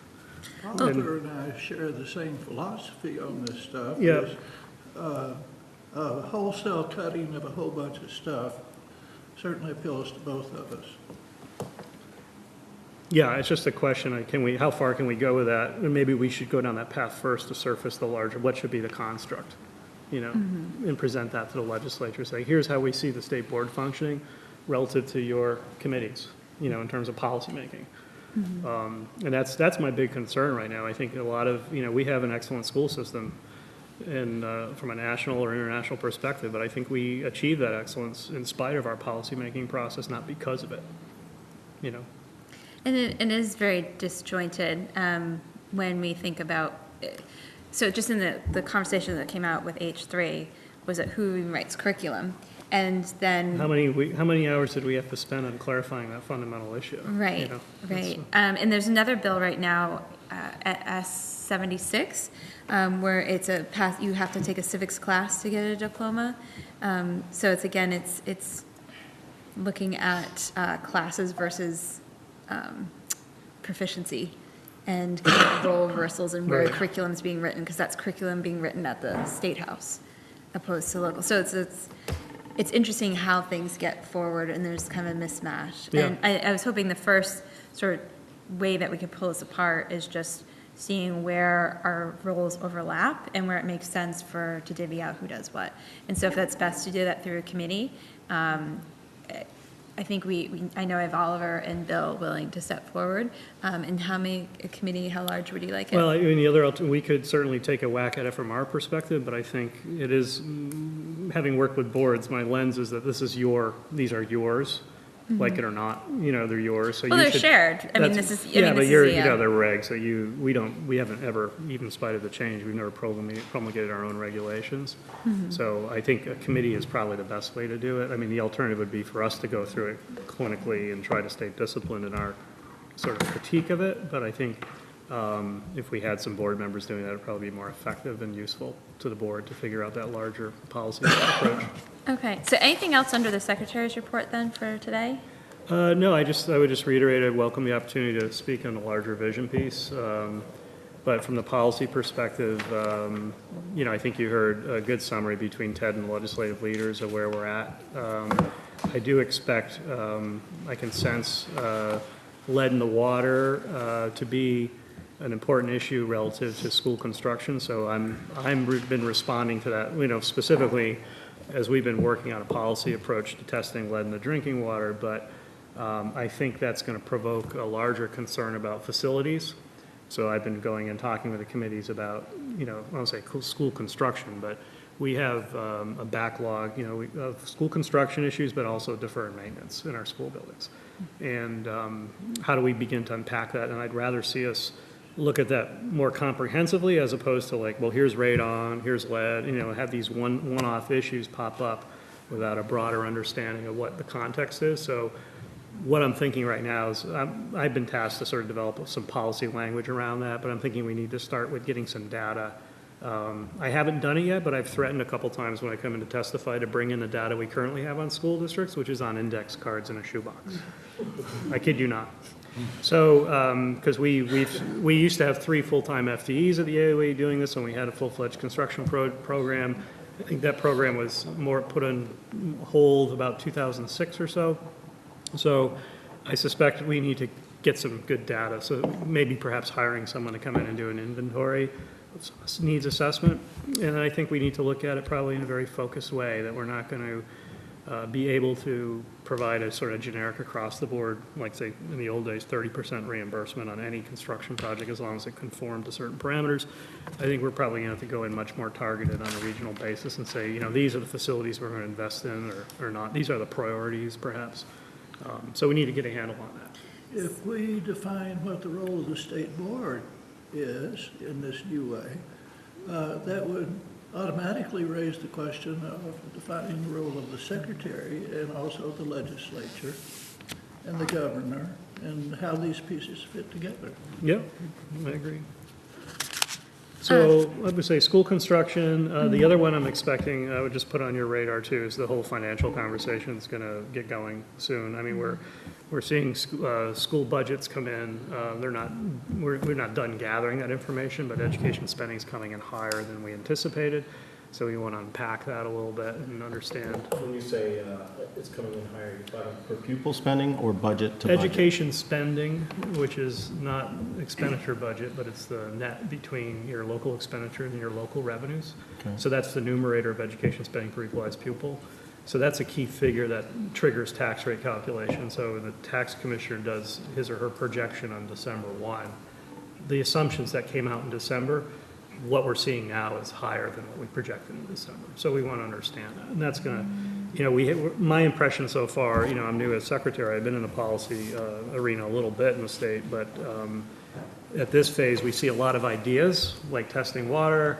We've got a lot of ideas, but now we're seeing the tension emerge in the money committees because they're like, well, how are we going to pay for all this? Mm-hmm. And now we're also going to then see, well, here's what the proposed local education spending is too. So that's going to start to focus the conversation pretty quickly on how we're going to create a budget. So I would just, I would suggest the state board, I appreciate your interest on the quality piece, which I think is really critical work. But I think in the next month or so, you can see this turn really quickly to the financial immediacy. So you might want to get involved in that a little bit. Why would we have increasing expenditures when we have Act 46? Well, that's a great question. So, we're seeing, I don't know the answers to that yet, but I think I have some hypotheses, if you will. Yeah. One of which would be, I think districts, as a result of merging, exhausted their reserves or spent down their reserves pretty aggressively because they didn't want to necessarily contribute with their neighbors. So we lost some of those cushions that otherwise would have brought down spending. Yeah. But that's a hypothesis. I don't know. I mean, we need to unpack it. And I guess that's what I'm about to do a little bit, is to understand why. I want to hear from local leaders. We know there was over a 10% increase in health insurance costs, so that in itself is a huge driver. But I think we'll look at the ratios data, which I think the ratios report came out very well in terms of providing really solid definitions, but the policy implications of that report are a different animal. So we have to figure out how to, if there's a role there, and I think there is, since 80% of our costs are personnel related, we're going to have to look at that and try to understand what's going on locally or regionally relative to the budgets that were being proposed. So, it's really a mystery in terms of the staffing and the cost. yeah, It doesn't make the usual logical sense. Yeah, but we're going to have to understand it. But I can just feel that the policy sort of shifting away from some of these ideas more to the dollars and cents pretty quickly. Okay. And so are you going to bring all the index cards with you on your move? No. Are you hoping well, there's to some things we're hoping to abandon on the way. Yeah. Yeah. But we will, next month, I think it'd be really useful, and it's a statutory requirement, that you review the agency budget, which is, of course, part of our larger budget plan that the governor proposes. But I think that is a really useful lens to get at the quality piece as well. It gets at capacity, gives you a sense of where we have staff and where we don't have staff and so forth. I think you find that really useful. Okay. All right, so moving on to discussion on the legislative, we had a legislative update, we heard from students, we heard from legislatures, and this is our time to actually talk about any of these subjects that are coming forward. And so I just wanted to open up the floor to any discussion or bills that people want to talk about and get clarification about or have consensus on. Mark. Well, I know this got dropped at the very end, and it's on the wall. It doesn't appear to come off the wall, but the free college idea. So should we put that off and deal with other stuff that came off the wall and is moving back and forth between both chambers first, or should I throw my 2 cents in there now? If you want to throw your 2 cents, I mean, for right now, ethnic studies, there's not much input we can have at this point. It's kind of run its course. Lead in the water we could talk about, because that hasn't moved over to the House yet. And the Special Ed Advisory Committee, I mean, we could do this but I'd say, Mark, if you want to. Well, I guess, just to put it out there, before I'd want to spend any money on what I understand is free college, I'd certainly love to see money in there in terms of professional development for not only implicit bias, but financial literacy, opportunities for all students to get to the CTE program of their choice even earlier.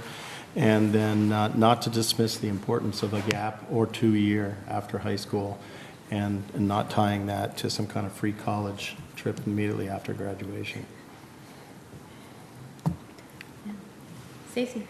I think it would be interesting, maybe this is an interesting role for the state board to look at bills in relationship to one another, because I think if we look at any one of them individually, like, well, that one makes sense, and that one makes sense, but thinking about the Times recently had a piece about if we really want to do something in this economy, it's not free college, we want to look at free childcare. Like, that's really what's going to drive it. And so when we're talking about the pre-K, like what's going to happen with 166, and that's brewing, and then we're also talking about free college, I think if we're not looking at those things at the same time, we might be missing the larger narrative that if we have limited funding in the state, maybe, I'm not saying one, I'm not going to personally say right now what's more important than the other, but I think we can't just look at the bills in isolation. And really, when they gave that list, and Ted gave his list of going through everything they're considering, that is pre-K all the way through college. So it's something for them. Yes, yes. Something I think we should look at, which may be part of the special ed study, and I believe it is, but I think it's incomplete, is the categorical weights for special needs students. They put in some stuff in terms of some higher weights, but I don't think they looked at comp ed, bilingual, high school, whether we need that, et cetera. Yeah, those issues are, we have a weighting study underway, and those issues will be developed by those folks. That's not scheduled till the fall, I believe. We had an initial research meeting with them, but I've shared with Dr. Mathis some really high-end national people involved in that work, so I'm optimistic that's going to be a really high-quality product. So when is that coming out again, sorry? I believe it's in the fall. In the fall. We had an initial research conversation. UVM is, Dr. Tammy Colby again is sort of leading it up, but her staff is augmented by Bruce Baker at Rutgers and a few AIR folks and so forth. So it's it's a good group. So I'm anxious to see what they come up with, but I don't think they're due until the fall. But that's where that will come out. Okay. Yeah.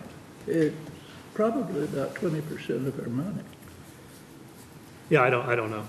But that will be, again, for maybe next session, thinking about with Oh, that yeah, report I mean, coming through. that's gonna,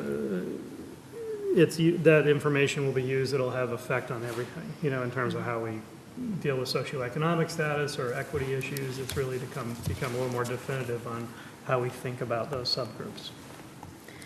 One thing that I've become concerned, as Stacey was saying, looking at the bills as a whole, is there's a real kind of, like you said, whack-a-mole, looking at things, having I curriculum. didn't say it that articulately. Yeah, but I mean, it's looking at curriculum and how it's created, and I think that might be an tension, maybe just as going over how is it currently created, and then we're getting these one-off bills. It's about civics, it's about ethnic studies. They're different topics being brought forward with different solutions, and they're not comprehensive solutions, and that's what's disturbing to me, is that if you have, for different subjects, different ways of achieving that through different pieces of legislation, that makes more confusion in the field and doesn't streamline that. And so I know that S76 went through with you have to have a civics course. And again, that's another attempt. And so I think, as a state board, and this is my feeling, I want to make sure I'm confirming this with everybody else, that if we're going to make a movement like that, it needs to be comprehensive, and it can't be just a one-off. It can't just be like for one subject, we're now going to legislate that there should be a certain standard for graduation. I know last session, so before you got here, there was a bill last year that you had to pass an immigration test to get your graduation diploma. That was on the docket last year, and now this is a different version of that you have to have a civics course. So I've seen this common theme coming forward that people want to do, and I hope that we can take a steady approach in looking at how is curriculum created and how, because we could have that conversation. Right now it is in 60 different curriculums around the state. So it's at the SU level. You have curriculum created all over. So there is inequity based into our system. Actually, the first time that the state board was thrown out of existence in this state was in around this issue, right? Around this very issue. Yeah. And if you love this issue, go to visit the Texas State Board of Education. But it's a conversation because it's coming up at the legislature, it's happening there, and so what is the bigger picture that they're looking for? I think and this is an area I sort of addressed in my plan, but where I had success as a superintendent, particularly around the areas of expanding curriculum, because the idea that curriculum traditionally is confined to the expertise of the teachers that you hire is outdated. And we, particularly in rural areas, we always offer much more than what our teachers bring as expertise, because we leverage this sort of world of open education resources. So what we had to figure out, and a lot of people are trying to figure out, is how to build curriculum from the grassroots up, but then create a sort of a quality assurance from the top down. So that's a top-down approach, but it's based on a grassroots development cycle. And I think that's where we need to do more in Vermont. I think the Act 77, or I would use the development of proficiency-based learning as a great example, where people were working really in isolation to a large extent, where we could have done much more to convene a statewide conversation. But it's hard to do that. Local control exists in the classroom as much as it exists at the board level too. So it's hard. It's a hard paradigm to break down. But we're too small of a state. That's the challenge. We're just too small to allow curriculum to vary that greatly based on a local expertise, and particularly in our rural communities. So they're in isolation on a large extent. So we have to figure out how to do that. How do we know that's the problem? Well, I think it's, if we, we saw some data surfacing around, what is offered, in Act 46, we got into courses, what people are able to offer. Labels. Yeah, so we know, well, we've seen the results too in terms of outcomes. But I think it is part of, if we're going to have a truly modern education system, we need to figure out how to offer expanded learning opportunities for our students. All our students, not just some of them. And we have districts that are offering huge variety of menu, if you will, of opportunity for students, and others are very restrictive. So that's becoming an increasing issue. Another thing that has come up across the street over here is the idea of proficiency-based graduation requirements. And I think this is something that we need to talk about as a board, because we will be asked to go over and to talk about. And the idea that right now, under education quality, well, and I guess we'll back up to Act 77. Act 77 said you can no longer have Carnegie units to graduate.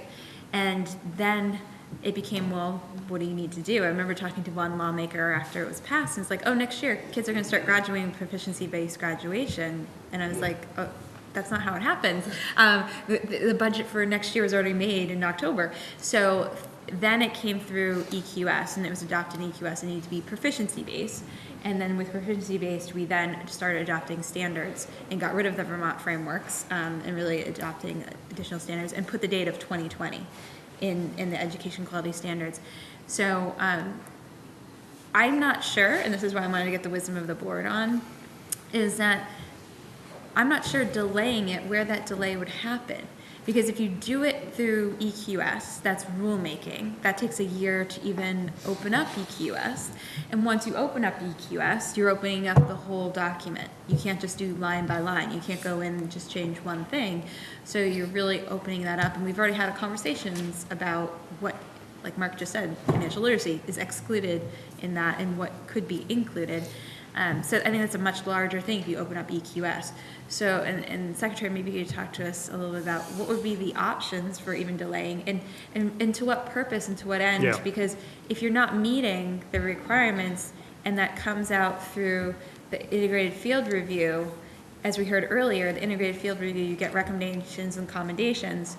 So at what point would it be punitive, and do we really need to go through and make policy about delaying it 2 years? Yeah, I think it's a great question. It's a very, and I've learned under No Child Left Behind Act when I was a superintendent in those horrible dark years at the end part of the law, I would, with my boards, I'd use a dichotomy. I'd say, what we have are political problems and we have educational problems. So what we're talking about tonight is a political problem, not an educational problem. Your kids are doing just fine, but let's talk about the political explanation of this. And that's my understanding right now. We have an educational, I would call it a revolution or a transformation around personalizing learning that's going on. And I think Vermont's admirably embarked, albeit not in a coordinated way, but we've embarked on an important journey to do that from a policy perspective. But we've created a lot of political turmoil around this issue, so that's what we're going to be dealing with now is the political sort of pushback on this issue.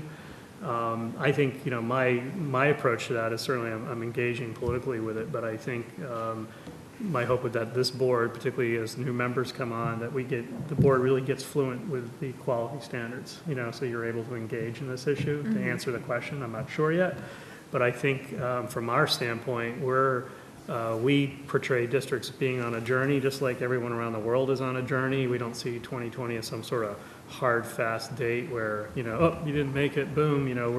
We see everyone sort of working towards that issue of putting student aspirations at the center of the learning design.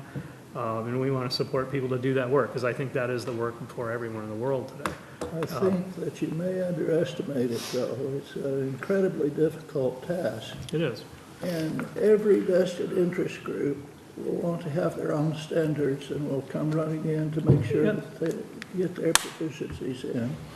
And if we do this enough, we end up with 16 years of school, and that's just the elementary part. Yeah, I think there's a balance there, and I think that's why it's important to have the state board fluent in it. And I think the conversation you heard today is sort of actually a beginning. Well, how do you measure quality? To me, that backs me into a logic about, well, how did we define it to begin with, Let me push that a little further.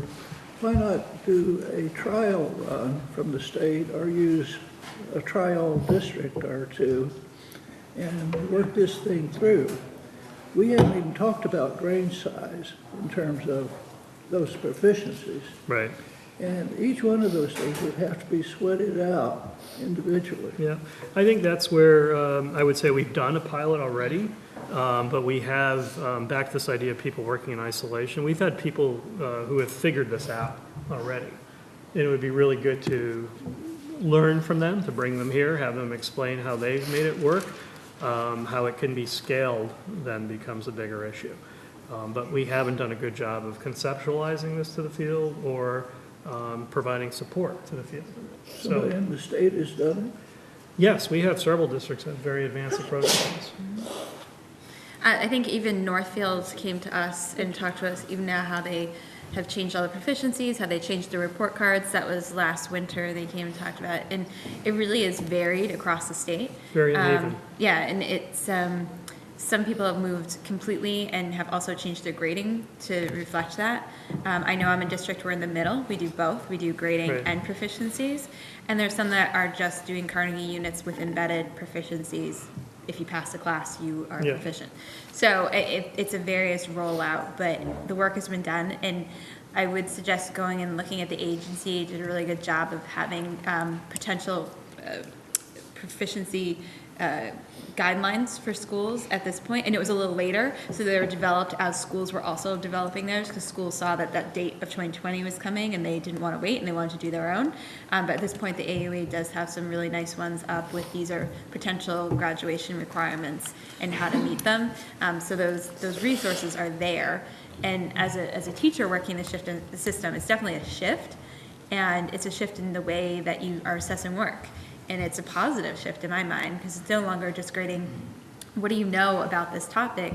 It's what's a pivotal moment within looking at women's history, what's the pivotal moment, and understanding what a pivotal moment is and what makes it pivotal, and looking at that more skill-based. So it's really, again, like you said, all different SUs have tackled this very differently. Another group to bring in would be the Tarrant Institute. I was listening to a presentation by Penny Bishop a couple of weeks ago, and you know, they're at a place now where they're scaled a lot of work statewide at the middle level, and they're starting to do some research on the Vermont experience with Act 77. So the way she portrayed it, I mean, sort of an autopsy on our experience to date, you know, there's three major components to this Vermont conceptualization of personalizing learning, and proficiency-based learning is just one of the three. She was making the point that you have to do all three to kind of make it work, and if you neglect one or the other, you kind of end up in an imbalanced place. The three areas are personalized learning plans, which is, I think, is a really high leverage activity we haven't gone more deep enough into. We kind of just set that aside, and I see districts doing that very well, some doing it very superficially. The second area is flexible pathways. You know, we've done some work there around breaking down some barriers for students to have opportunity. The third being the proficiency, and they kind of all go together into a coherent model, but if you don't attend to one, you kind of end up going sideways a little bit. So that would be a good group. She'd be a great person to bring in and talk about her experience to it. I think what you'd hear from her is that Vermont has made a tremendous amount of progress on this, but we're at an implementation place where it's not a time to sort of back away from it a little bit, just to keep trugging on and keep scaling and helping people figure it out. But it's not easy work, and it's not something I look at 2020 as a hard and fast deadline. And to your point or question about the regulation, it's not if you get dinged on that per se on a quality review, it's more or less, you know, a document of like, well, here's where you need to go next, maybe try, you know. And I was working with several districts who were all working on it in isolation. I was like, have you talked to them? You know, they figured this piece of it out. You should go talk to them. And you know, it's hard. Yeah. And I know in Chittenden County did a nice job. They have a nice regional collaborative on this, so they started to bring districts together very intentionally through CVED around this. So when it comes to coming in front of the State House, if we get called across the street, I don't see us really hearing from comments endorsing doing a delay. To me, it's not a political issue. It's more like people just need the time and space to do it. I don't see it as there's no political urgency. It's not like lead in a drinking water. You know, it's not you know, I don't see it that way, but. All right, any last thoughts on the legislation? All right, so I would like to introduce Megan, right? Yes. Okay, that's so Megan Roy, and she is here to update us with Act 173, and Judy too, right? So come on over.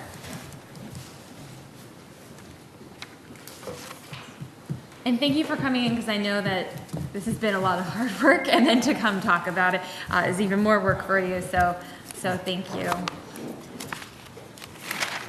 And if you want to just introduce yourself for the record. Sure. I'm Megan Roy. I'm the Director of Student Support Services for the Champlain Valley School District, and I'm here as the Chair of the Census-Based Funding Advisory Group. And then help me today is? Sure. I'm Judy Cutler. I'm part of the legal team at the Agency of Education. Okay, thanks. And so right now, next meeting, we're really going to be diving deep into 173. So you're helping us know what have the conversations been, and where are we with our draft rules, and what are some of the topics that we should be thinking about as we enter into the next round when we're diving deeper into 173. Okay, great. I have some not very detailed slides that, but I'll pass them around. Thank you. And I'm assuming the board is relatively familiar with Act 173, so I have a couple sort of overview pieces because it kind of sets the work of the advisory group in context, but obviously if you have more questions, you can interrupt.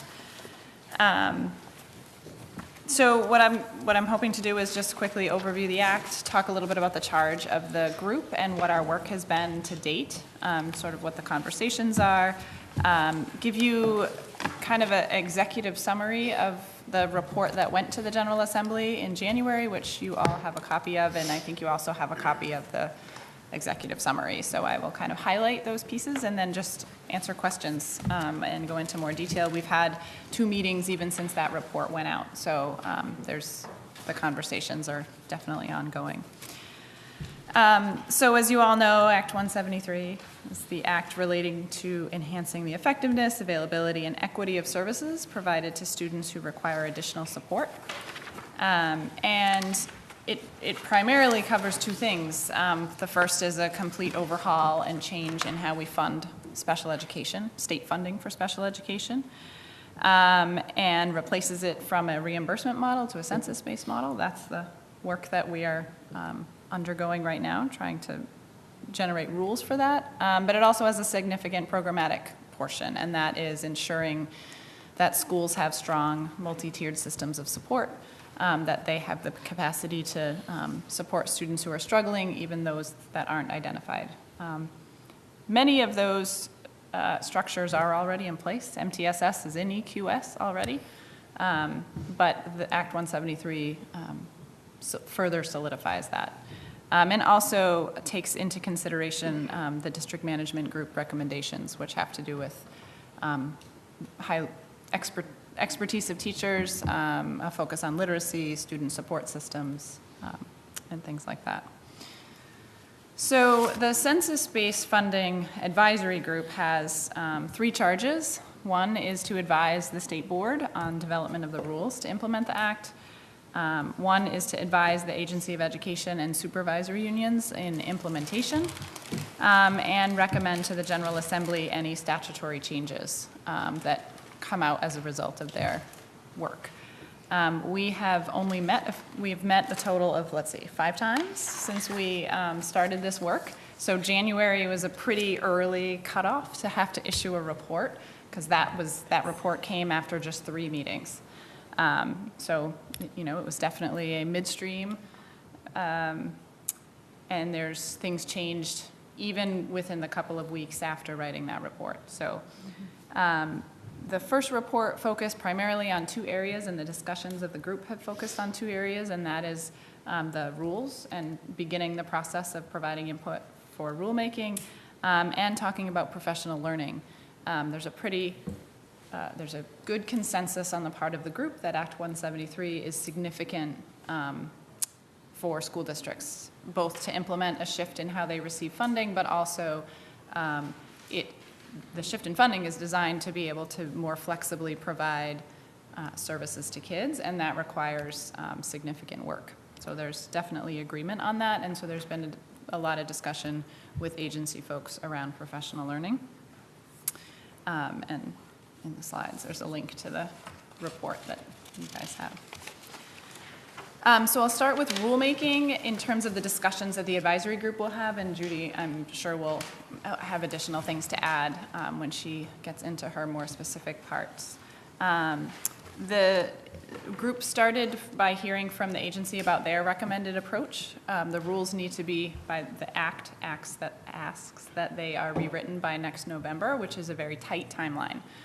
And based on that tight timeline, their recommendation is to prioritize the changes to the funding portion of the special ed rules, because that is what needs to change in order to implement the act, and limit the scope of revision for the bulk of the Part B regulations. Those are the regulations that govern special education, and part of that is because those are in alignment with federal special ed law, and so the need to revise them for implementation of the act is minimal. And within the funding chapter, there needs to be specific rules to address how we fund special education students who are publicly funded at independent schools. So one piece that I sort of didn't highlight around the group itself, the group is representative of a lot of different stakeholders. You know, sort of in the public education realm, there's independent school reps from the Agency of Education, and from a couple of different family disability rights groups. And our goal is to come to consensus wherever we can, but there are places that we aren't in consensus. And so what I hope to do is kind of convey what the discussions are on those areas that aren't consensus. And this is one of the areas where there are a couple of dissenting opinions around the proposal to start with the funding portion of the rules and not to reopen the entire special ed portion of the rules. I think there's agreement that the funding has to change. So we can't implement a new funding model without new rules, but the disagreement is more around, I think there's concern around not opening the bulk of the Part B rules. So one of our group members shared some input at our last meeting. It will end up being, you know, she'll have a chance to address the group at our March meeting coming up. So those are ongoing discussions. Let me ask a question. Yeah. The secretary, I think the report has 3 funding coefficients for the special ed, right? The report, meaning? Well, what was the report that this was based on? The report to the legislature, yep. Yeah. And I believe it had 3 categoricals in there, meaning the amount of money that would be given as a multiplier over the basic state aid. But it doesn't have poverty, bilingual, et cetera, that we were talking about a minute ago. So one of the things in the report that the group has recognized is that simultaneous to the opening of these rules and addressing what we need to do to implement, there's a weighting study happening right now, and we won't have the results of that weighting study until next fall. That takes into consideration after the November timeline, exactly.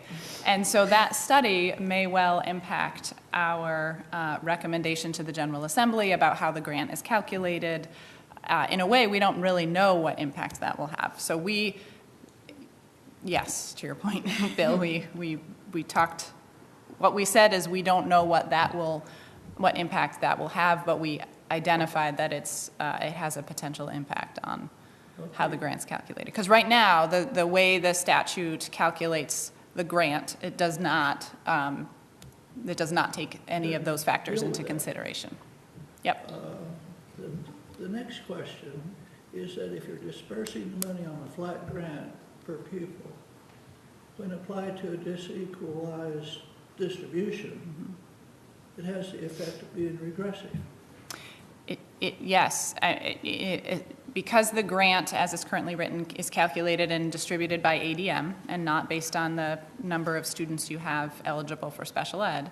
If you're a district that has a lower percentage versus a district with a very high percentage of special ed, One of the things that the group has talked about is that probably about a month ago, the agency released a calculator that districts can use to estimate their, that's actually to estimate what the block grant will look like, what the census-based grant will look like. And the group discussed that until districts have a chance to look at what this actually means for their funding, we imagine that the group will get input from districts. Well, I think they would, because in theory, the thing would be regressive and take money from the poor and give it to the rich.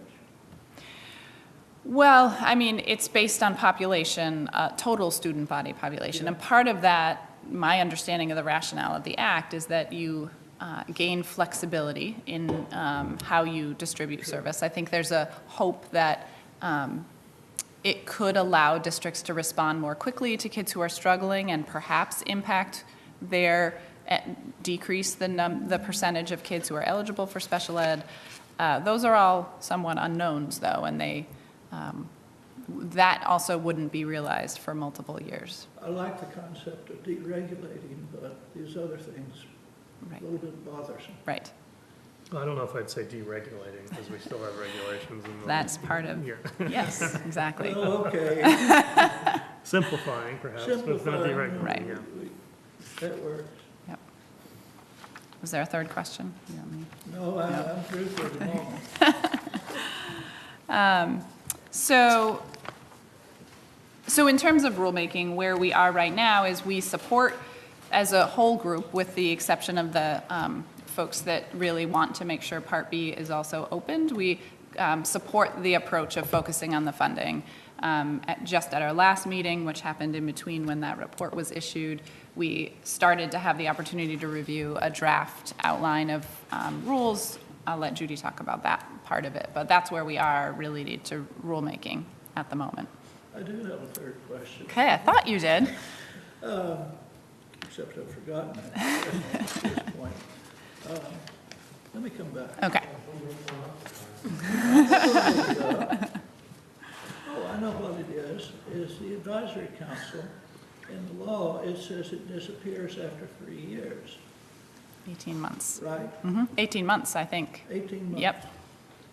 Doesn't the federal law require that you have a special ed advisory council, which is ongoing? Yes, and that exists separately from that's this. Act 140, that's right now Correct. in the legislature. Yes. So that's what they're dealing with, so it's a whole, this is separate from It's a the different group. advisory council. Yes. Right. This is an advisory group. This advisory group, It's and that's now constituted. gonna be the panel. They're changing No, the that's, terms. the other one's going to become the panel. This Right, one's still this the is the advisory panel of group. the advisory No, this group. one's the group. This will stay the group. Right, and then The other panel one's is the council 140. becomes the panel. Yes. Yeah. So, no, that's their, and they stay in existence. Yeah, Yes. And they it's a federal should be requirement. picking up doing some of this I would- work. I would expect when them to. it comes to Yeah. the idea of adjusting and Yeah. what other Right. needs meet to the legislature or Yeah. to the secretary. Yeah. Exactly. I'm glad we're simplifying. I think Dan needs a bigger shoebox. No, and this group, I was, just compliment Megan's leadership. It's really important to making this work. But we have to get clear on the defined roles. The agency supports the state board on the rulemaking process. This group has the opportunity to inform that. The diverse group that she's trying to lead also has the opportunity to come directly to Right. you as individual parties. So you're going to hear all of that Yeah. as we get into the rulemaking process.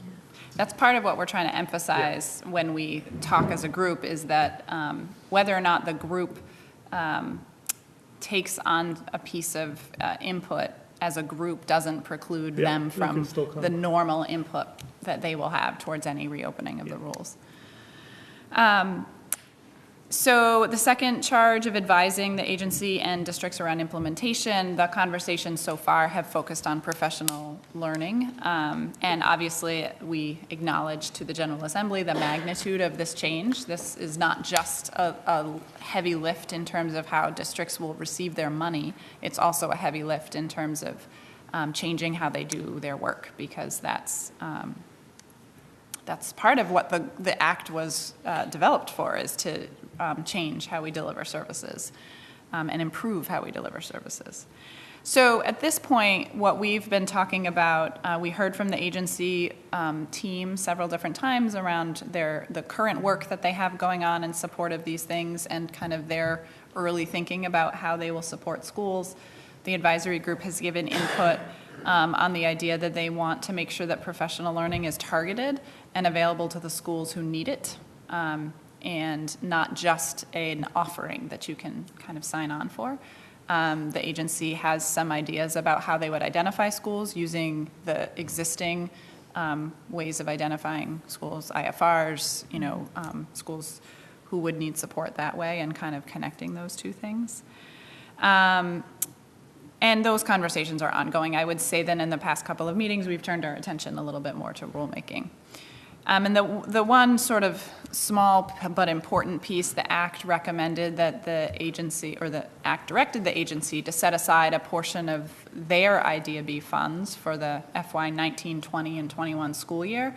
And our group recommended to the agency that start next year, because at this point, to try to use funds, it would be difficult for schools to do that.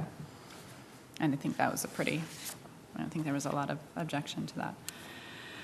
And then the third charge of the group is recommendations for statutory changes. And again, it's so early in this process that it's really difficult to come out of the gate and recommend changes. What we've tried to do is identify the places that we might need to recommend changes. Mm-hmm. One of them is the calculation of the grant itself, to your point. The weighting study is a significant piece of information that may change how, that may impact our thoughts about the calculation, and the fact that districts are now starting to see what they'll receive. Some districts will receive more money under the new formula, and some will receive less. And so that schools now have the tool to be able to estimate that, and we suspect that we'll get input after that. At this point, we had a lot of discussion around the funding of publicly funded students at independent schools, which is something that these rules will have to address. And that's a thorny area to begin with, and I think the state boards will. Yes, I know you are. For a long time and ran into a lot of roadblocks. And right, it's very complicated. It is. I think there is a high level sense of agreement that for large independent schools with a high percentage of publicly funded students, I'll get to how you define large, because we had a lot of discussion around that. But there is an idea that large independent schools need to have a funding model somewhat similar to what public schools are receiving, partially because if districts are receiving a finite amount under this act, mostly, there's still an extraordinary cost provision, but a mostly finite amount, and yet are getting billed essentially for fees at independent schools, those two things may not match.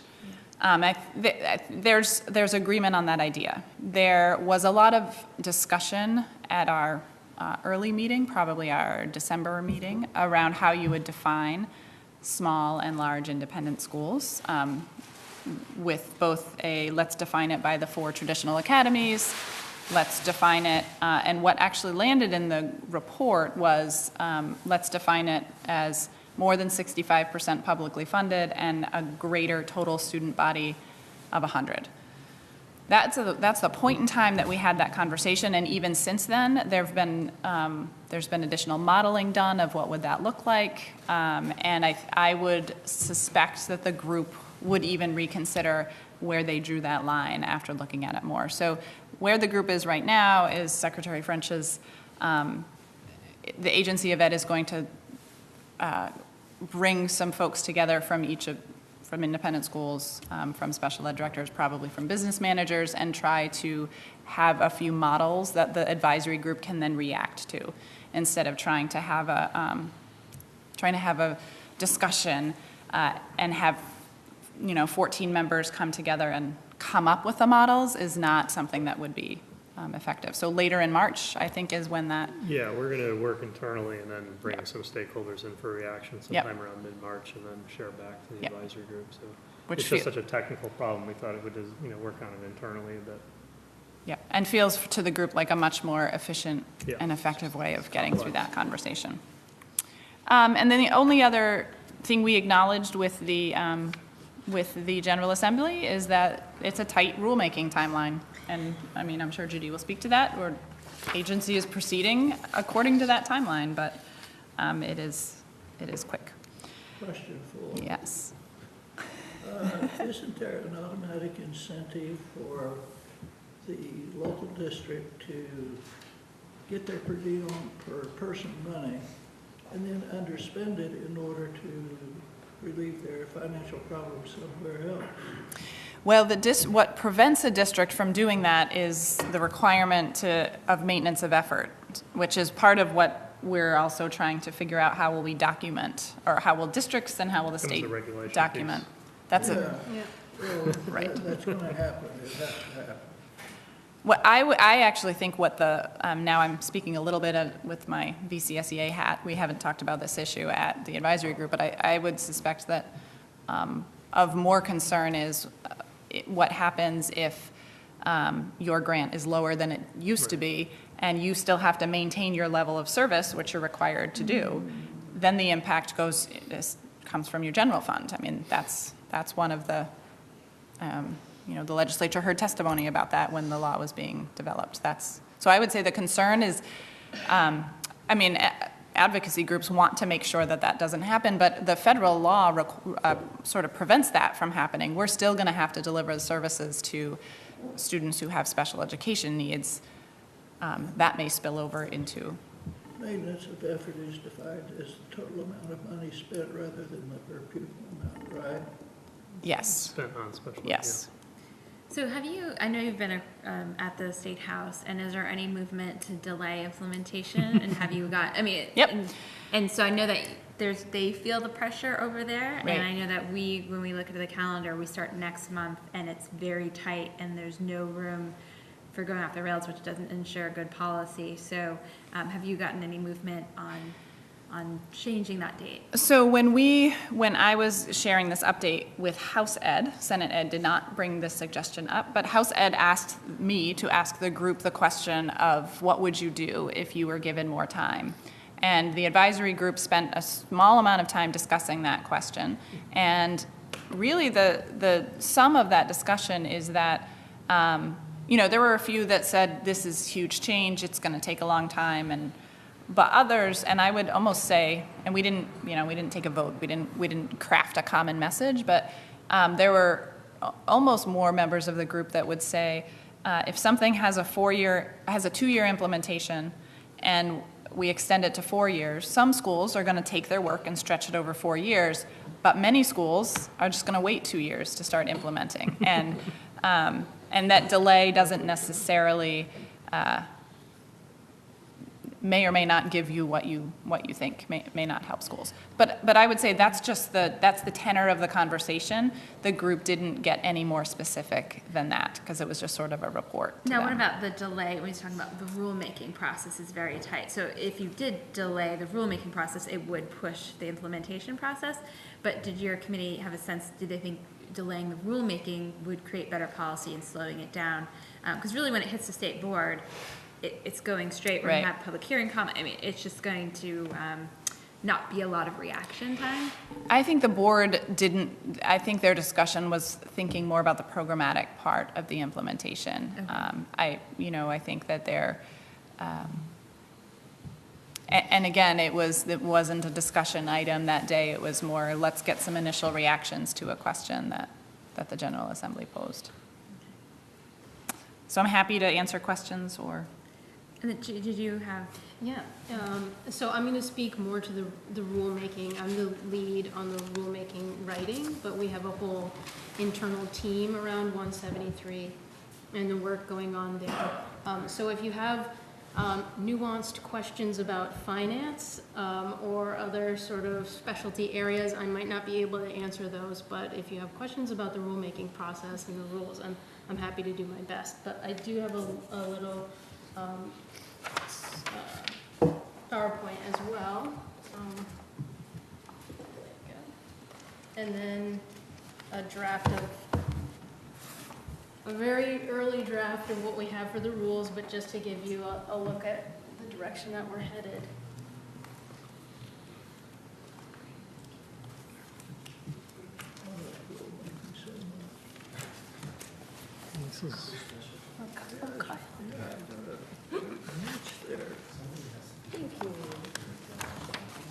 So some of this is probably going to echo what you've either heard from the agency already or what Megan just shared, but it sort of helps orient me in my presentation. So just generally, the rulemaking, the way that we're going about it is we've started drafting the rules. We've been working with various stakeholders, including the advisory group, and they've done a lot of work on our behalf, and we really appreciate that. And sort of are skipping to our rulemaking milestones and timeline. According to this piece of paper, we are scheduled to present the state board with a first proposed draft of the rules next month at the meeting, and that is what we're working towards and making progress towards. It is an aggressive agenda, but we are doing our best to accomplish it. And I think that's all that I'll say about that, is we're going to still continue to do our best to accomplish it. And we have a really good team of people who are really committed to it. Can I just, so the March 1st is when you're presenting to the advisory committee? That's the next advisory group meeting. We will not have a completed draft at that point. And is there another meeting between that and then the AOE's meeting on the 20th? No. No, we have one meeting scheduled. So you will never see a finished draft of the rulemaking before it comes to us? That's right. I mean, yeah. Okay. One way that we handled this initial draft is the agency came up with really specific format for written input, and so there is potential, I mean, I don't probably maybe not with that, but there was an opportunity to, because we received it, couldn't really digest it at the meeting, and then sort of gave a deadline of the group to provide written input. So there is one level of written input that has happened to inform the next draft, but yeah, the meeting is March 4th. It's a week from Monday, so. Okay. And so if there's any major concerns, you don't have a chance as a group to really process that and work with the agency to move forward? Well, I mean, we set monthly meetings. There's nothing to say that the group can't see, you know, what exists, but we haven't even talked about this, but the group may decide on March 4th, if the deadline is the 20th, maybe we want another meeting. I still don't know how much time that would give the agency to kind of turn around another draft, but. Okay, and then get it to, okay. Yeah, it's a tension, you know. Yeah, because but they're you not want the the state expertise. board, right? So we want their expertise, but we Right. have to start your process. Right. Right. And just try to close that loop as tight as possible. Okay. Appreciate It's it. tricky. It's tricky. So the direction that we've gone with the overall structure of the rules is that we have determined the best and most efficient way to do it is to separate the financial and funding rules that are currently embedded in the special education body of rules, to separate those into a separate body of rules that are promulgated separately from the entitlement rules. And that will allow us to be more agile if, you know, when the weighting study comes out and we might need to make tweaks and changes, we don't have to open up the larger, broader body of rules. We can focus on the funding issues that arise. So that's the direction that we've gone. Finance piece effective FY21. Well, 25 is the end date, but we have, that's the thing about delay, because we have a sort of right now at 25, we've got to figure out a transition. That's the calculator piece, is sort of, here's how we're going to get you to full implementation. So we've got to have staggered implementation of the ultimate block grant. It's complex. We should probably put the calculator in the board agenda for them to play with. I guess they were interested in that. Yes. I think it would be interesting to look The at. big question would be how much do I gain or lose, right? Yeah, and that's to Megan's point, that's what their districts are admiring now. But we set that up for them so they could tweak it a little bit. It's interesting. So as a result of a lot of unanswered questions before the rules, those questions aren't going to be answered before the rules are due. The strategy we've, I guess, employed is that what we're trying to do is write really concise rules that will allow the act to be implemented, but also allow flexibility for the agency to change with policy and procedure that is the foundation for those rules. And that's a lot of the work going on internally right now, is identifying those policies and procedures so that we have an idea of what they look like when we're writing the rules. For example, around monitoring. How is the agency going to monitor fiscal and program requirements without having them outlined specifically in the rules? So that's, you asked about challenges that we're facing. That's the major one that we're working on right now. And also, I'm going off my PowerPoint here. But also around the same question around evaluation. One of the rulemaking directives was around evaluating the success and whether the goals of the act are being achieved. And we're really spending a lot of time thinking about what that evaluation is going to look like. And there's a directive that we write a rule about that, or at least about the process. Those are some of the challenges that we're facing, making sure we have a well-defined policy and procedure in mind when we're writing a rule that's going to apply those policies and procedures. And that's, you'll see in when you look at the rule draft, some of the areas of the rules that have not been fleshed out yet are around those questions. But in general, what we've started to do, and the progress that we have made, is we've focused, as Megan mentioned, we've focused our energy on the census-based funding rules, and we've called it special education finance and census-based funding rules because there are more funding sources involved than just the census-based grant. And you can see that in the outline of the rules. There are more sources of funding for special education than just the census block grant from the state. So we needed to acknowledge that in the rules.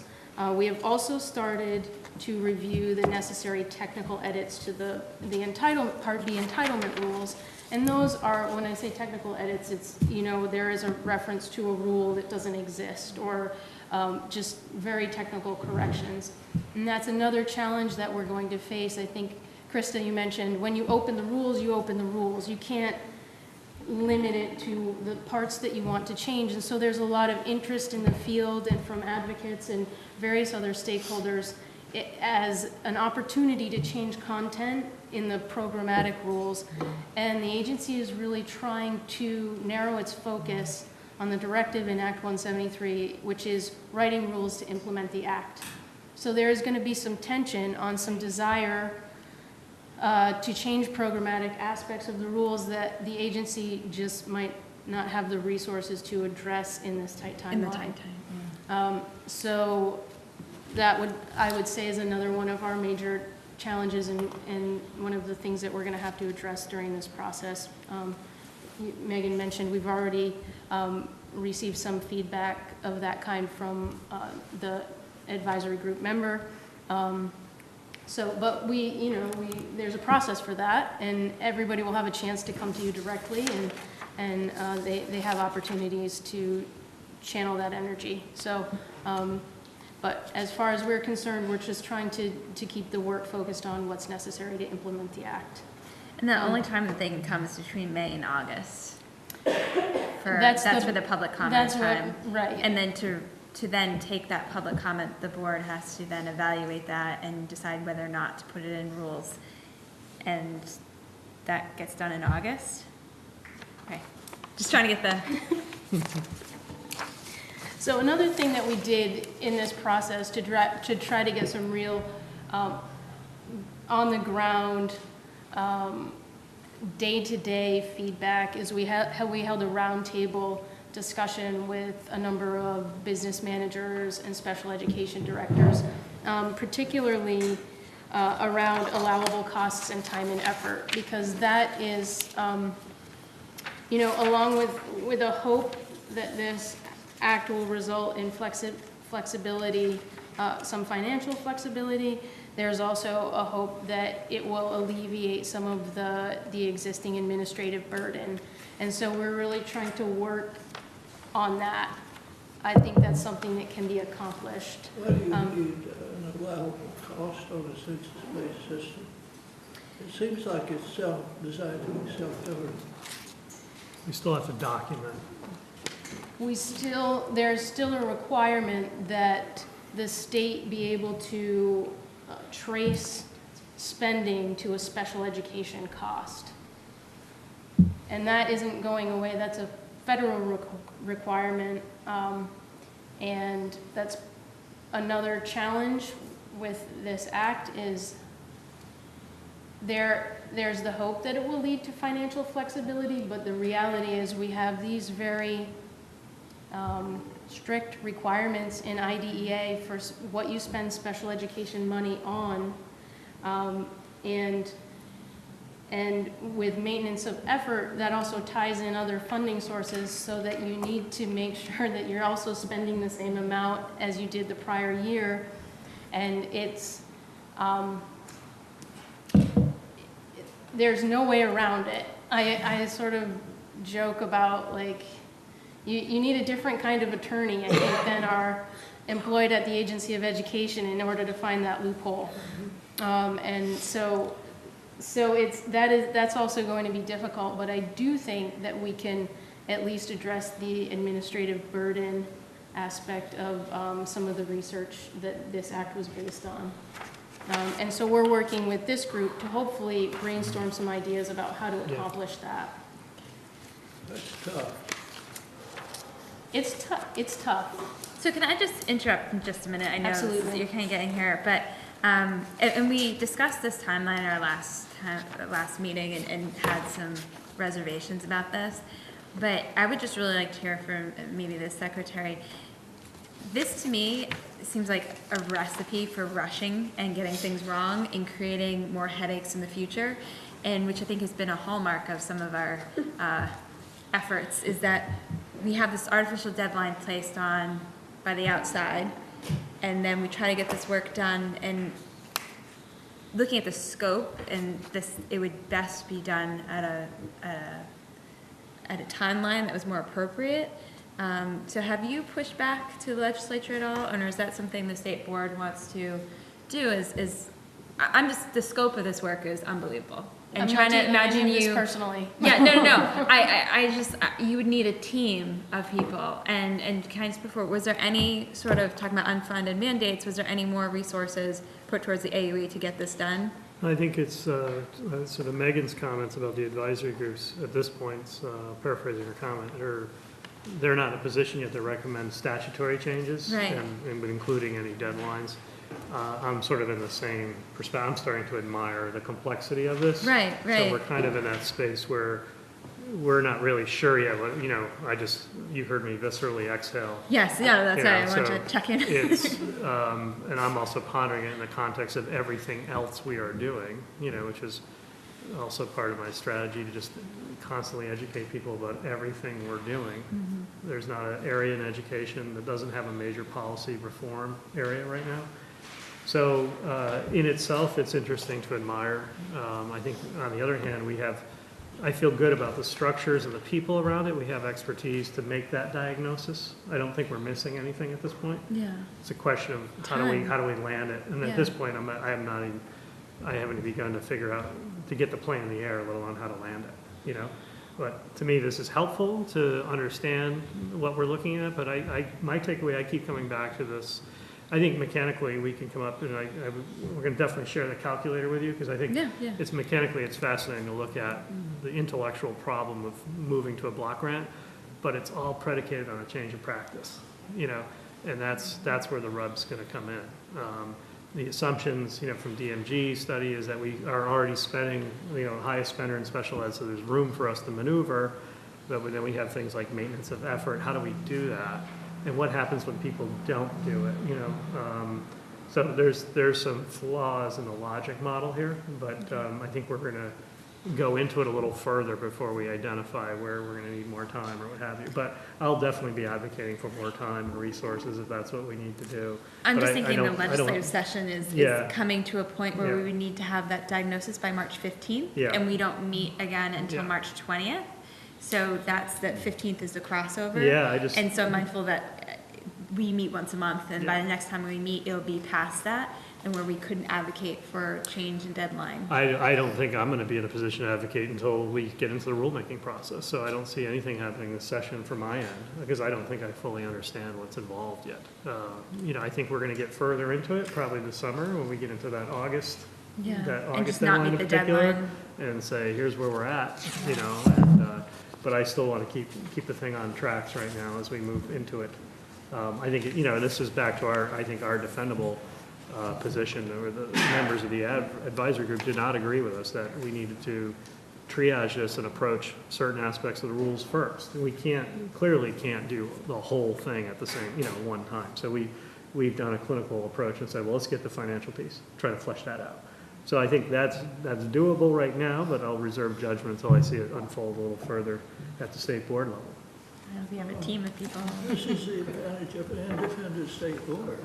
Isn't it great? Yeah. Yeah, so it's, And get you too. but I don't know if that answered your question. I'm prepared to advocate for resources for the agency when I think it's appropriate. I'm not sure yet on this issue. I feel pretty confident on the financial side. I think the program side is where I think we're most vulnerable right now, and that's a conversation that we're seeking to have and refine our approaches there. Well, and I'm just thinking from the board perspective and being charged with November rules. Right. And is that, I would rather ask for more time to have those rules done right than I think what we've seen. I'm using 166 as a poster child when that went through, and because the way it was written in rulemaking, it was sloppy, because the way the law was written was contradictory, and so I just don't want to see that happen again, and that complexity. It's a great point. You know, as a new secretary, I'm constantly holding, or you spend more time holding 173 and 166 in my hands. 173 is much better written than 166. But then let's do it right. Yeah, I mean, that's the thing, is take the time. It's a great point, right. You know, but it's a better foundation upon which to build something than 166. And even with 166, we had to delay rulemaking because there was questions, and so this, I'm just worried about giving voice to all these constituencies, because what you're talking about, there's a lot of different voices coming out of this in different directions. One thing I would add to this conversation that has come up in conversations, maybe not specifically, and I suspect it will come up because we will talk about this issue of delay as a group, but in order to implement the programmatic changes, districts are anticipating needing this flexibility. And so it's not free flexibility. There's still the need to document things. But I think from the perspective of districts, yes, we have to change how we deliver services to kids who struggle. This funding structure is supposed to actually help us do that. So we do have to think, if we are going to delay, we have to realize that might also delay implementation, because we are limited to some extent in how we can shift how we do this if we don't have a more flexible funding model. That might not be that doesn't necessarily mean we don't need a delay, but I think that's part of the conversation. What if we did something like have the chair write a letter that says we are concerned about this issue and the timelines, and we may need to do some partial implementation before the deadline or this fall, right. And then come back, just ask for permission to be a little bit later. I mean, that's what, so asking me to write a letter, just making them aware of our concerns about meeting the deadline. Yeah, but Liv, you're setting up an escape valve if it's necessary. Okay. We're gonna be very attentive to these issues. We also, I mentioned technical corrections versus miscellaneous ed bill. We have a series of technical corrections slated on 173, so if we needed to make some adjustment now, we feel, we have a vehicle to do that. Okay. But just to play devil's advocate with Dr. Mathis. Sure. Perhaps this would be an opportunity for the agency to create its own rules. And if part of the inefficiency is to go through the state board, maybe we should just do it on our own. Okay. Devil's advocate. I'm not sure. I feel very good about the construct of the process, but just to your point, I'm not confident yet of where it's going to go. Okay. It is, for me, also, once again, it's looking at all the work, SLDS, everything else we're trying to stand up at the same time here. Great, the agency Yeah. trying to do. Just being mindful of time, last sort of thoughts that we should, so we have these are completely draft, so we shouldn't Those are get complete draft. There's, they probably will change in light of the feedback we received from the advisory group. We just got that on Friday, so we're still working that in. But just sort of, where we're headed next, as I mentioned, we're really trying to nail down what our monitoring and evaluation processes are going to look like. Whether or not the rules contain a specific outline for those activities, even if it's a more general rule, we want to know what we're referring to. And then incorporating the feedback from the advisory group and then completing the technical revisions to the entitlement rules. So that's what we're working on now. Any other questions? You're not working on anything else, right? I'm also the public records officer, so, that ebbs and flows. Yeah. Act 46 is sort of. Yeah, so, okay, all right.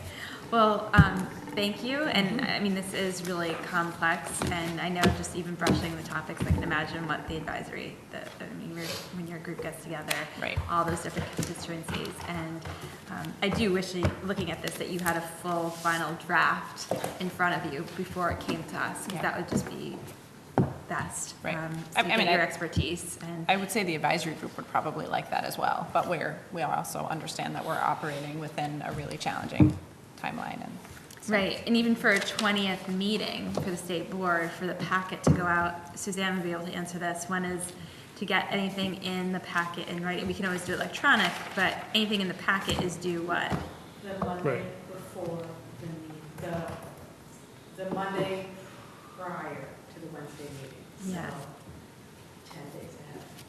Okay, so not a very long turnaround, especially for May 4th, or March 4th meeting, and then any sort of edits being made, getting back to you to meet again, and edits being made, that doesn't leave a lot of time. So I am concerned about that, because I want the expertise of your group.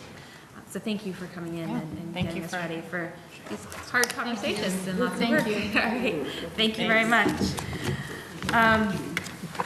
All right, and so moving ahead. Before you leave, do you want that motion? There's no motion. No, do you want me to make one for you to communicate with the legislature? Oh, sure. So moved. Okay, so I've been instructed to write a letter to the legislature expressing just concerns around the timeline. Is there a second to that? Second. Seconded by Mark. Discussion, Stacy? Yeah,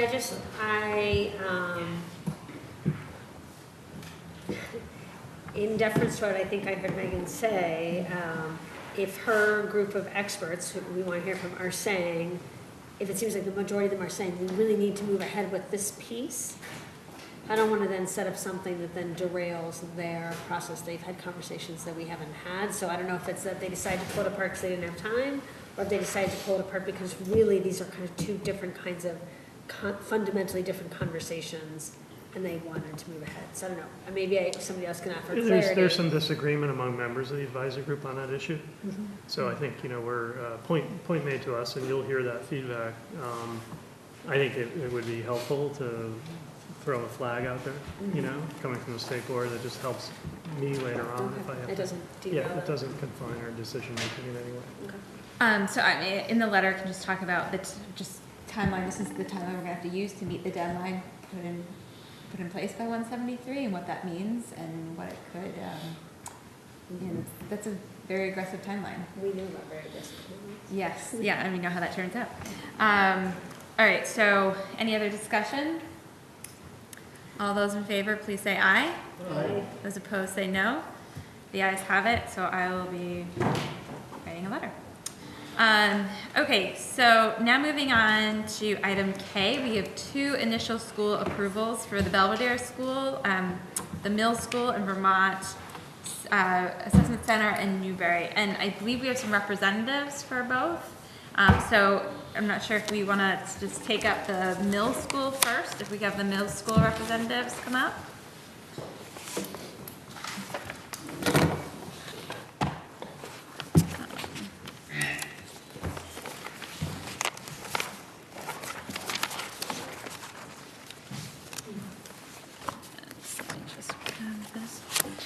So, do you mind just introducing yourself for the record, first of all? Can we start down here? Sarah Fisher, I'm the school director. John McCooey, the managing member. Tim Feeney, Chief Knowledge Officer. Okay, so we have, the secretary has recommended that initial general and special education independent school approval to serve grades 6 through 12. And this approval is conditional on requirements of the school reports to the agency within 5 business days, any changes. So I guess if I could just start with just a quick question. One concern I had, and this was on the first page, page 3 of 8 of the green sheet here, in the very bottom, it talks about how this content of the curriculum is guided by the Vermont Framework of Standards, but we don't follow the Vermont Framework of Standards, so could you address that? They've been replaced by various...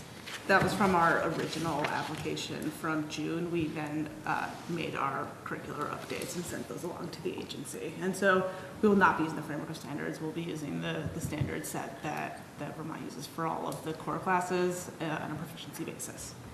Okay, because that was... Page, it's on Common Core. It did say Common Core, but so it said Vermont Standards and the Common Core, but there's a... we just don't use Vermont frameworks, No, we don't. period. And We exactly. replace with C3, Next Generation Science Standards, so that's why it's confused. So when we sent our application follow-up in June, it did not include Vermont framework. It included the standards listed on the AOE website. Okay, so I guess, so when did the initial application put forward? Because we haven't used these for quite a long time, that's why I was concerned. May.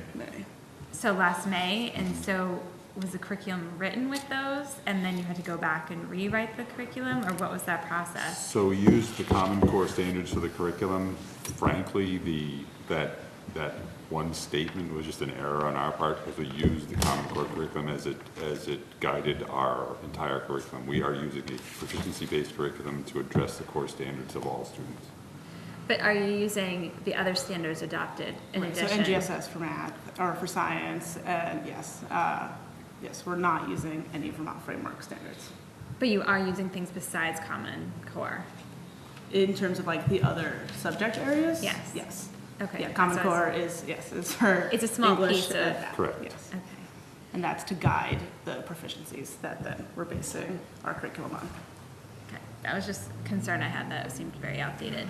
Yeah. Any other comments or questions? Yes. Yeah, Bill? Beckett Group, where are they based? The entity is. That's the other, that's backwards. Sorry. Sorry, there's 2 green sheets, and this is K1, and then there's K2. I see. So that's why this is K1 looking at the middle school. Any other questions or comments or motions?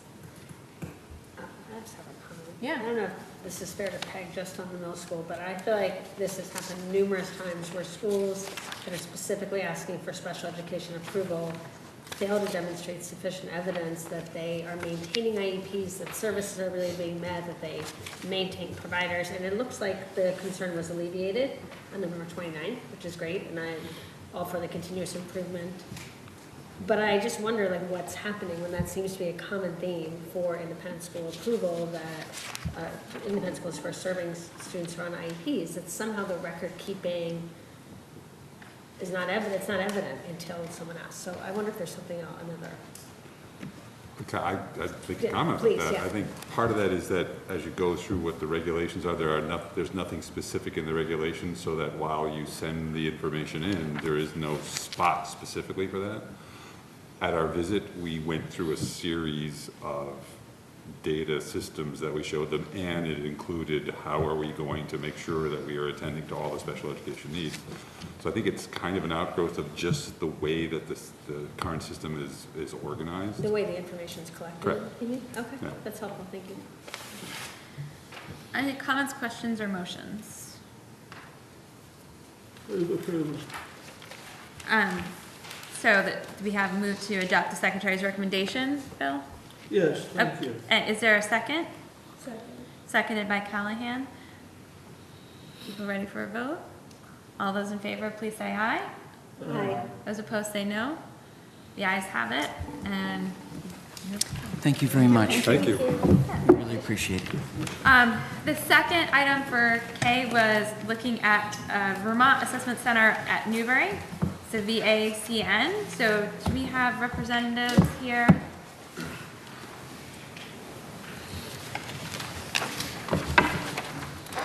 Thank you for coming in, and just your name for the record? Steve Lucia, And what's your role within the Executive Director. executive director? Okay, Bill, your question? Beckett, tell me about Beckett. This specific facility or Beckett overall? Beckett, it appears that's your father or mother institution. Yes, the Vermont Permanency Initiative, which is part of the, a part of the Beckett Family Services. So specifically for the Vermont Assessment Center, it's a 90-day assessment center that opened in Newbury, Vermont on July 1st of this past year. And that is within the Vermont Permanency Initiative, which also has the Connecticut River Academy, which is the current school that the kids attend. That's in Bradford, Vermont. It also incorporates the Vermont School for Girls and New England School for Girls down in Bennington. And also has the Hall Farm campus, which is in New Hampshire, and Blake Farm campus in New Hampshire. Okay, thank you. Beckett's headquarters are not in Vermont. I'm sorry? Beckett's headquarters is not Vermont. Or is it? Yeah, well, we have programs in Maine, Massachusetts, New Hampshire, and Vermont. So I would identify that our central business office is in Orford, New Hampshire. Just so that we've had some confusion trying to follow the web very of all familiar of with it, these, yeah. how they overlap and how governance works. And so I think that's why it was in here a little bit more in depth, but that's Yeah, what the question is. I expected the question. Yeah, Stacy. It's been a process. I thought it was very unusual to know that this tutorial program, that it came out of an RFP. I thought that was just kind of, we haven't really seen that before. So the idea that a need that Vermont has identified, a need to serve this community of young men or, of teens, and so put out this RFP, but that Beckett Family Services was the only entity to respond. And I guess I just wondered, Secretary, this came from DCF and DMH, so it's not AOE, but I'm wondering if you have any comments on an RFP to create an educational setting, or how competitive, I don't know, it seemed unusual. No, I don't. If there's any more information. I don't have a broad experience on this issue. I know the geography, and I appreciate where they're serving. I've worked with a company before in a different setting, but I'm not sure about where that's going to. Just pose the question to me about mental health services and our integration abilities. But I'm not familiar with the RFP process per se. Okay. Other comments, questions, or motions? With the secretary's recommendation. Okay, is there a second? Seconded by Callahan. Are people ready for a vote? All those in favor, please say aye. Aye. Those opposed say no. The ayes have it. You're all set. Thank you. All right, and next we have the foreign language and world readiness standards for learning languages. So, do you want to come up and, okay. And so, let me just grab this. This is item L.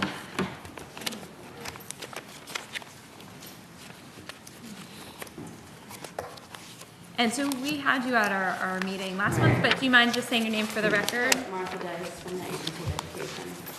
And so last month you presented and you had some teachers come and speak. And this month we're looking to see if we want to have accept the Secretary's recommendation that the State Board adopt the ACTFL World Readiness Standards for Learning Languages. And so, comments or questions? So I'd like to move Secretary's recommendation. Okay. Put forward by Mark. Is there a second? Second. Seconded by Callahan. So I guess one of my concerns, just looking at this, is not really concern about the standards per se, but more concern how it connects with education quality standards. In our last meeting, we talked about how it talks about annual and rigorous exposure to all these different subject areas. And this is something that is a deep inequity around the state, and where you live really determines when you have access to foreign language. And that's very different. And I wonder if you could just speak to the breadth of what the opportunities are for students when it comes to world languages. We have some that all the way from elementary school, you can go through immersion programs, and to some that don't get any exposure until high school. Right. And just to see that we do have this inequity. Yeah, I did a survey of the state, and it really is an area that I saw a lot of inequity. And I use, U32 as an example. The kids at Middlesex Elementary School are offered both French and Spanish. All of those 5 feeder elementary schools go to U32 middle and high, and the other 4 don't have that same opportunity. And that was really apparent across the state. And then, as you mentioned, you have schools like Jericho that are going full Spanish immersion. And then you have Lake Region with 750 high school kids who are getting Spanish from an online teacher because they don't have a teacher at the school, unless something changed since I did my survey. And I think a lot of it is because, well, I think it's my opinion, but global citizenship has 4 pieces that are social studies related, and then world language is included in there. It seems that some supervisory unions are allowing the students to become proficient in global citizenship by hitting those social studies pieces, and they're not getting that annual rigorous world language requirement. And it's been a concern. I've had some curriculum directors speak to me about it. And I think it's an area, if you want to look at equity, it's someplace that you might want to look at. And so when we look at the education quality standards, there is no or, but I think it's being interpreted, each comma as an or, and you pick which category, and you can then, because there's nothing in there that says, what does it mean to be proficient in global citizenship? It says you need to be proficient and then list the categories. Correct. But there's no or, but a lot of people are interpreting it as an or. Right. And it's an opportunity then that are not being extended to all students. It seems to be sort of an interpretation of local control, what they want to focus on. Some SUs are focusing more on culture because that's part of the parentheses as well. Most seem to have a focus on American history, but that's part of Title 16 requirement anyway. Yeah, it's getting overlooked, and I guess it's the whole idea of the comma. You can take it back to Amendment 2, the comma. But It's also labor shortages too. I mean, yeah. some people, I'm sure Lake Region probably got Yeah. a real They teacher at some couldn't- point, they and just couldn't can't find find, anyone. and so the labor shortages in this area are pretty significant. Yeah, and I know Vermont was part of the federal fundings for paying for school loans and stuff like that. If you could get foreign language, I think it was both French and Spanish, because it's nationwide, it's not just here. And do you know of any effort to make sure, as we're passing new standards around world languages, what does that look like for teacher training? And is there more robust effort that's happening to make sure that we have the teachers to meet this labor need? I'm not really positive about the higher ed training in Vermont. I do know that the NCSSFL does a great job at providing opportunities for training. I just got something else for Russia, if we have anybody who wants to learn Russian and teach Russian and Korean as well. And then you met Allison Litton, who was the past president of the Vermont Foreign Language Association. They're great at providing opportunities for the teachers, but I personally have not looked into what's being offered at any of the Vermont universities. I know that Middlebury is seen as one of the strongest world language higher ed schools in the nation, just from my own past experience with my son. So we should have a plethora of language teachers here, but I don't know. We need to keep them. Did you want to speak to that? Yeah, I know, I think it's back, I'll say back to the sort of the policy issues. We have, a separate board that's in charge of teacher licensure. The idea of looking at like sort of critical shortages or areas where we could, this is a common area I hear from districts where they have a native speaker, Chinese, what have you, that they would love to get in the classroom, but not be, they're not going to go through a traditional licensure program to bring them in. So we have to, I think about if we're really interested in promoting foreign language and particularly doing it on an equitable basis, we're going to have to deal with a licensure and labor issue around that differently than we are now, because we don't have a pipeline for the stuff.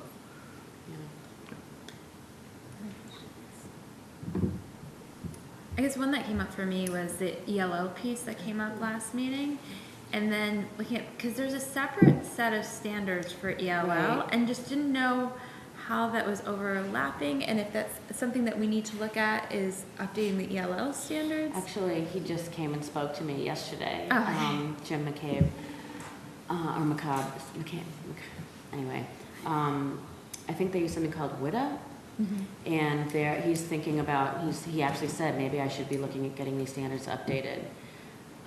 But when I mentioned to ELL, or someone had asked about the English language learners, it's not to use ACFL to replace their standards. It would be as if someone was coming with, from a country that they were fluent in, say, French. If they're coming from the Democratic Republic of Congo, they would be easily able to use the ACFL standards if they wanted to learn Spanish, because it's not a focus on, predicates and past participles. It's more of a focus on, culture, communication, community, and that kind of thing. So I think there was a concern as to whether you as the board thought that they were something that could replace the EL standards, but that was not the intent at all. Because that is one thing that we have not talked about, ELL standards at all, as part of the updating of what's approved by the state board. And that was the first time it was mentioned. Yeah. It was in your presentation. Okay. Any other comments, questions? All those in favor, please say aye. Aye. Those opposed, say no. No. Okay, so, Bill, the ayes have it, and they have passed. Thank you. Thank you. All right, so Thank you, we will take a quick break, and we will come back together just right before 3:30. All right, so let's come back into session. And we're going to, right now, we're waiting for Green Mountain College, so if it's all right, if everybody will proceed to the next item, just want to make sure, we told them 3:30, and if they want to be here, I'll make sure that they are here for that.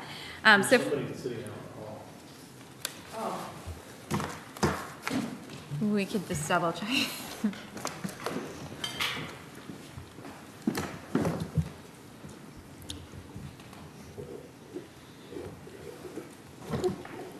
Or somebody's just waiting for somebody else. It could be absolutely not related at all. Yeah. Oh, good. Okay. All right. So we will then, I guess, be proceeding to item M. I recognize the voice. Hello. Come on right in. We're running a little ahead of schedule. Hi, Dan, how are you? Okay, great. All right, so we are taking up item M, and this is the Secretary's recommendation that the State Board of Education approve Prescott College as a designated entity to act as permanent repository for Green Mountain College student academic records. So thank you for coming in. If you want to just say your name for the record. Sure, Bob Allen, president of Green Mountain College. Tom Moaz-Pugh, the Provost, Vice President, Academic Affairs of Green Mountain College. Okay, and thank you for coming in. We know this is a very difficult time, trying to close the school and figure out next steps for not only the records, but your students and your faculty and campus. So thank you for making the time to come in and talking to us. So you've asked for Prescott College, and could you just talk a little bit about your relationship with Prescott College and why this made sense to have the records go there? I think it's in the writing, but it'd be nice just to have that perspective. And I'll ask Tom to join in. Excuse me, I've been at the college this is my 3rd year as president. Tom's been at the college for more than 20, so the relationship with Prescott goes back a long way. Along with Green Mountain College, Prescott co-founded the Eco League, which is a group of 6 colleges that we have. Our students can study at each of the colleges, so we've had a long relationship with Prescott College. And as we started to look out to identify partners, Prescott surfaced very quickly, having a very similar mission and an interest in partnering with us. So as part of that process, I attempted to partner with several Vermont institutions, which for a variety of reasons didn't work. Okay, so any questions? I mean, this is pretty straightforward. I think it's well-reasoned. Going through any questions for Green Mountain College at all? How long has Green Mountain been there? 1834. 185 years. Yeah, ouch. But as you can see in the material that we sent in advance, the academic records, NETCHI has already given approval for the records to reside at Prescott, as well as the Higher Learning Commission, which governs Prescott. They've also endorsed it as well. And I think included in the material we sent was which is for your reference, with essentially all the teach-out agreements with the 9 institutions. And just so you know, it's going very well. I mean, it's 185 years, the hardest thing I've ever had to do in a very long career. But so far, it's going extraordinarily well. We had a college fair with just Prescott about 3 weeks ago. So our students had an opportunity to meet with a number of representatives from Prescott. 2 weeks ago, we had it with just the teach-out colleges, so the 9, and all 9 came, including Alaska Pacific, so they were there to meet our students. And just last week, we had 58 colleges in our field house, to meet with our students. So, so far, things are going pretty well. So, I mean, this seems like a very reasonable request, but a little off script. Could you just talk to us, because this is something that we're seeing a lot of smaller schools of colleges in Vermont, and are there things that as a state board we should be looking at or thinking about when it comes to post-secondary viability of colleges in Vermont and policies that... That's really what we've been focused. I started this process of trying to come up with a solution for a small Vermont college about 18 months ago in terms of partnerships. I think that one way to avoid closing is to partner with another institution. And as I said, we tried a number of them, which did not in the end work. But having said that, as you just have to pick up the Rutland Herald or Vermont Digger to know that there are other institutions in the state that are on the edge and pretty close to the edge of closure. Sadly, I don't think Green Mountain College will be the last. And I just hope that some of the lessons that we've learned, and I'm happy to sort of pass those on. I've talked to every college president in the state, as well as a number of other colleges, that some of the lessons we've learned along the way, and we're happy to pass those on.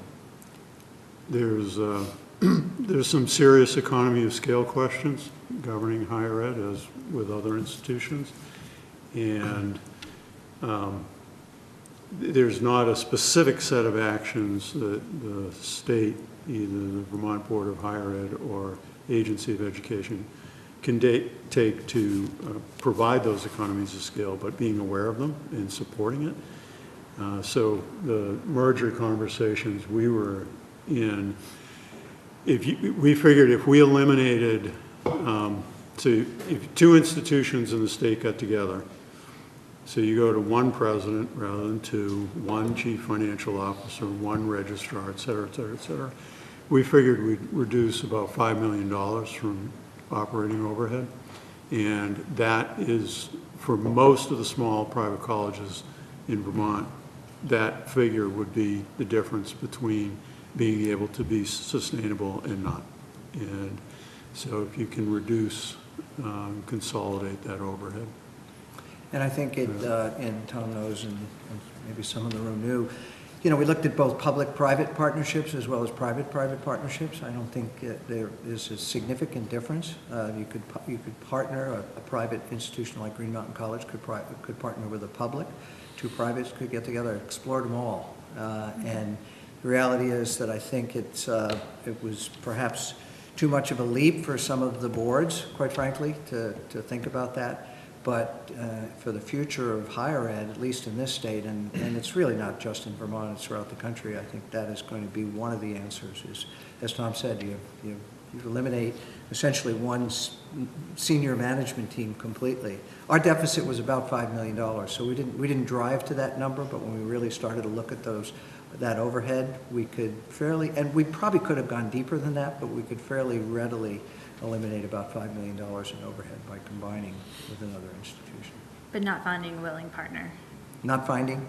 Correct. But you didn't find a willing partner. We did not. Well, Yeah. in general, the administrators of higher education, not just in the state of Vermont, but in other regions where we negotiated with institutions, get it in a heartbeat. Boards, not so much. They're more conservative, risk averse, in the face of financial difficulties tend to turn inward. And but the higher ed administration, by and large in the state, recognizes that there is a very large train coming down the track and it's going to run right over them. I would expect that the state of Vermont might lose as many as 4 institutions of higher education within 12 to 18 months. And it's a possibility. It's not a prediction, it's a possibility. What happens to the physical plant? That's to be determined. Doesn't do good to have empty buildings up. It would not be. Yeah. So we're pursuing, on a number of levels, there's been some interest internationally. There are international people looking to have a campus in the U.S. Our campus, well, I don't know if you've been on our campus, Beautiful. It shows well, presents itself well, has deferred maintenance issues. Like virtually every, in this building probably has deferred maintenance issues. But yeah, so we've had some interest internationally, but we've also, there's a group out there, if you go on the web, you'll see it, called Save GMC, that are trying to raise money and have a rather ambitious plan, potentially to keep the campus active. It's got a number of huge hurdles, not the least of which is time, just not enough time to. So we are fully accredited. We are in the middle of a semester, so we're going to finish out the semester and finish it well. We're really excited about finishing the semester. In fact, we have a group in today. We have a limited residency program for our master's degrees. So we have our MSFS, or Masters of Sustainable Food System, students in for 4 days. They just started today, and they're excited about doing that. But it's going to be a challenge to find a single use for that campus outside of another educational institution. But there might be also a multi-use opportunity for the campus as well. This is something I'm sure you're all aware of, but it's worth stating, being explicit. As you know, Vermont is an aging population, and colleges bring youth from out of state into the area. 83% of all our students were not Vermont residents, 17% were, and many students prefer in their first jobs, in particular out of college, to stay in the region where they went to school. A lot of our graduates are significant in economic development initiatives in the state of Vermont. The 2014 Young Entrepreneur for the Year, Joe Bosson, with Vermont Bean Crafters, Green Mountain College graduate. a lot of the diversified farms in central and southern Vermont, Green Mountain College graduates, Rutland area farm to food link, founded by Green Mountain College staff, faculty, and graduates, et cetera. So the colleges have their ongoing existing, our payroll was 6 million. You add in our vendors, facilities, and dining services, another million. You've got 7 million in direct payroll, about another million in adjunct expenses, so you've got 8 million in payroll. You put in the health benefits, insurance, et cetera, it's about another million. You got 9 million in personnel expenses. That evaporates. We heat our campus with wood chips, all provided by Gagnon Lumber in Pittsford. That's all the heat in the facility. That goes locally, so we're employing loggers, helping landowners pay their taxes through selling. That economic development, count it, total roughly $14 to $15 million annually into the local economy, evaporates. But it's really, aside from those direct expenditures, it's the bringing of youth into the state and engaging that youth. They're doing internships. 85% of our students did internships by the time they graduated, many of them in the state of Vermont. And if the state wants to have an integrated economic development plan that draws young people into the state, highly educated, feeds the workforce, feeds that sensibility of Vermont as a good place to live, start a career, start a family. The colleges and universities that you have are an incredible tool to achieve that. And, it's too late for us. We're done. I mean, we're closing out. Maybe somebody makes use of the campus in some way, but we're not the last. And I think it would be helpful if the state, at the state level, at the legislative level, at the governor's level, took a serious look at the institutions of higher education, partly for the immediate economic driver capacity, but more importantly, the long-term development of highly educated young people coming into the state. Doesn't Vermont have the highest concentration of the higher education institutions? Per person, I think. Per person. Yeah, per capita. Yeah. Per capita. So early on in the process, just so you know, I did meet with the governor, so the governor was made aware early on. Didn't see how, at least at the time, that his office or he could help, but the governor was made aware of this very early in the process. I realize the specific charge by statute to this body is determination of the disposition of the academic records. I want to give you a little bit of sense of what we're talking about so you can envision it. Our records are well maintained. All the records from 2000 to today are digital. They occupy no space at all. And they can be easily transferred to any entity. In this particular case, Prescott College happens to use the same third-party vendor for access of transcripts that we use. So it's very simple exporting of our records and them importing. We do have, prior to 2000, the hard copy records occupy 16 file drawers. It's actually 15 and a quarter. I've measured them. 8 of them are 16-inch deep, so they're pretty short. 4 of them are 27-inch and 4 of them are 24-inch. We also, in order to help make sense of those records, it's important to have college catalogs because an academic record, a transcript is simple numerical code, brief title, and a grade. So for another institution, if it's trying to make sense of that, having the catalogs are important, the academic catalogs. The catalogs occupy 7 linear feet, roughly, a little less. And that includes catalogs going back to the 1930. We don't have catalogs prior to that. We do have the old handwritten ledger book records from the 1800s. And that occupies approximately 2.5 linear feet of shelf space. And we have them in archive-equipped boxes for storage, long-term storage. So that's what we're talking about in transmission, physical transmission of those records, is what it takes. Could I just ask, I know on your agenda it says discuss and vote. I don't know if you're going to vote on this today. We would appreciate an early decision on this, because right now we're, as you can imagine, our alums are concerned about where their records are going to reside. We're telling them that we believe they will be at Prescott College, but until you render your decision, we can't tell them definitively where they're going. So it would be very helpful. That would be the aim of today, if I have a motion. I'll move the Secretary's recommended action. Okay, so we have a motion by Bill, and do we have a second? Second. Seconded by Mark.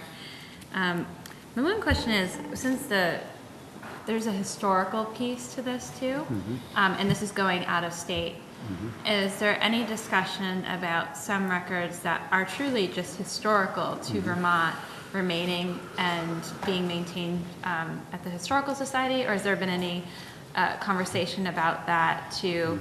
Because that's where this is, because there's no partner within the state of Vermont, these now records that do tell a history of our story are now leaving the state. And has that been considered at all? It has, and we probably get calls daily about some aspect of the college that some group or entity would like to maintain. We can't give them an answer until we kind of decide how we're going to shut down and what that will look. We have a Welsh collection, for instance. There's a strong Welsh collection in Pulteney and around in the slate. We were looking at the slates on the outside of this room. It didn't say they came from Pulteney, but I think in all likelihood they did. Yeah. So there are significant, when we have artwork and we have other things that people would like to see remain in the area. In addition to the sort of Save GMC group, there are a number of groups that are saying, so what out of the legacy of Green Mountain College can we preserve and maintain? So there's another, I think there may be another initiative to raise sufficient capital to start, call it the Green Mountain College Foundation or something that would maintain some of those records. We'd find a place to house them. So I don't think there's any intention other than the academic records at this stage to move any of those records outside the state. On the other side of the coin, unless we have the resources to maintain them, what do we do with them? So it still is a challenge. So just the way the Secretary's recommendation is to make sure, the way it was read, is that the State Board of Education approved Prescott College as a designated entity to act as a permanent repository for Green Mountain College student academic records. To me, that would mean records all the way from the 1800s to yesterday. So if that, I'm just making sure that's what you want and you don't want any different language, or if you had a different if you then decided you wanted some to stay, if there's a group that wanted to maintain that, I would assume you'd have to come back to us another time to get that additional piece, because right now we're saying all records. All academic records. All academic records, yes, yes. We're really talking transcripts principally. That's what alums and current students are concerned about. Okay, I just want to make sure that that's all and historical it specifically pieces. says well, it's an interesting question. On the one hand, if you divide the records, you have a bifurcation issue. So Green Mountain College served as the public high school, for example. It served as the high school for the town of Pulteney until 1936.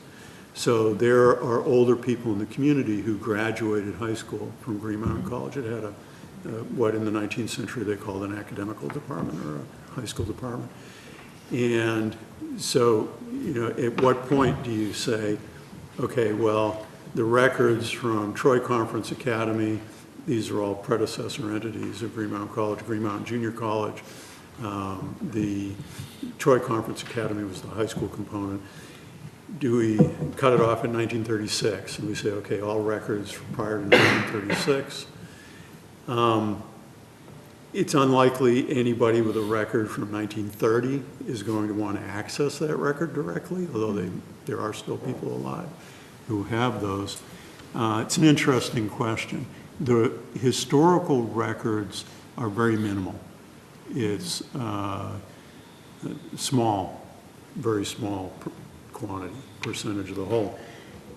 My default, my training in part is in history. I was a Larry J. Hackman Research Residency at the New York State Archives for a year.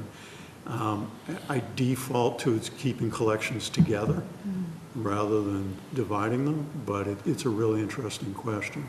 I think my preference at the moment would be to keep them together, but to make sure that we do provide some notification, maybe it's the Vermont Historical Society, and say, here's where you can find these records.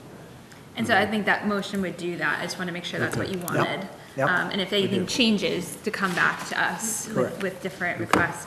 Any other discussion on this motion? Quick question. Bill?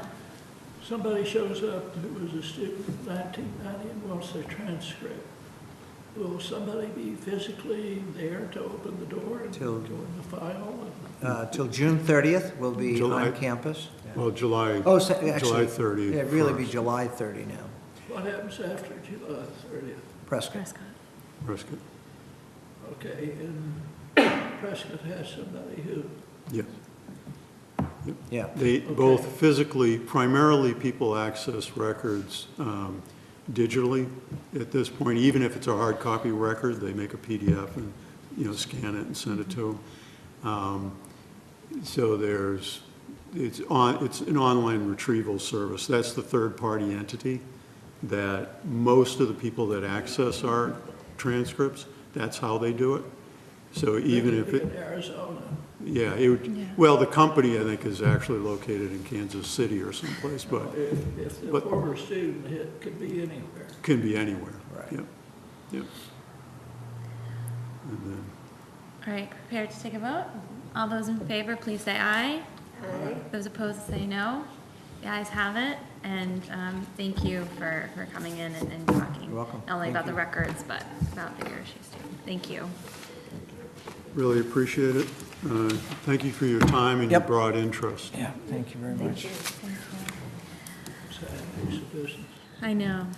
Is there a relationship between Embry-Riddle Aeronautical University and Prescott College that you know? Not that I know Not of. that I know. I don't know. It was back in the 1970s. Yep. I don't know if it was the Prescott College or Prescott.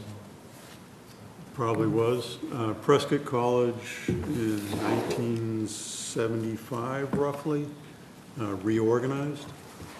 So there's sort of a pre-1975 Prescott and then a post-1975 Prescott. So I'm not sure what changed. Thank you. Next is communications policy, item N. And this was guidelines that we already had. John Carroll brought forward some language in the second part. And it just reads, amendment pending resolution, let's go down. Notwithstanding provisions of the board's guidelines for public communications from 30th August 2017, board members agree that unless subpoenaed to do so, they should not communicate publicly about the pending court proceedings until they have been resolved. If asked, board members will refer an inquiry for comment to the council, the Vermont Attorney General's office. So that was some language that was brought forward by John Carroll, fleshed out by legal, and we would need a motion to adopt this. So moved by Mark. Is there a second? Seconded by Stacy. This is pretty much exactly what came up at our last board meeting. So is there any other discussions? I think there was one word change, and that was it. Seeing none, all those in favor, please say aye. Aye. Those opposed say no. The ayes have it, and we have now adopted a communication policy. At this point, it's an interesting point in the meeting. It's talking about strategic vision, strategic planning. We're missing several members. We are just at a quorum, and 2 members that are here might not be next meeting. And so there's myself and Bill that will be here for 2 years, and Callahan, you have until June. So it's an interesting way to strategic plan by not having a lot of different voices at the table. Kyle, you'll be here next year as a voting member for 1 year. So when we think of strategic vision, strategic planning, it really stalled out with when we took up 46. and 46 really took all the oxygen out of the room. We stopped doing everything else, including strategic vision, strategic planning. Before we stopped, we had three mainstays, this idea of equity, excellence, and efficiency, and looking at those three categories coming together. So when I've been building the agendas, I've been trying to focus in on those pieces, and so that's when we have the equity discussion about implicit bias and bias in the classroom. That falls under the equity piece. When we're trying to talk about the quality, that was the education quality standards. And as you said, making sure we're frequent in that language and understanding the process and what's being added there. And again, before we can really measure it, we need to understand what's there. Unfortunately, the people around the table today were there at the table when it was put together. So the ones that weren't there are the ones that aren't here at the meeting. So that makes it hard, because we a lot of us were sitting around the table when EQS passed. And I can remember in Burlington High School sitting with all of you as it passed. So when we're thinking about strategic vision and strategic planning, I guess I'm a little bit of a loss where we want to go today and how much we want to get in, but we can maybe pick the brains of Stacy and Mark as somebody that, you know, potentially you could be here next month or maybe not. So I want to make sure that I'm hoping you are for various reasons. We love having your voice at the table, and maybe if you want to just think about it as we're moving forward, we have these three pillars. Are there suggestions or things that you are thinking that we should move in direction? I think, Mark, you spoke to all of it earlier today about sort of as we're making these policies, about including other agencies, how does this impact coming from other areas? But any other big picture, because we need to get back to strategic planning and visioning, because the vision we were going to try to, or the plan we were going to try to replace a year and a half ago, it's now expiring anyways. So it's to 2019. So this is something that we need to move forward with. So Stacey. Well, I'm remembering, if I'm trying to remember pre-46, I feel like one of the other roadblocks we ran into was the strategic plan, like just an aspirational document with this is a series of lenses through which we look at issues. We always want to consider equity whenever we're talking to someone. Or was this something that we were going to like gather data and? Yeah, did she just take? It's a non-debatable. But we, did she actually, did she leave? Okay, so we no longer have a quorum. But we can keep talking. Well, it's one of those items you can just, you're talking, they were worried about adjournment. How can we ever adjourn? I know, like, no, you can we? You can just adjourn the meeting as a chair, it's a non-debatable. We just can't vote on it. Okay, all right. So. Make a difference? All right, I Stacey. wouldn't want to vote on anything specific about the No. strategic vision. No, we can't. Yeah, we can't vote. I just think key members somebody around should the table. decide if it's a document that is like, here's what guides our work, or if this is a like, what I remember talking with John Carroll about in one of those rooms in the AOE in Barry was he, if I remember correctly, really wanted to get down to an important question was it's fine to set up these guidelines, but how do we actually know, and are we holding ourselves accountable?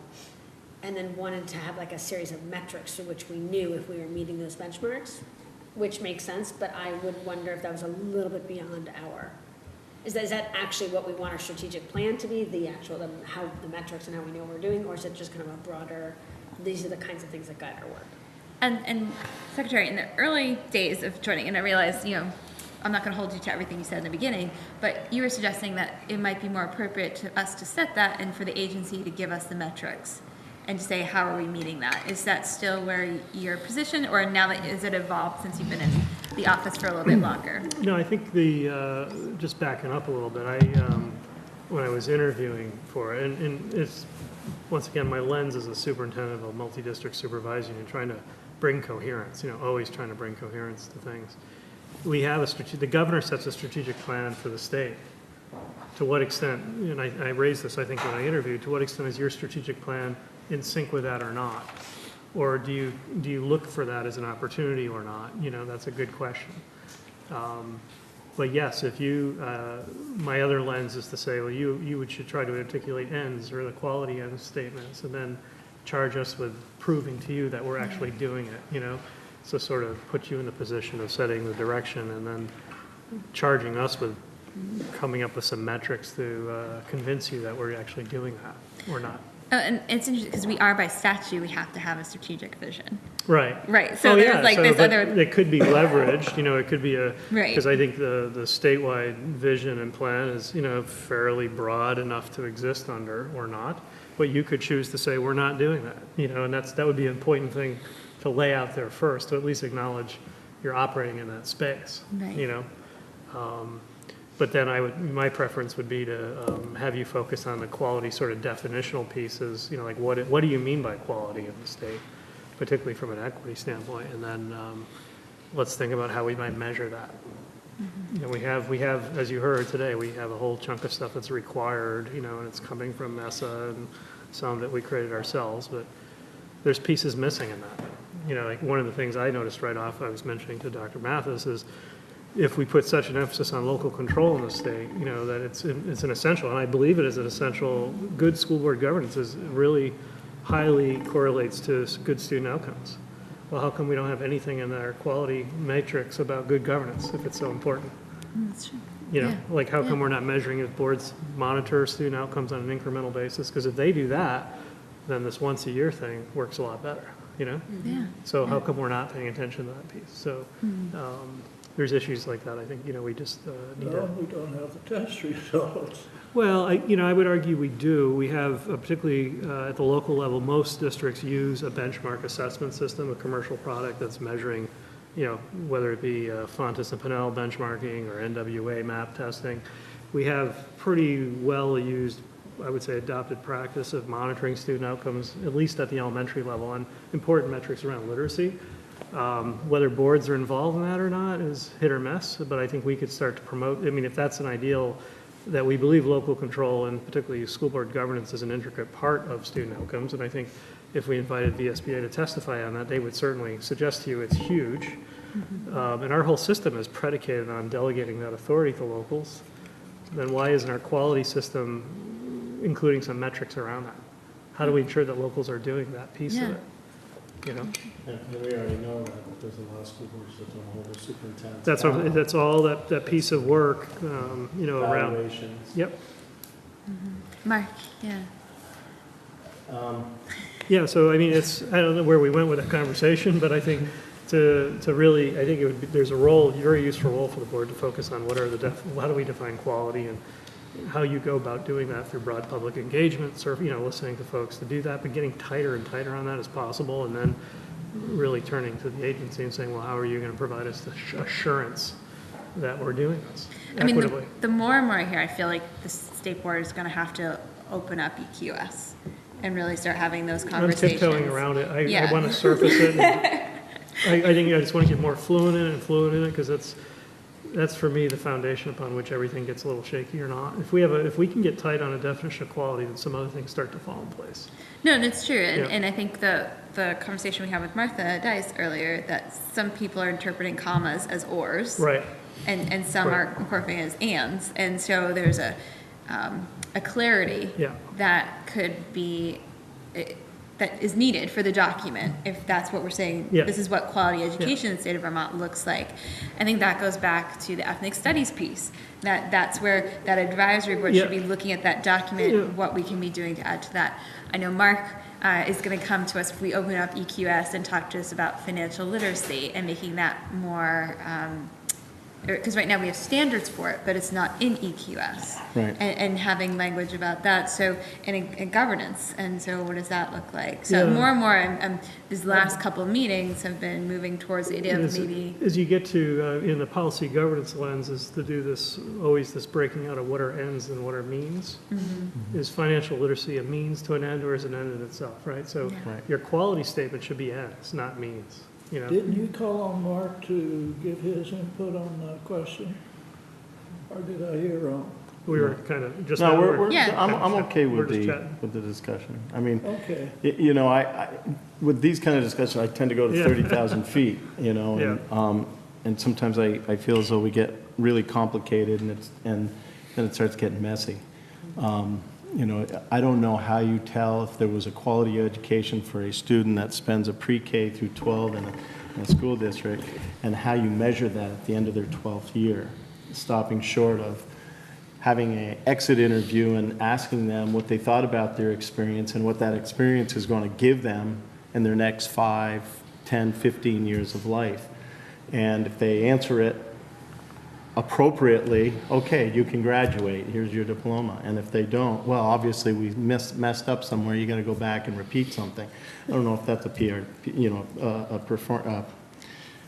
PBG, PR, you know what I'm trying to say. Today's graduation requirement. Yes, thank you. Personal learning plan, PLP. Yeah, right. Back to your list. It's like, to me, that's ultimately what we want to do, or what we want to see with our students. And there's so many obstacles that get in the way, including adults. And that's, that's the business of the AOE, making sure that we have licensed quality adults and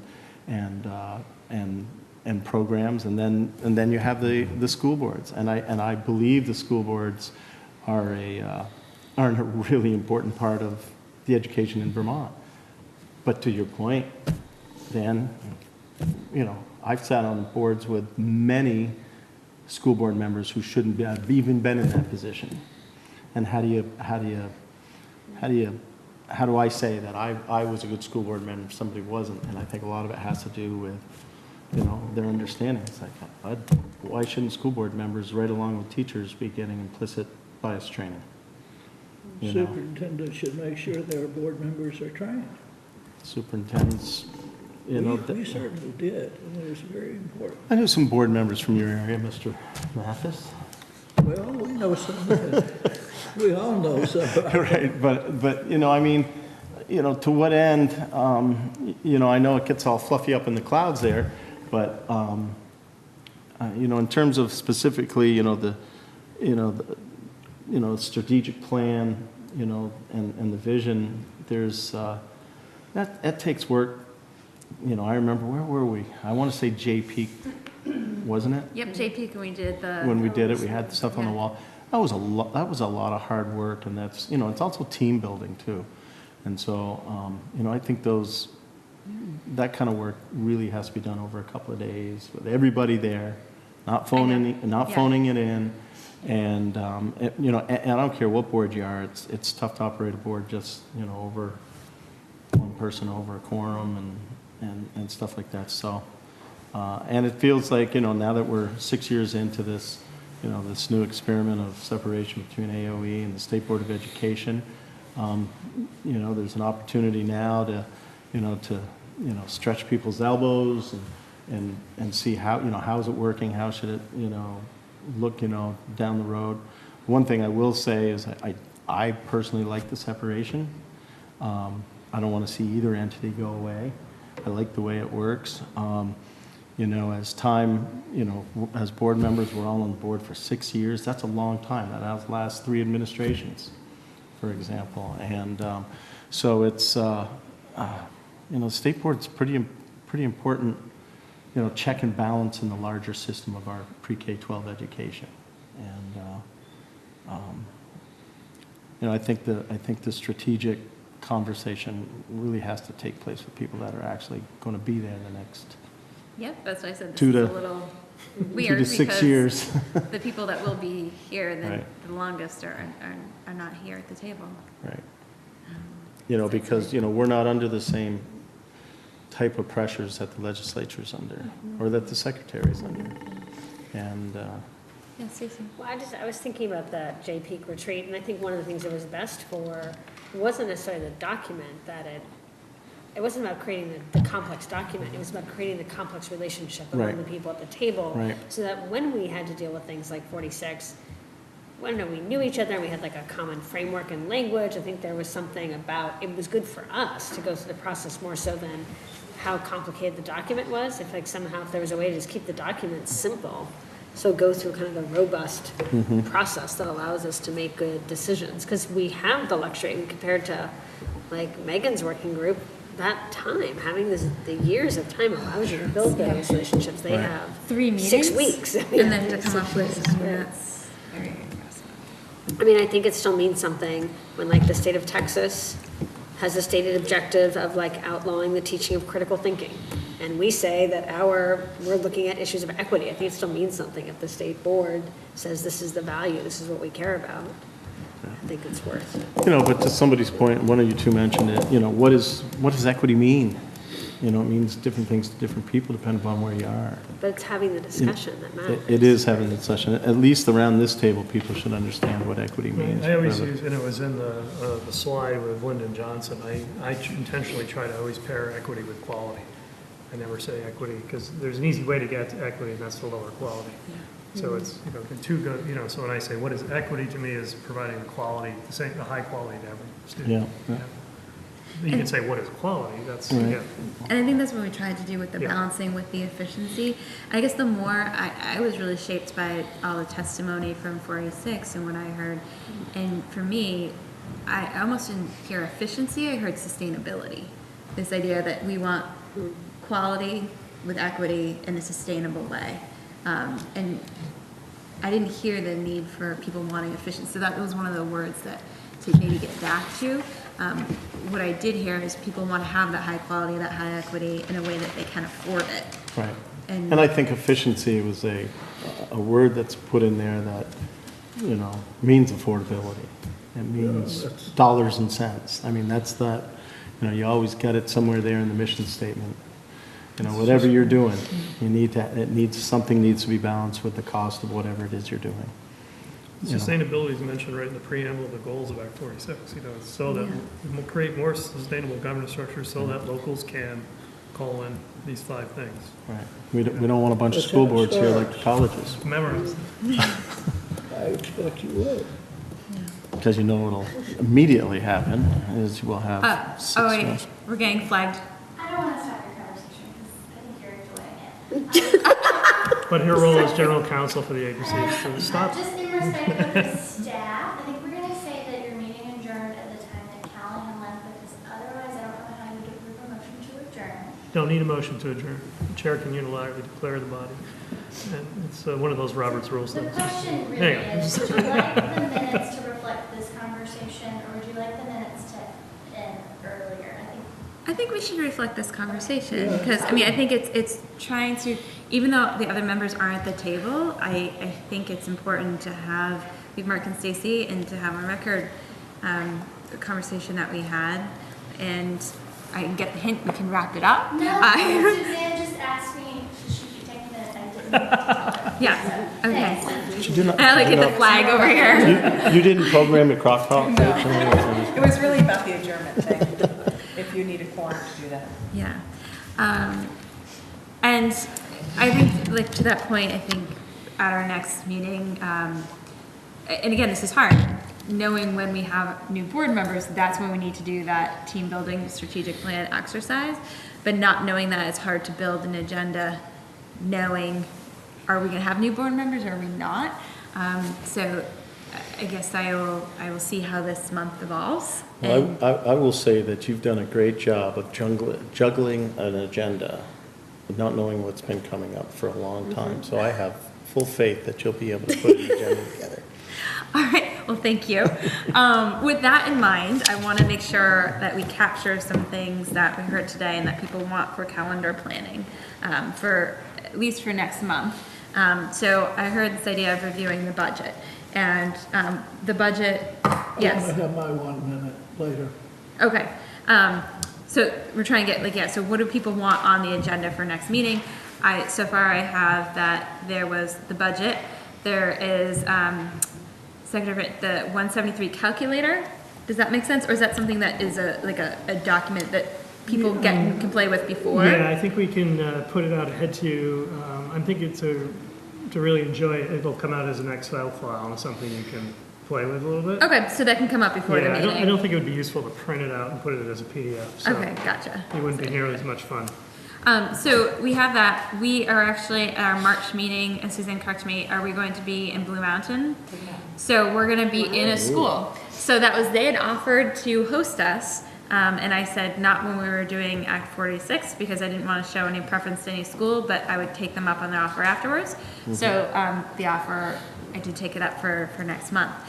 So we will be at Blue Mountain, and I do want to engage students, and And maybe one thing student members could do is, if I could get some contact for you and reach out to students ahead of time to see sort of what are the student issues there, I think that would be really powerful to have you connect with students before we get there.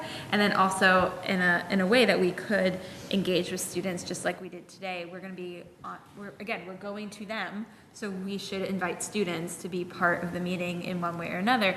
And when we're framing conversations, I've been trying to frame it around some of the quality or equity. And one thing that has come up, and especially today, was proficiency-based grading and proficiency-based experience. So is that something that board members would want to hear from students, what their experience has been with shifting towards proficiency-based, and maybe hear from the local community about proficiency-based graduation requirements and what it looks like at Blue Mountain? If we have somebody that has had some success with it, that I would like to see. I don't know if it matters if it's successor, but just what is their experience? Because I think as we move around, and that was one of the good things that we did about 46, I felt, in the morning, having conversations with people, good, bad, or ugly, what had happened. It helped us build our knowledge base. We had something at Hardwick one time, didn't we? When we were at Dillon's School. Yeah. And we had something, see, now I've heard it a couple of times, I think. Like Mount Abe, we never had Mount Abe speak to us, right? No. Because they were one of the first ones, Mount Abe, to get involved with that, I'm pretty sure. Well, so is that something that the board would be interested in having student voice and speaking to that, or is there another topic that we would want students to? I want to make a plea for equity here. But I have to go through my 1 minute's worth of material first. Okay, is this for next board meeting? It ends up with the next board meeting. Okay, what would you like to see? Okay, John and I have been talking some about all of this kind of stuff and how we get caught in trivia, low-grade mechanical stuff. It isn't really a policy issue. These green sheets are action kinds of things. They're not really dealing with policy. And if we go to the Secretary's plan next month, then I'll tell you the questions I'm going to ask is, what is the research base behind? You're asking for vouchers, universal. What's the research base behind the consolidation? And you might want to look at Craig Halley, who's done the effects of over-consolidating. And in other words, if we're in the knowledge business, we ought to use some knowledge and base what we're doing and make citations if we have to. Then there's the public engagement thing. I think we need to deal with that. I wonder how many people are going to go to the Education Town meetings this year. You mean and I have seen them fall off completely. And are we either the victim of or the cause of lessened public engagement? Because if we lose public engagement, we've lost the entire ballgame. We've lost public education at that point. Let's see. Then I think we need to really go to a higher ground, and that would be equity, and look at the factors that cause inequality in the state of Vermont. Pretty well, I can give you a list of them. Early education, tracking, compensatory education, dual enrollment, categorical aids, and rural schools. Each one of those has a case that causes inequity in our schools. And what are we doing about it? We should be doing something. And I would like that kind of thing to be on the agenda. So I think that's getting to our strategic vision and what we care about and what we want to see for the state of Vermont. Yeah, I'm at 30,000 feet with Mark on this. Without air tanks. Well, you know, it's a long way down. Okay, anything else that is rising to the top for next meeting? We are in an interesting position because Blue Mountain, oh no, they're part of Orange East, never mind, they're separate. They're not merging, but they were Right. recently reassigned. Reassigned, to, right. Yeah. So I'm thinking the other side. Did you want me to present my thing, or have you already decided? Well, I was going to what say, needs? definitely have that presentation would be nice. The new white paper you're talking about. Oh, yeah, no, that's, Yeah. I think you deserve to hear from me at some point on it and Yeah. explain it to you. But once That's fine. again, If it'd you be don't nice want to to do it, have, the whole board hear it.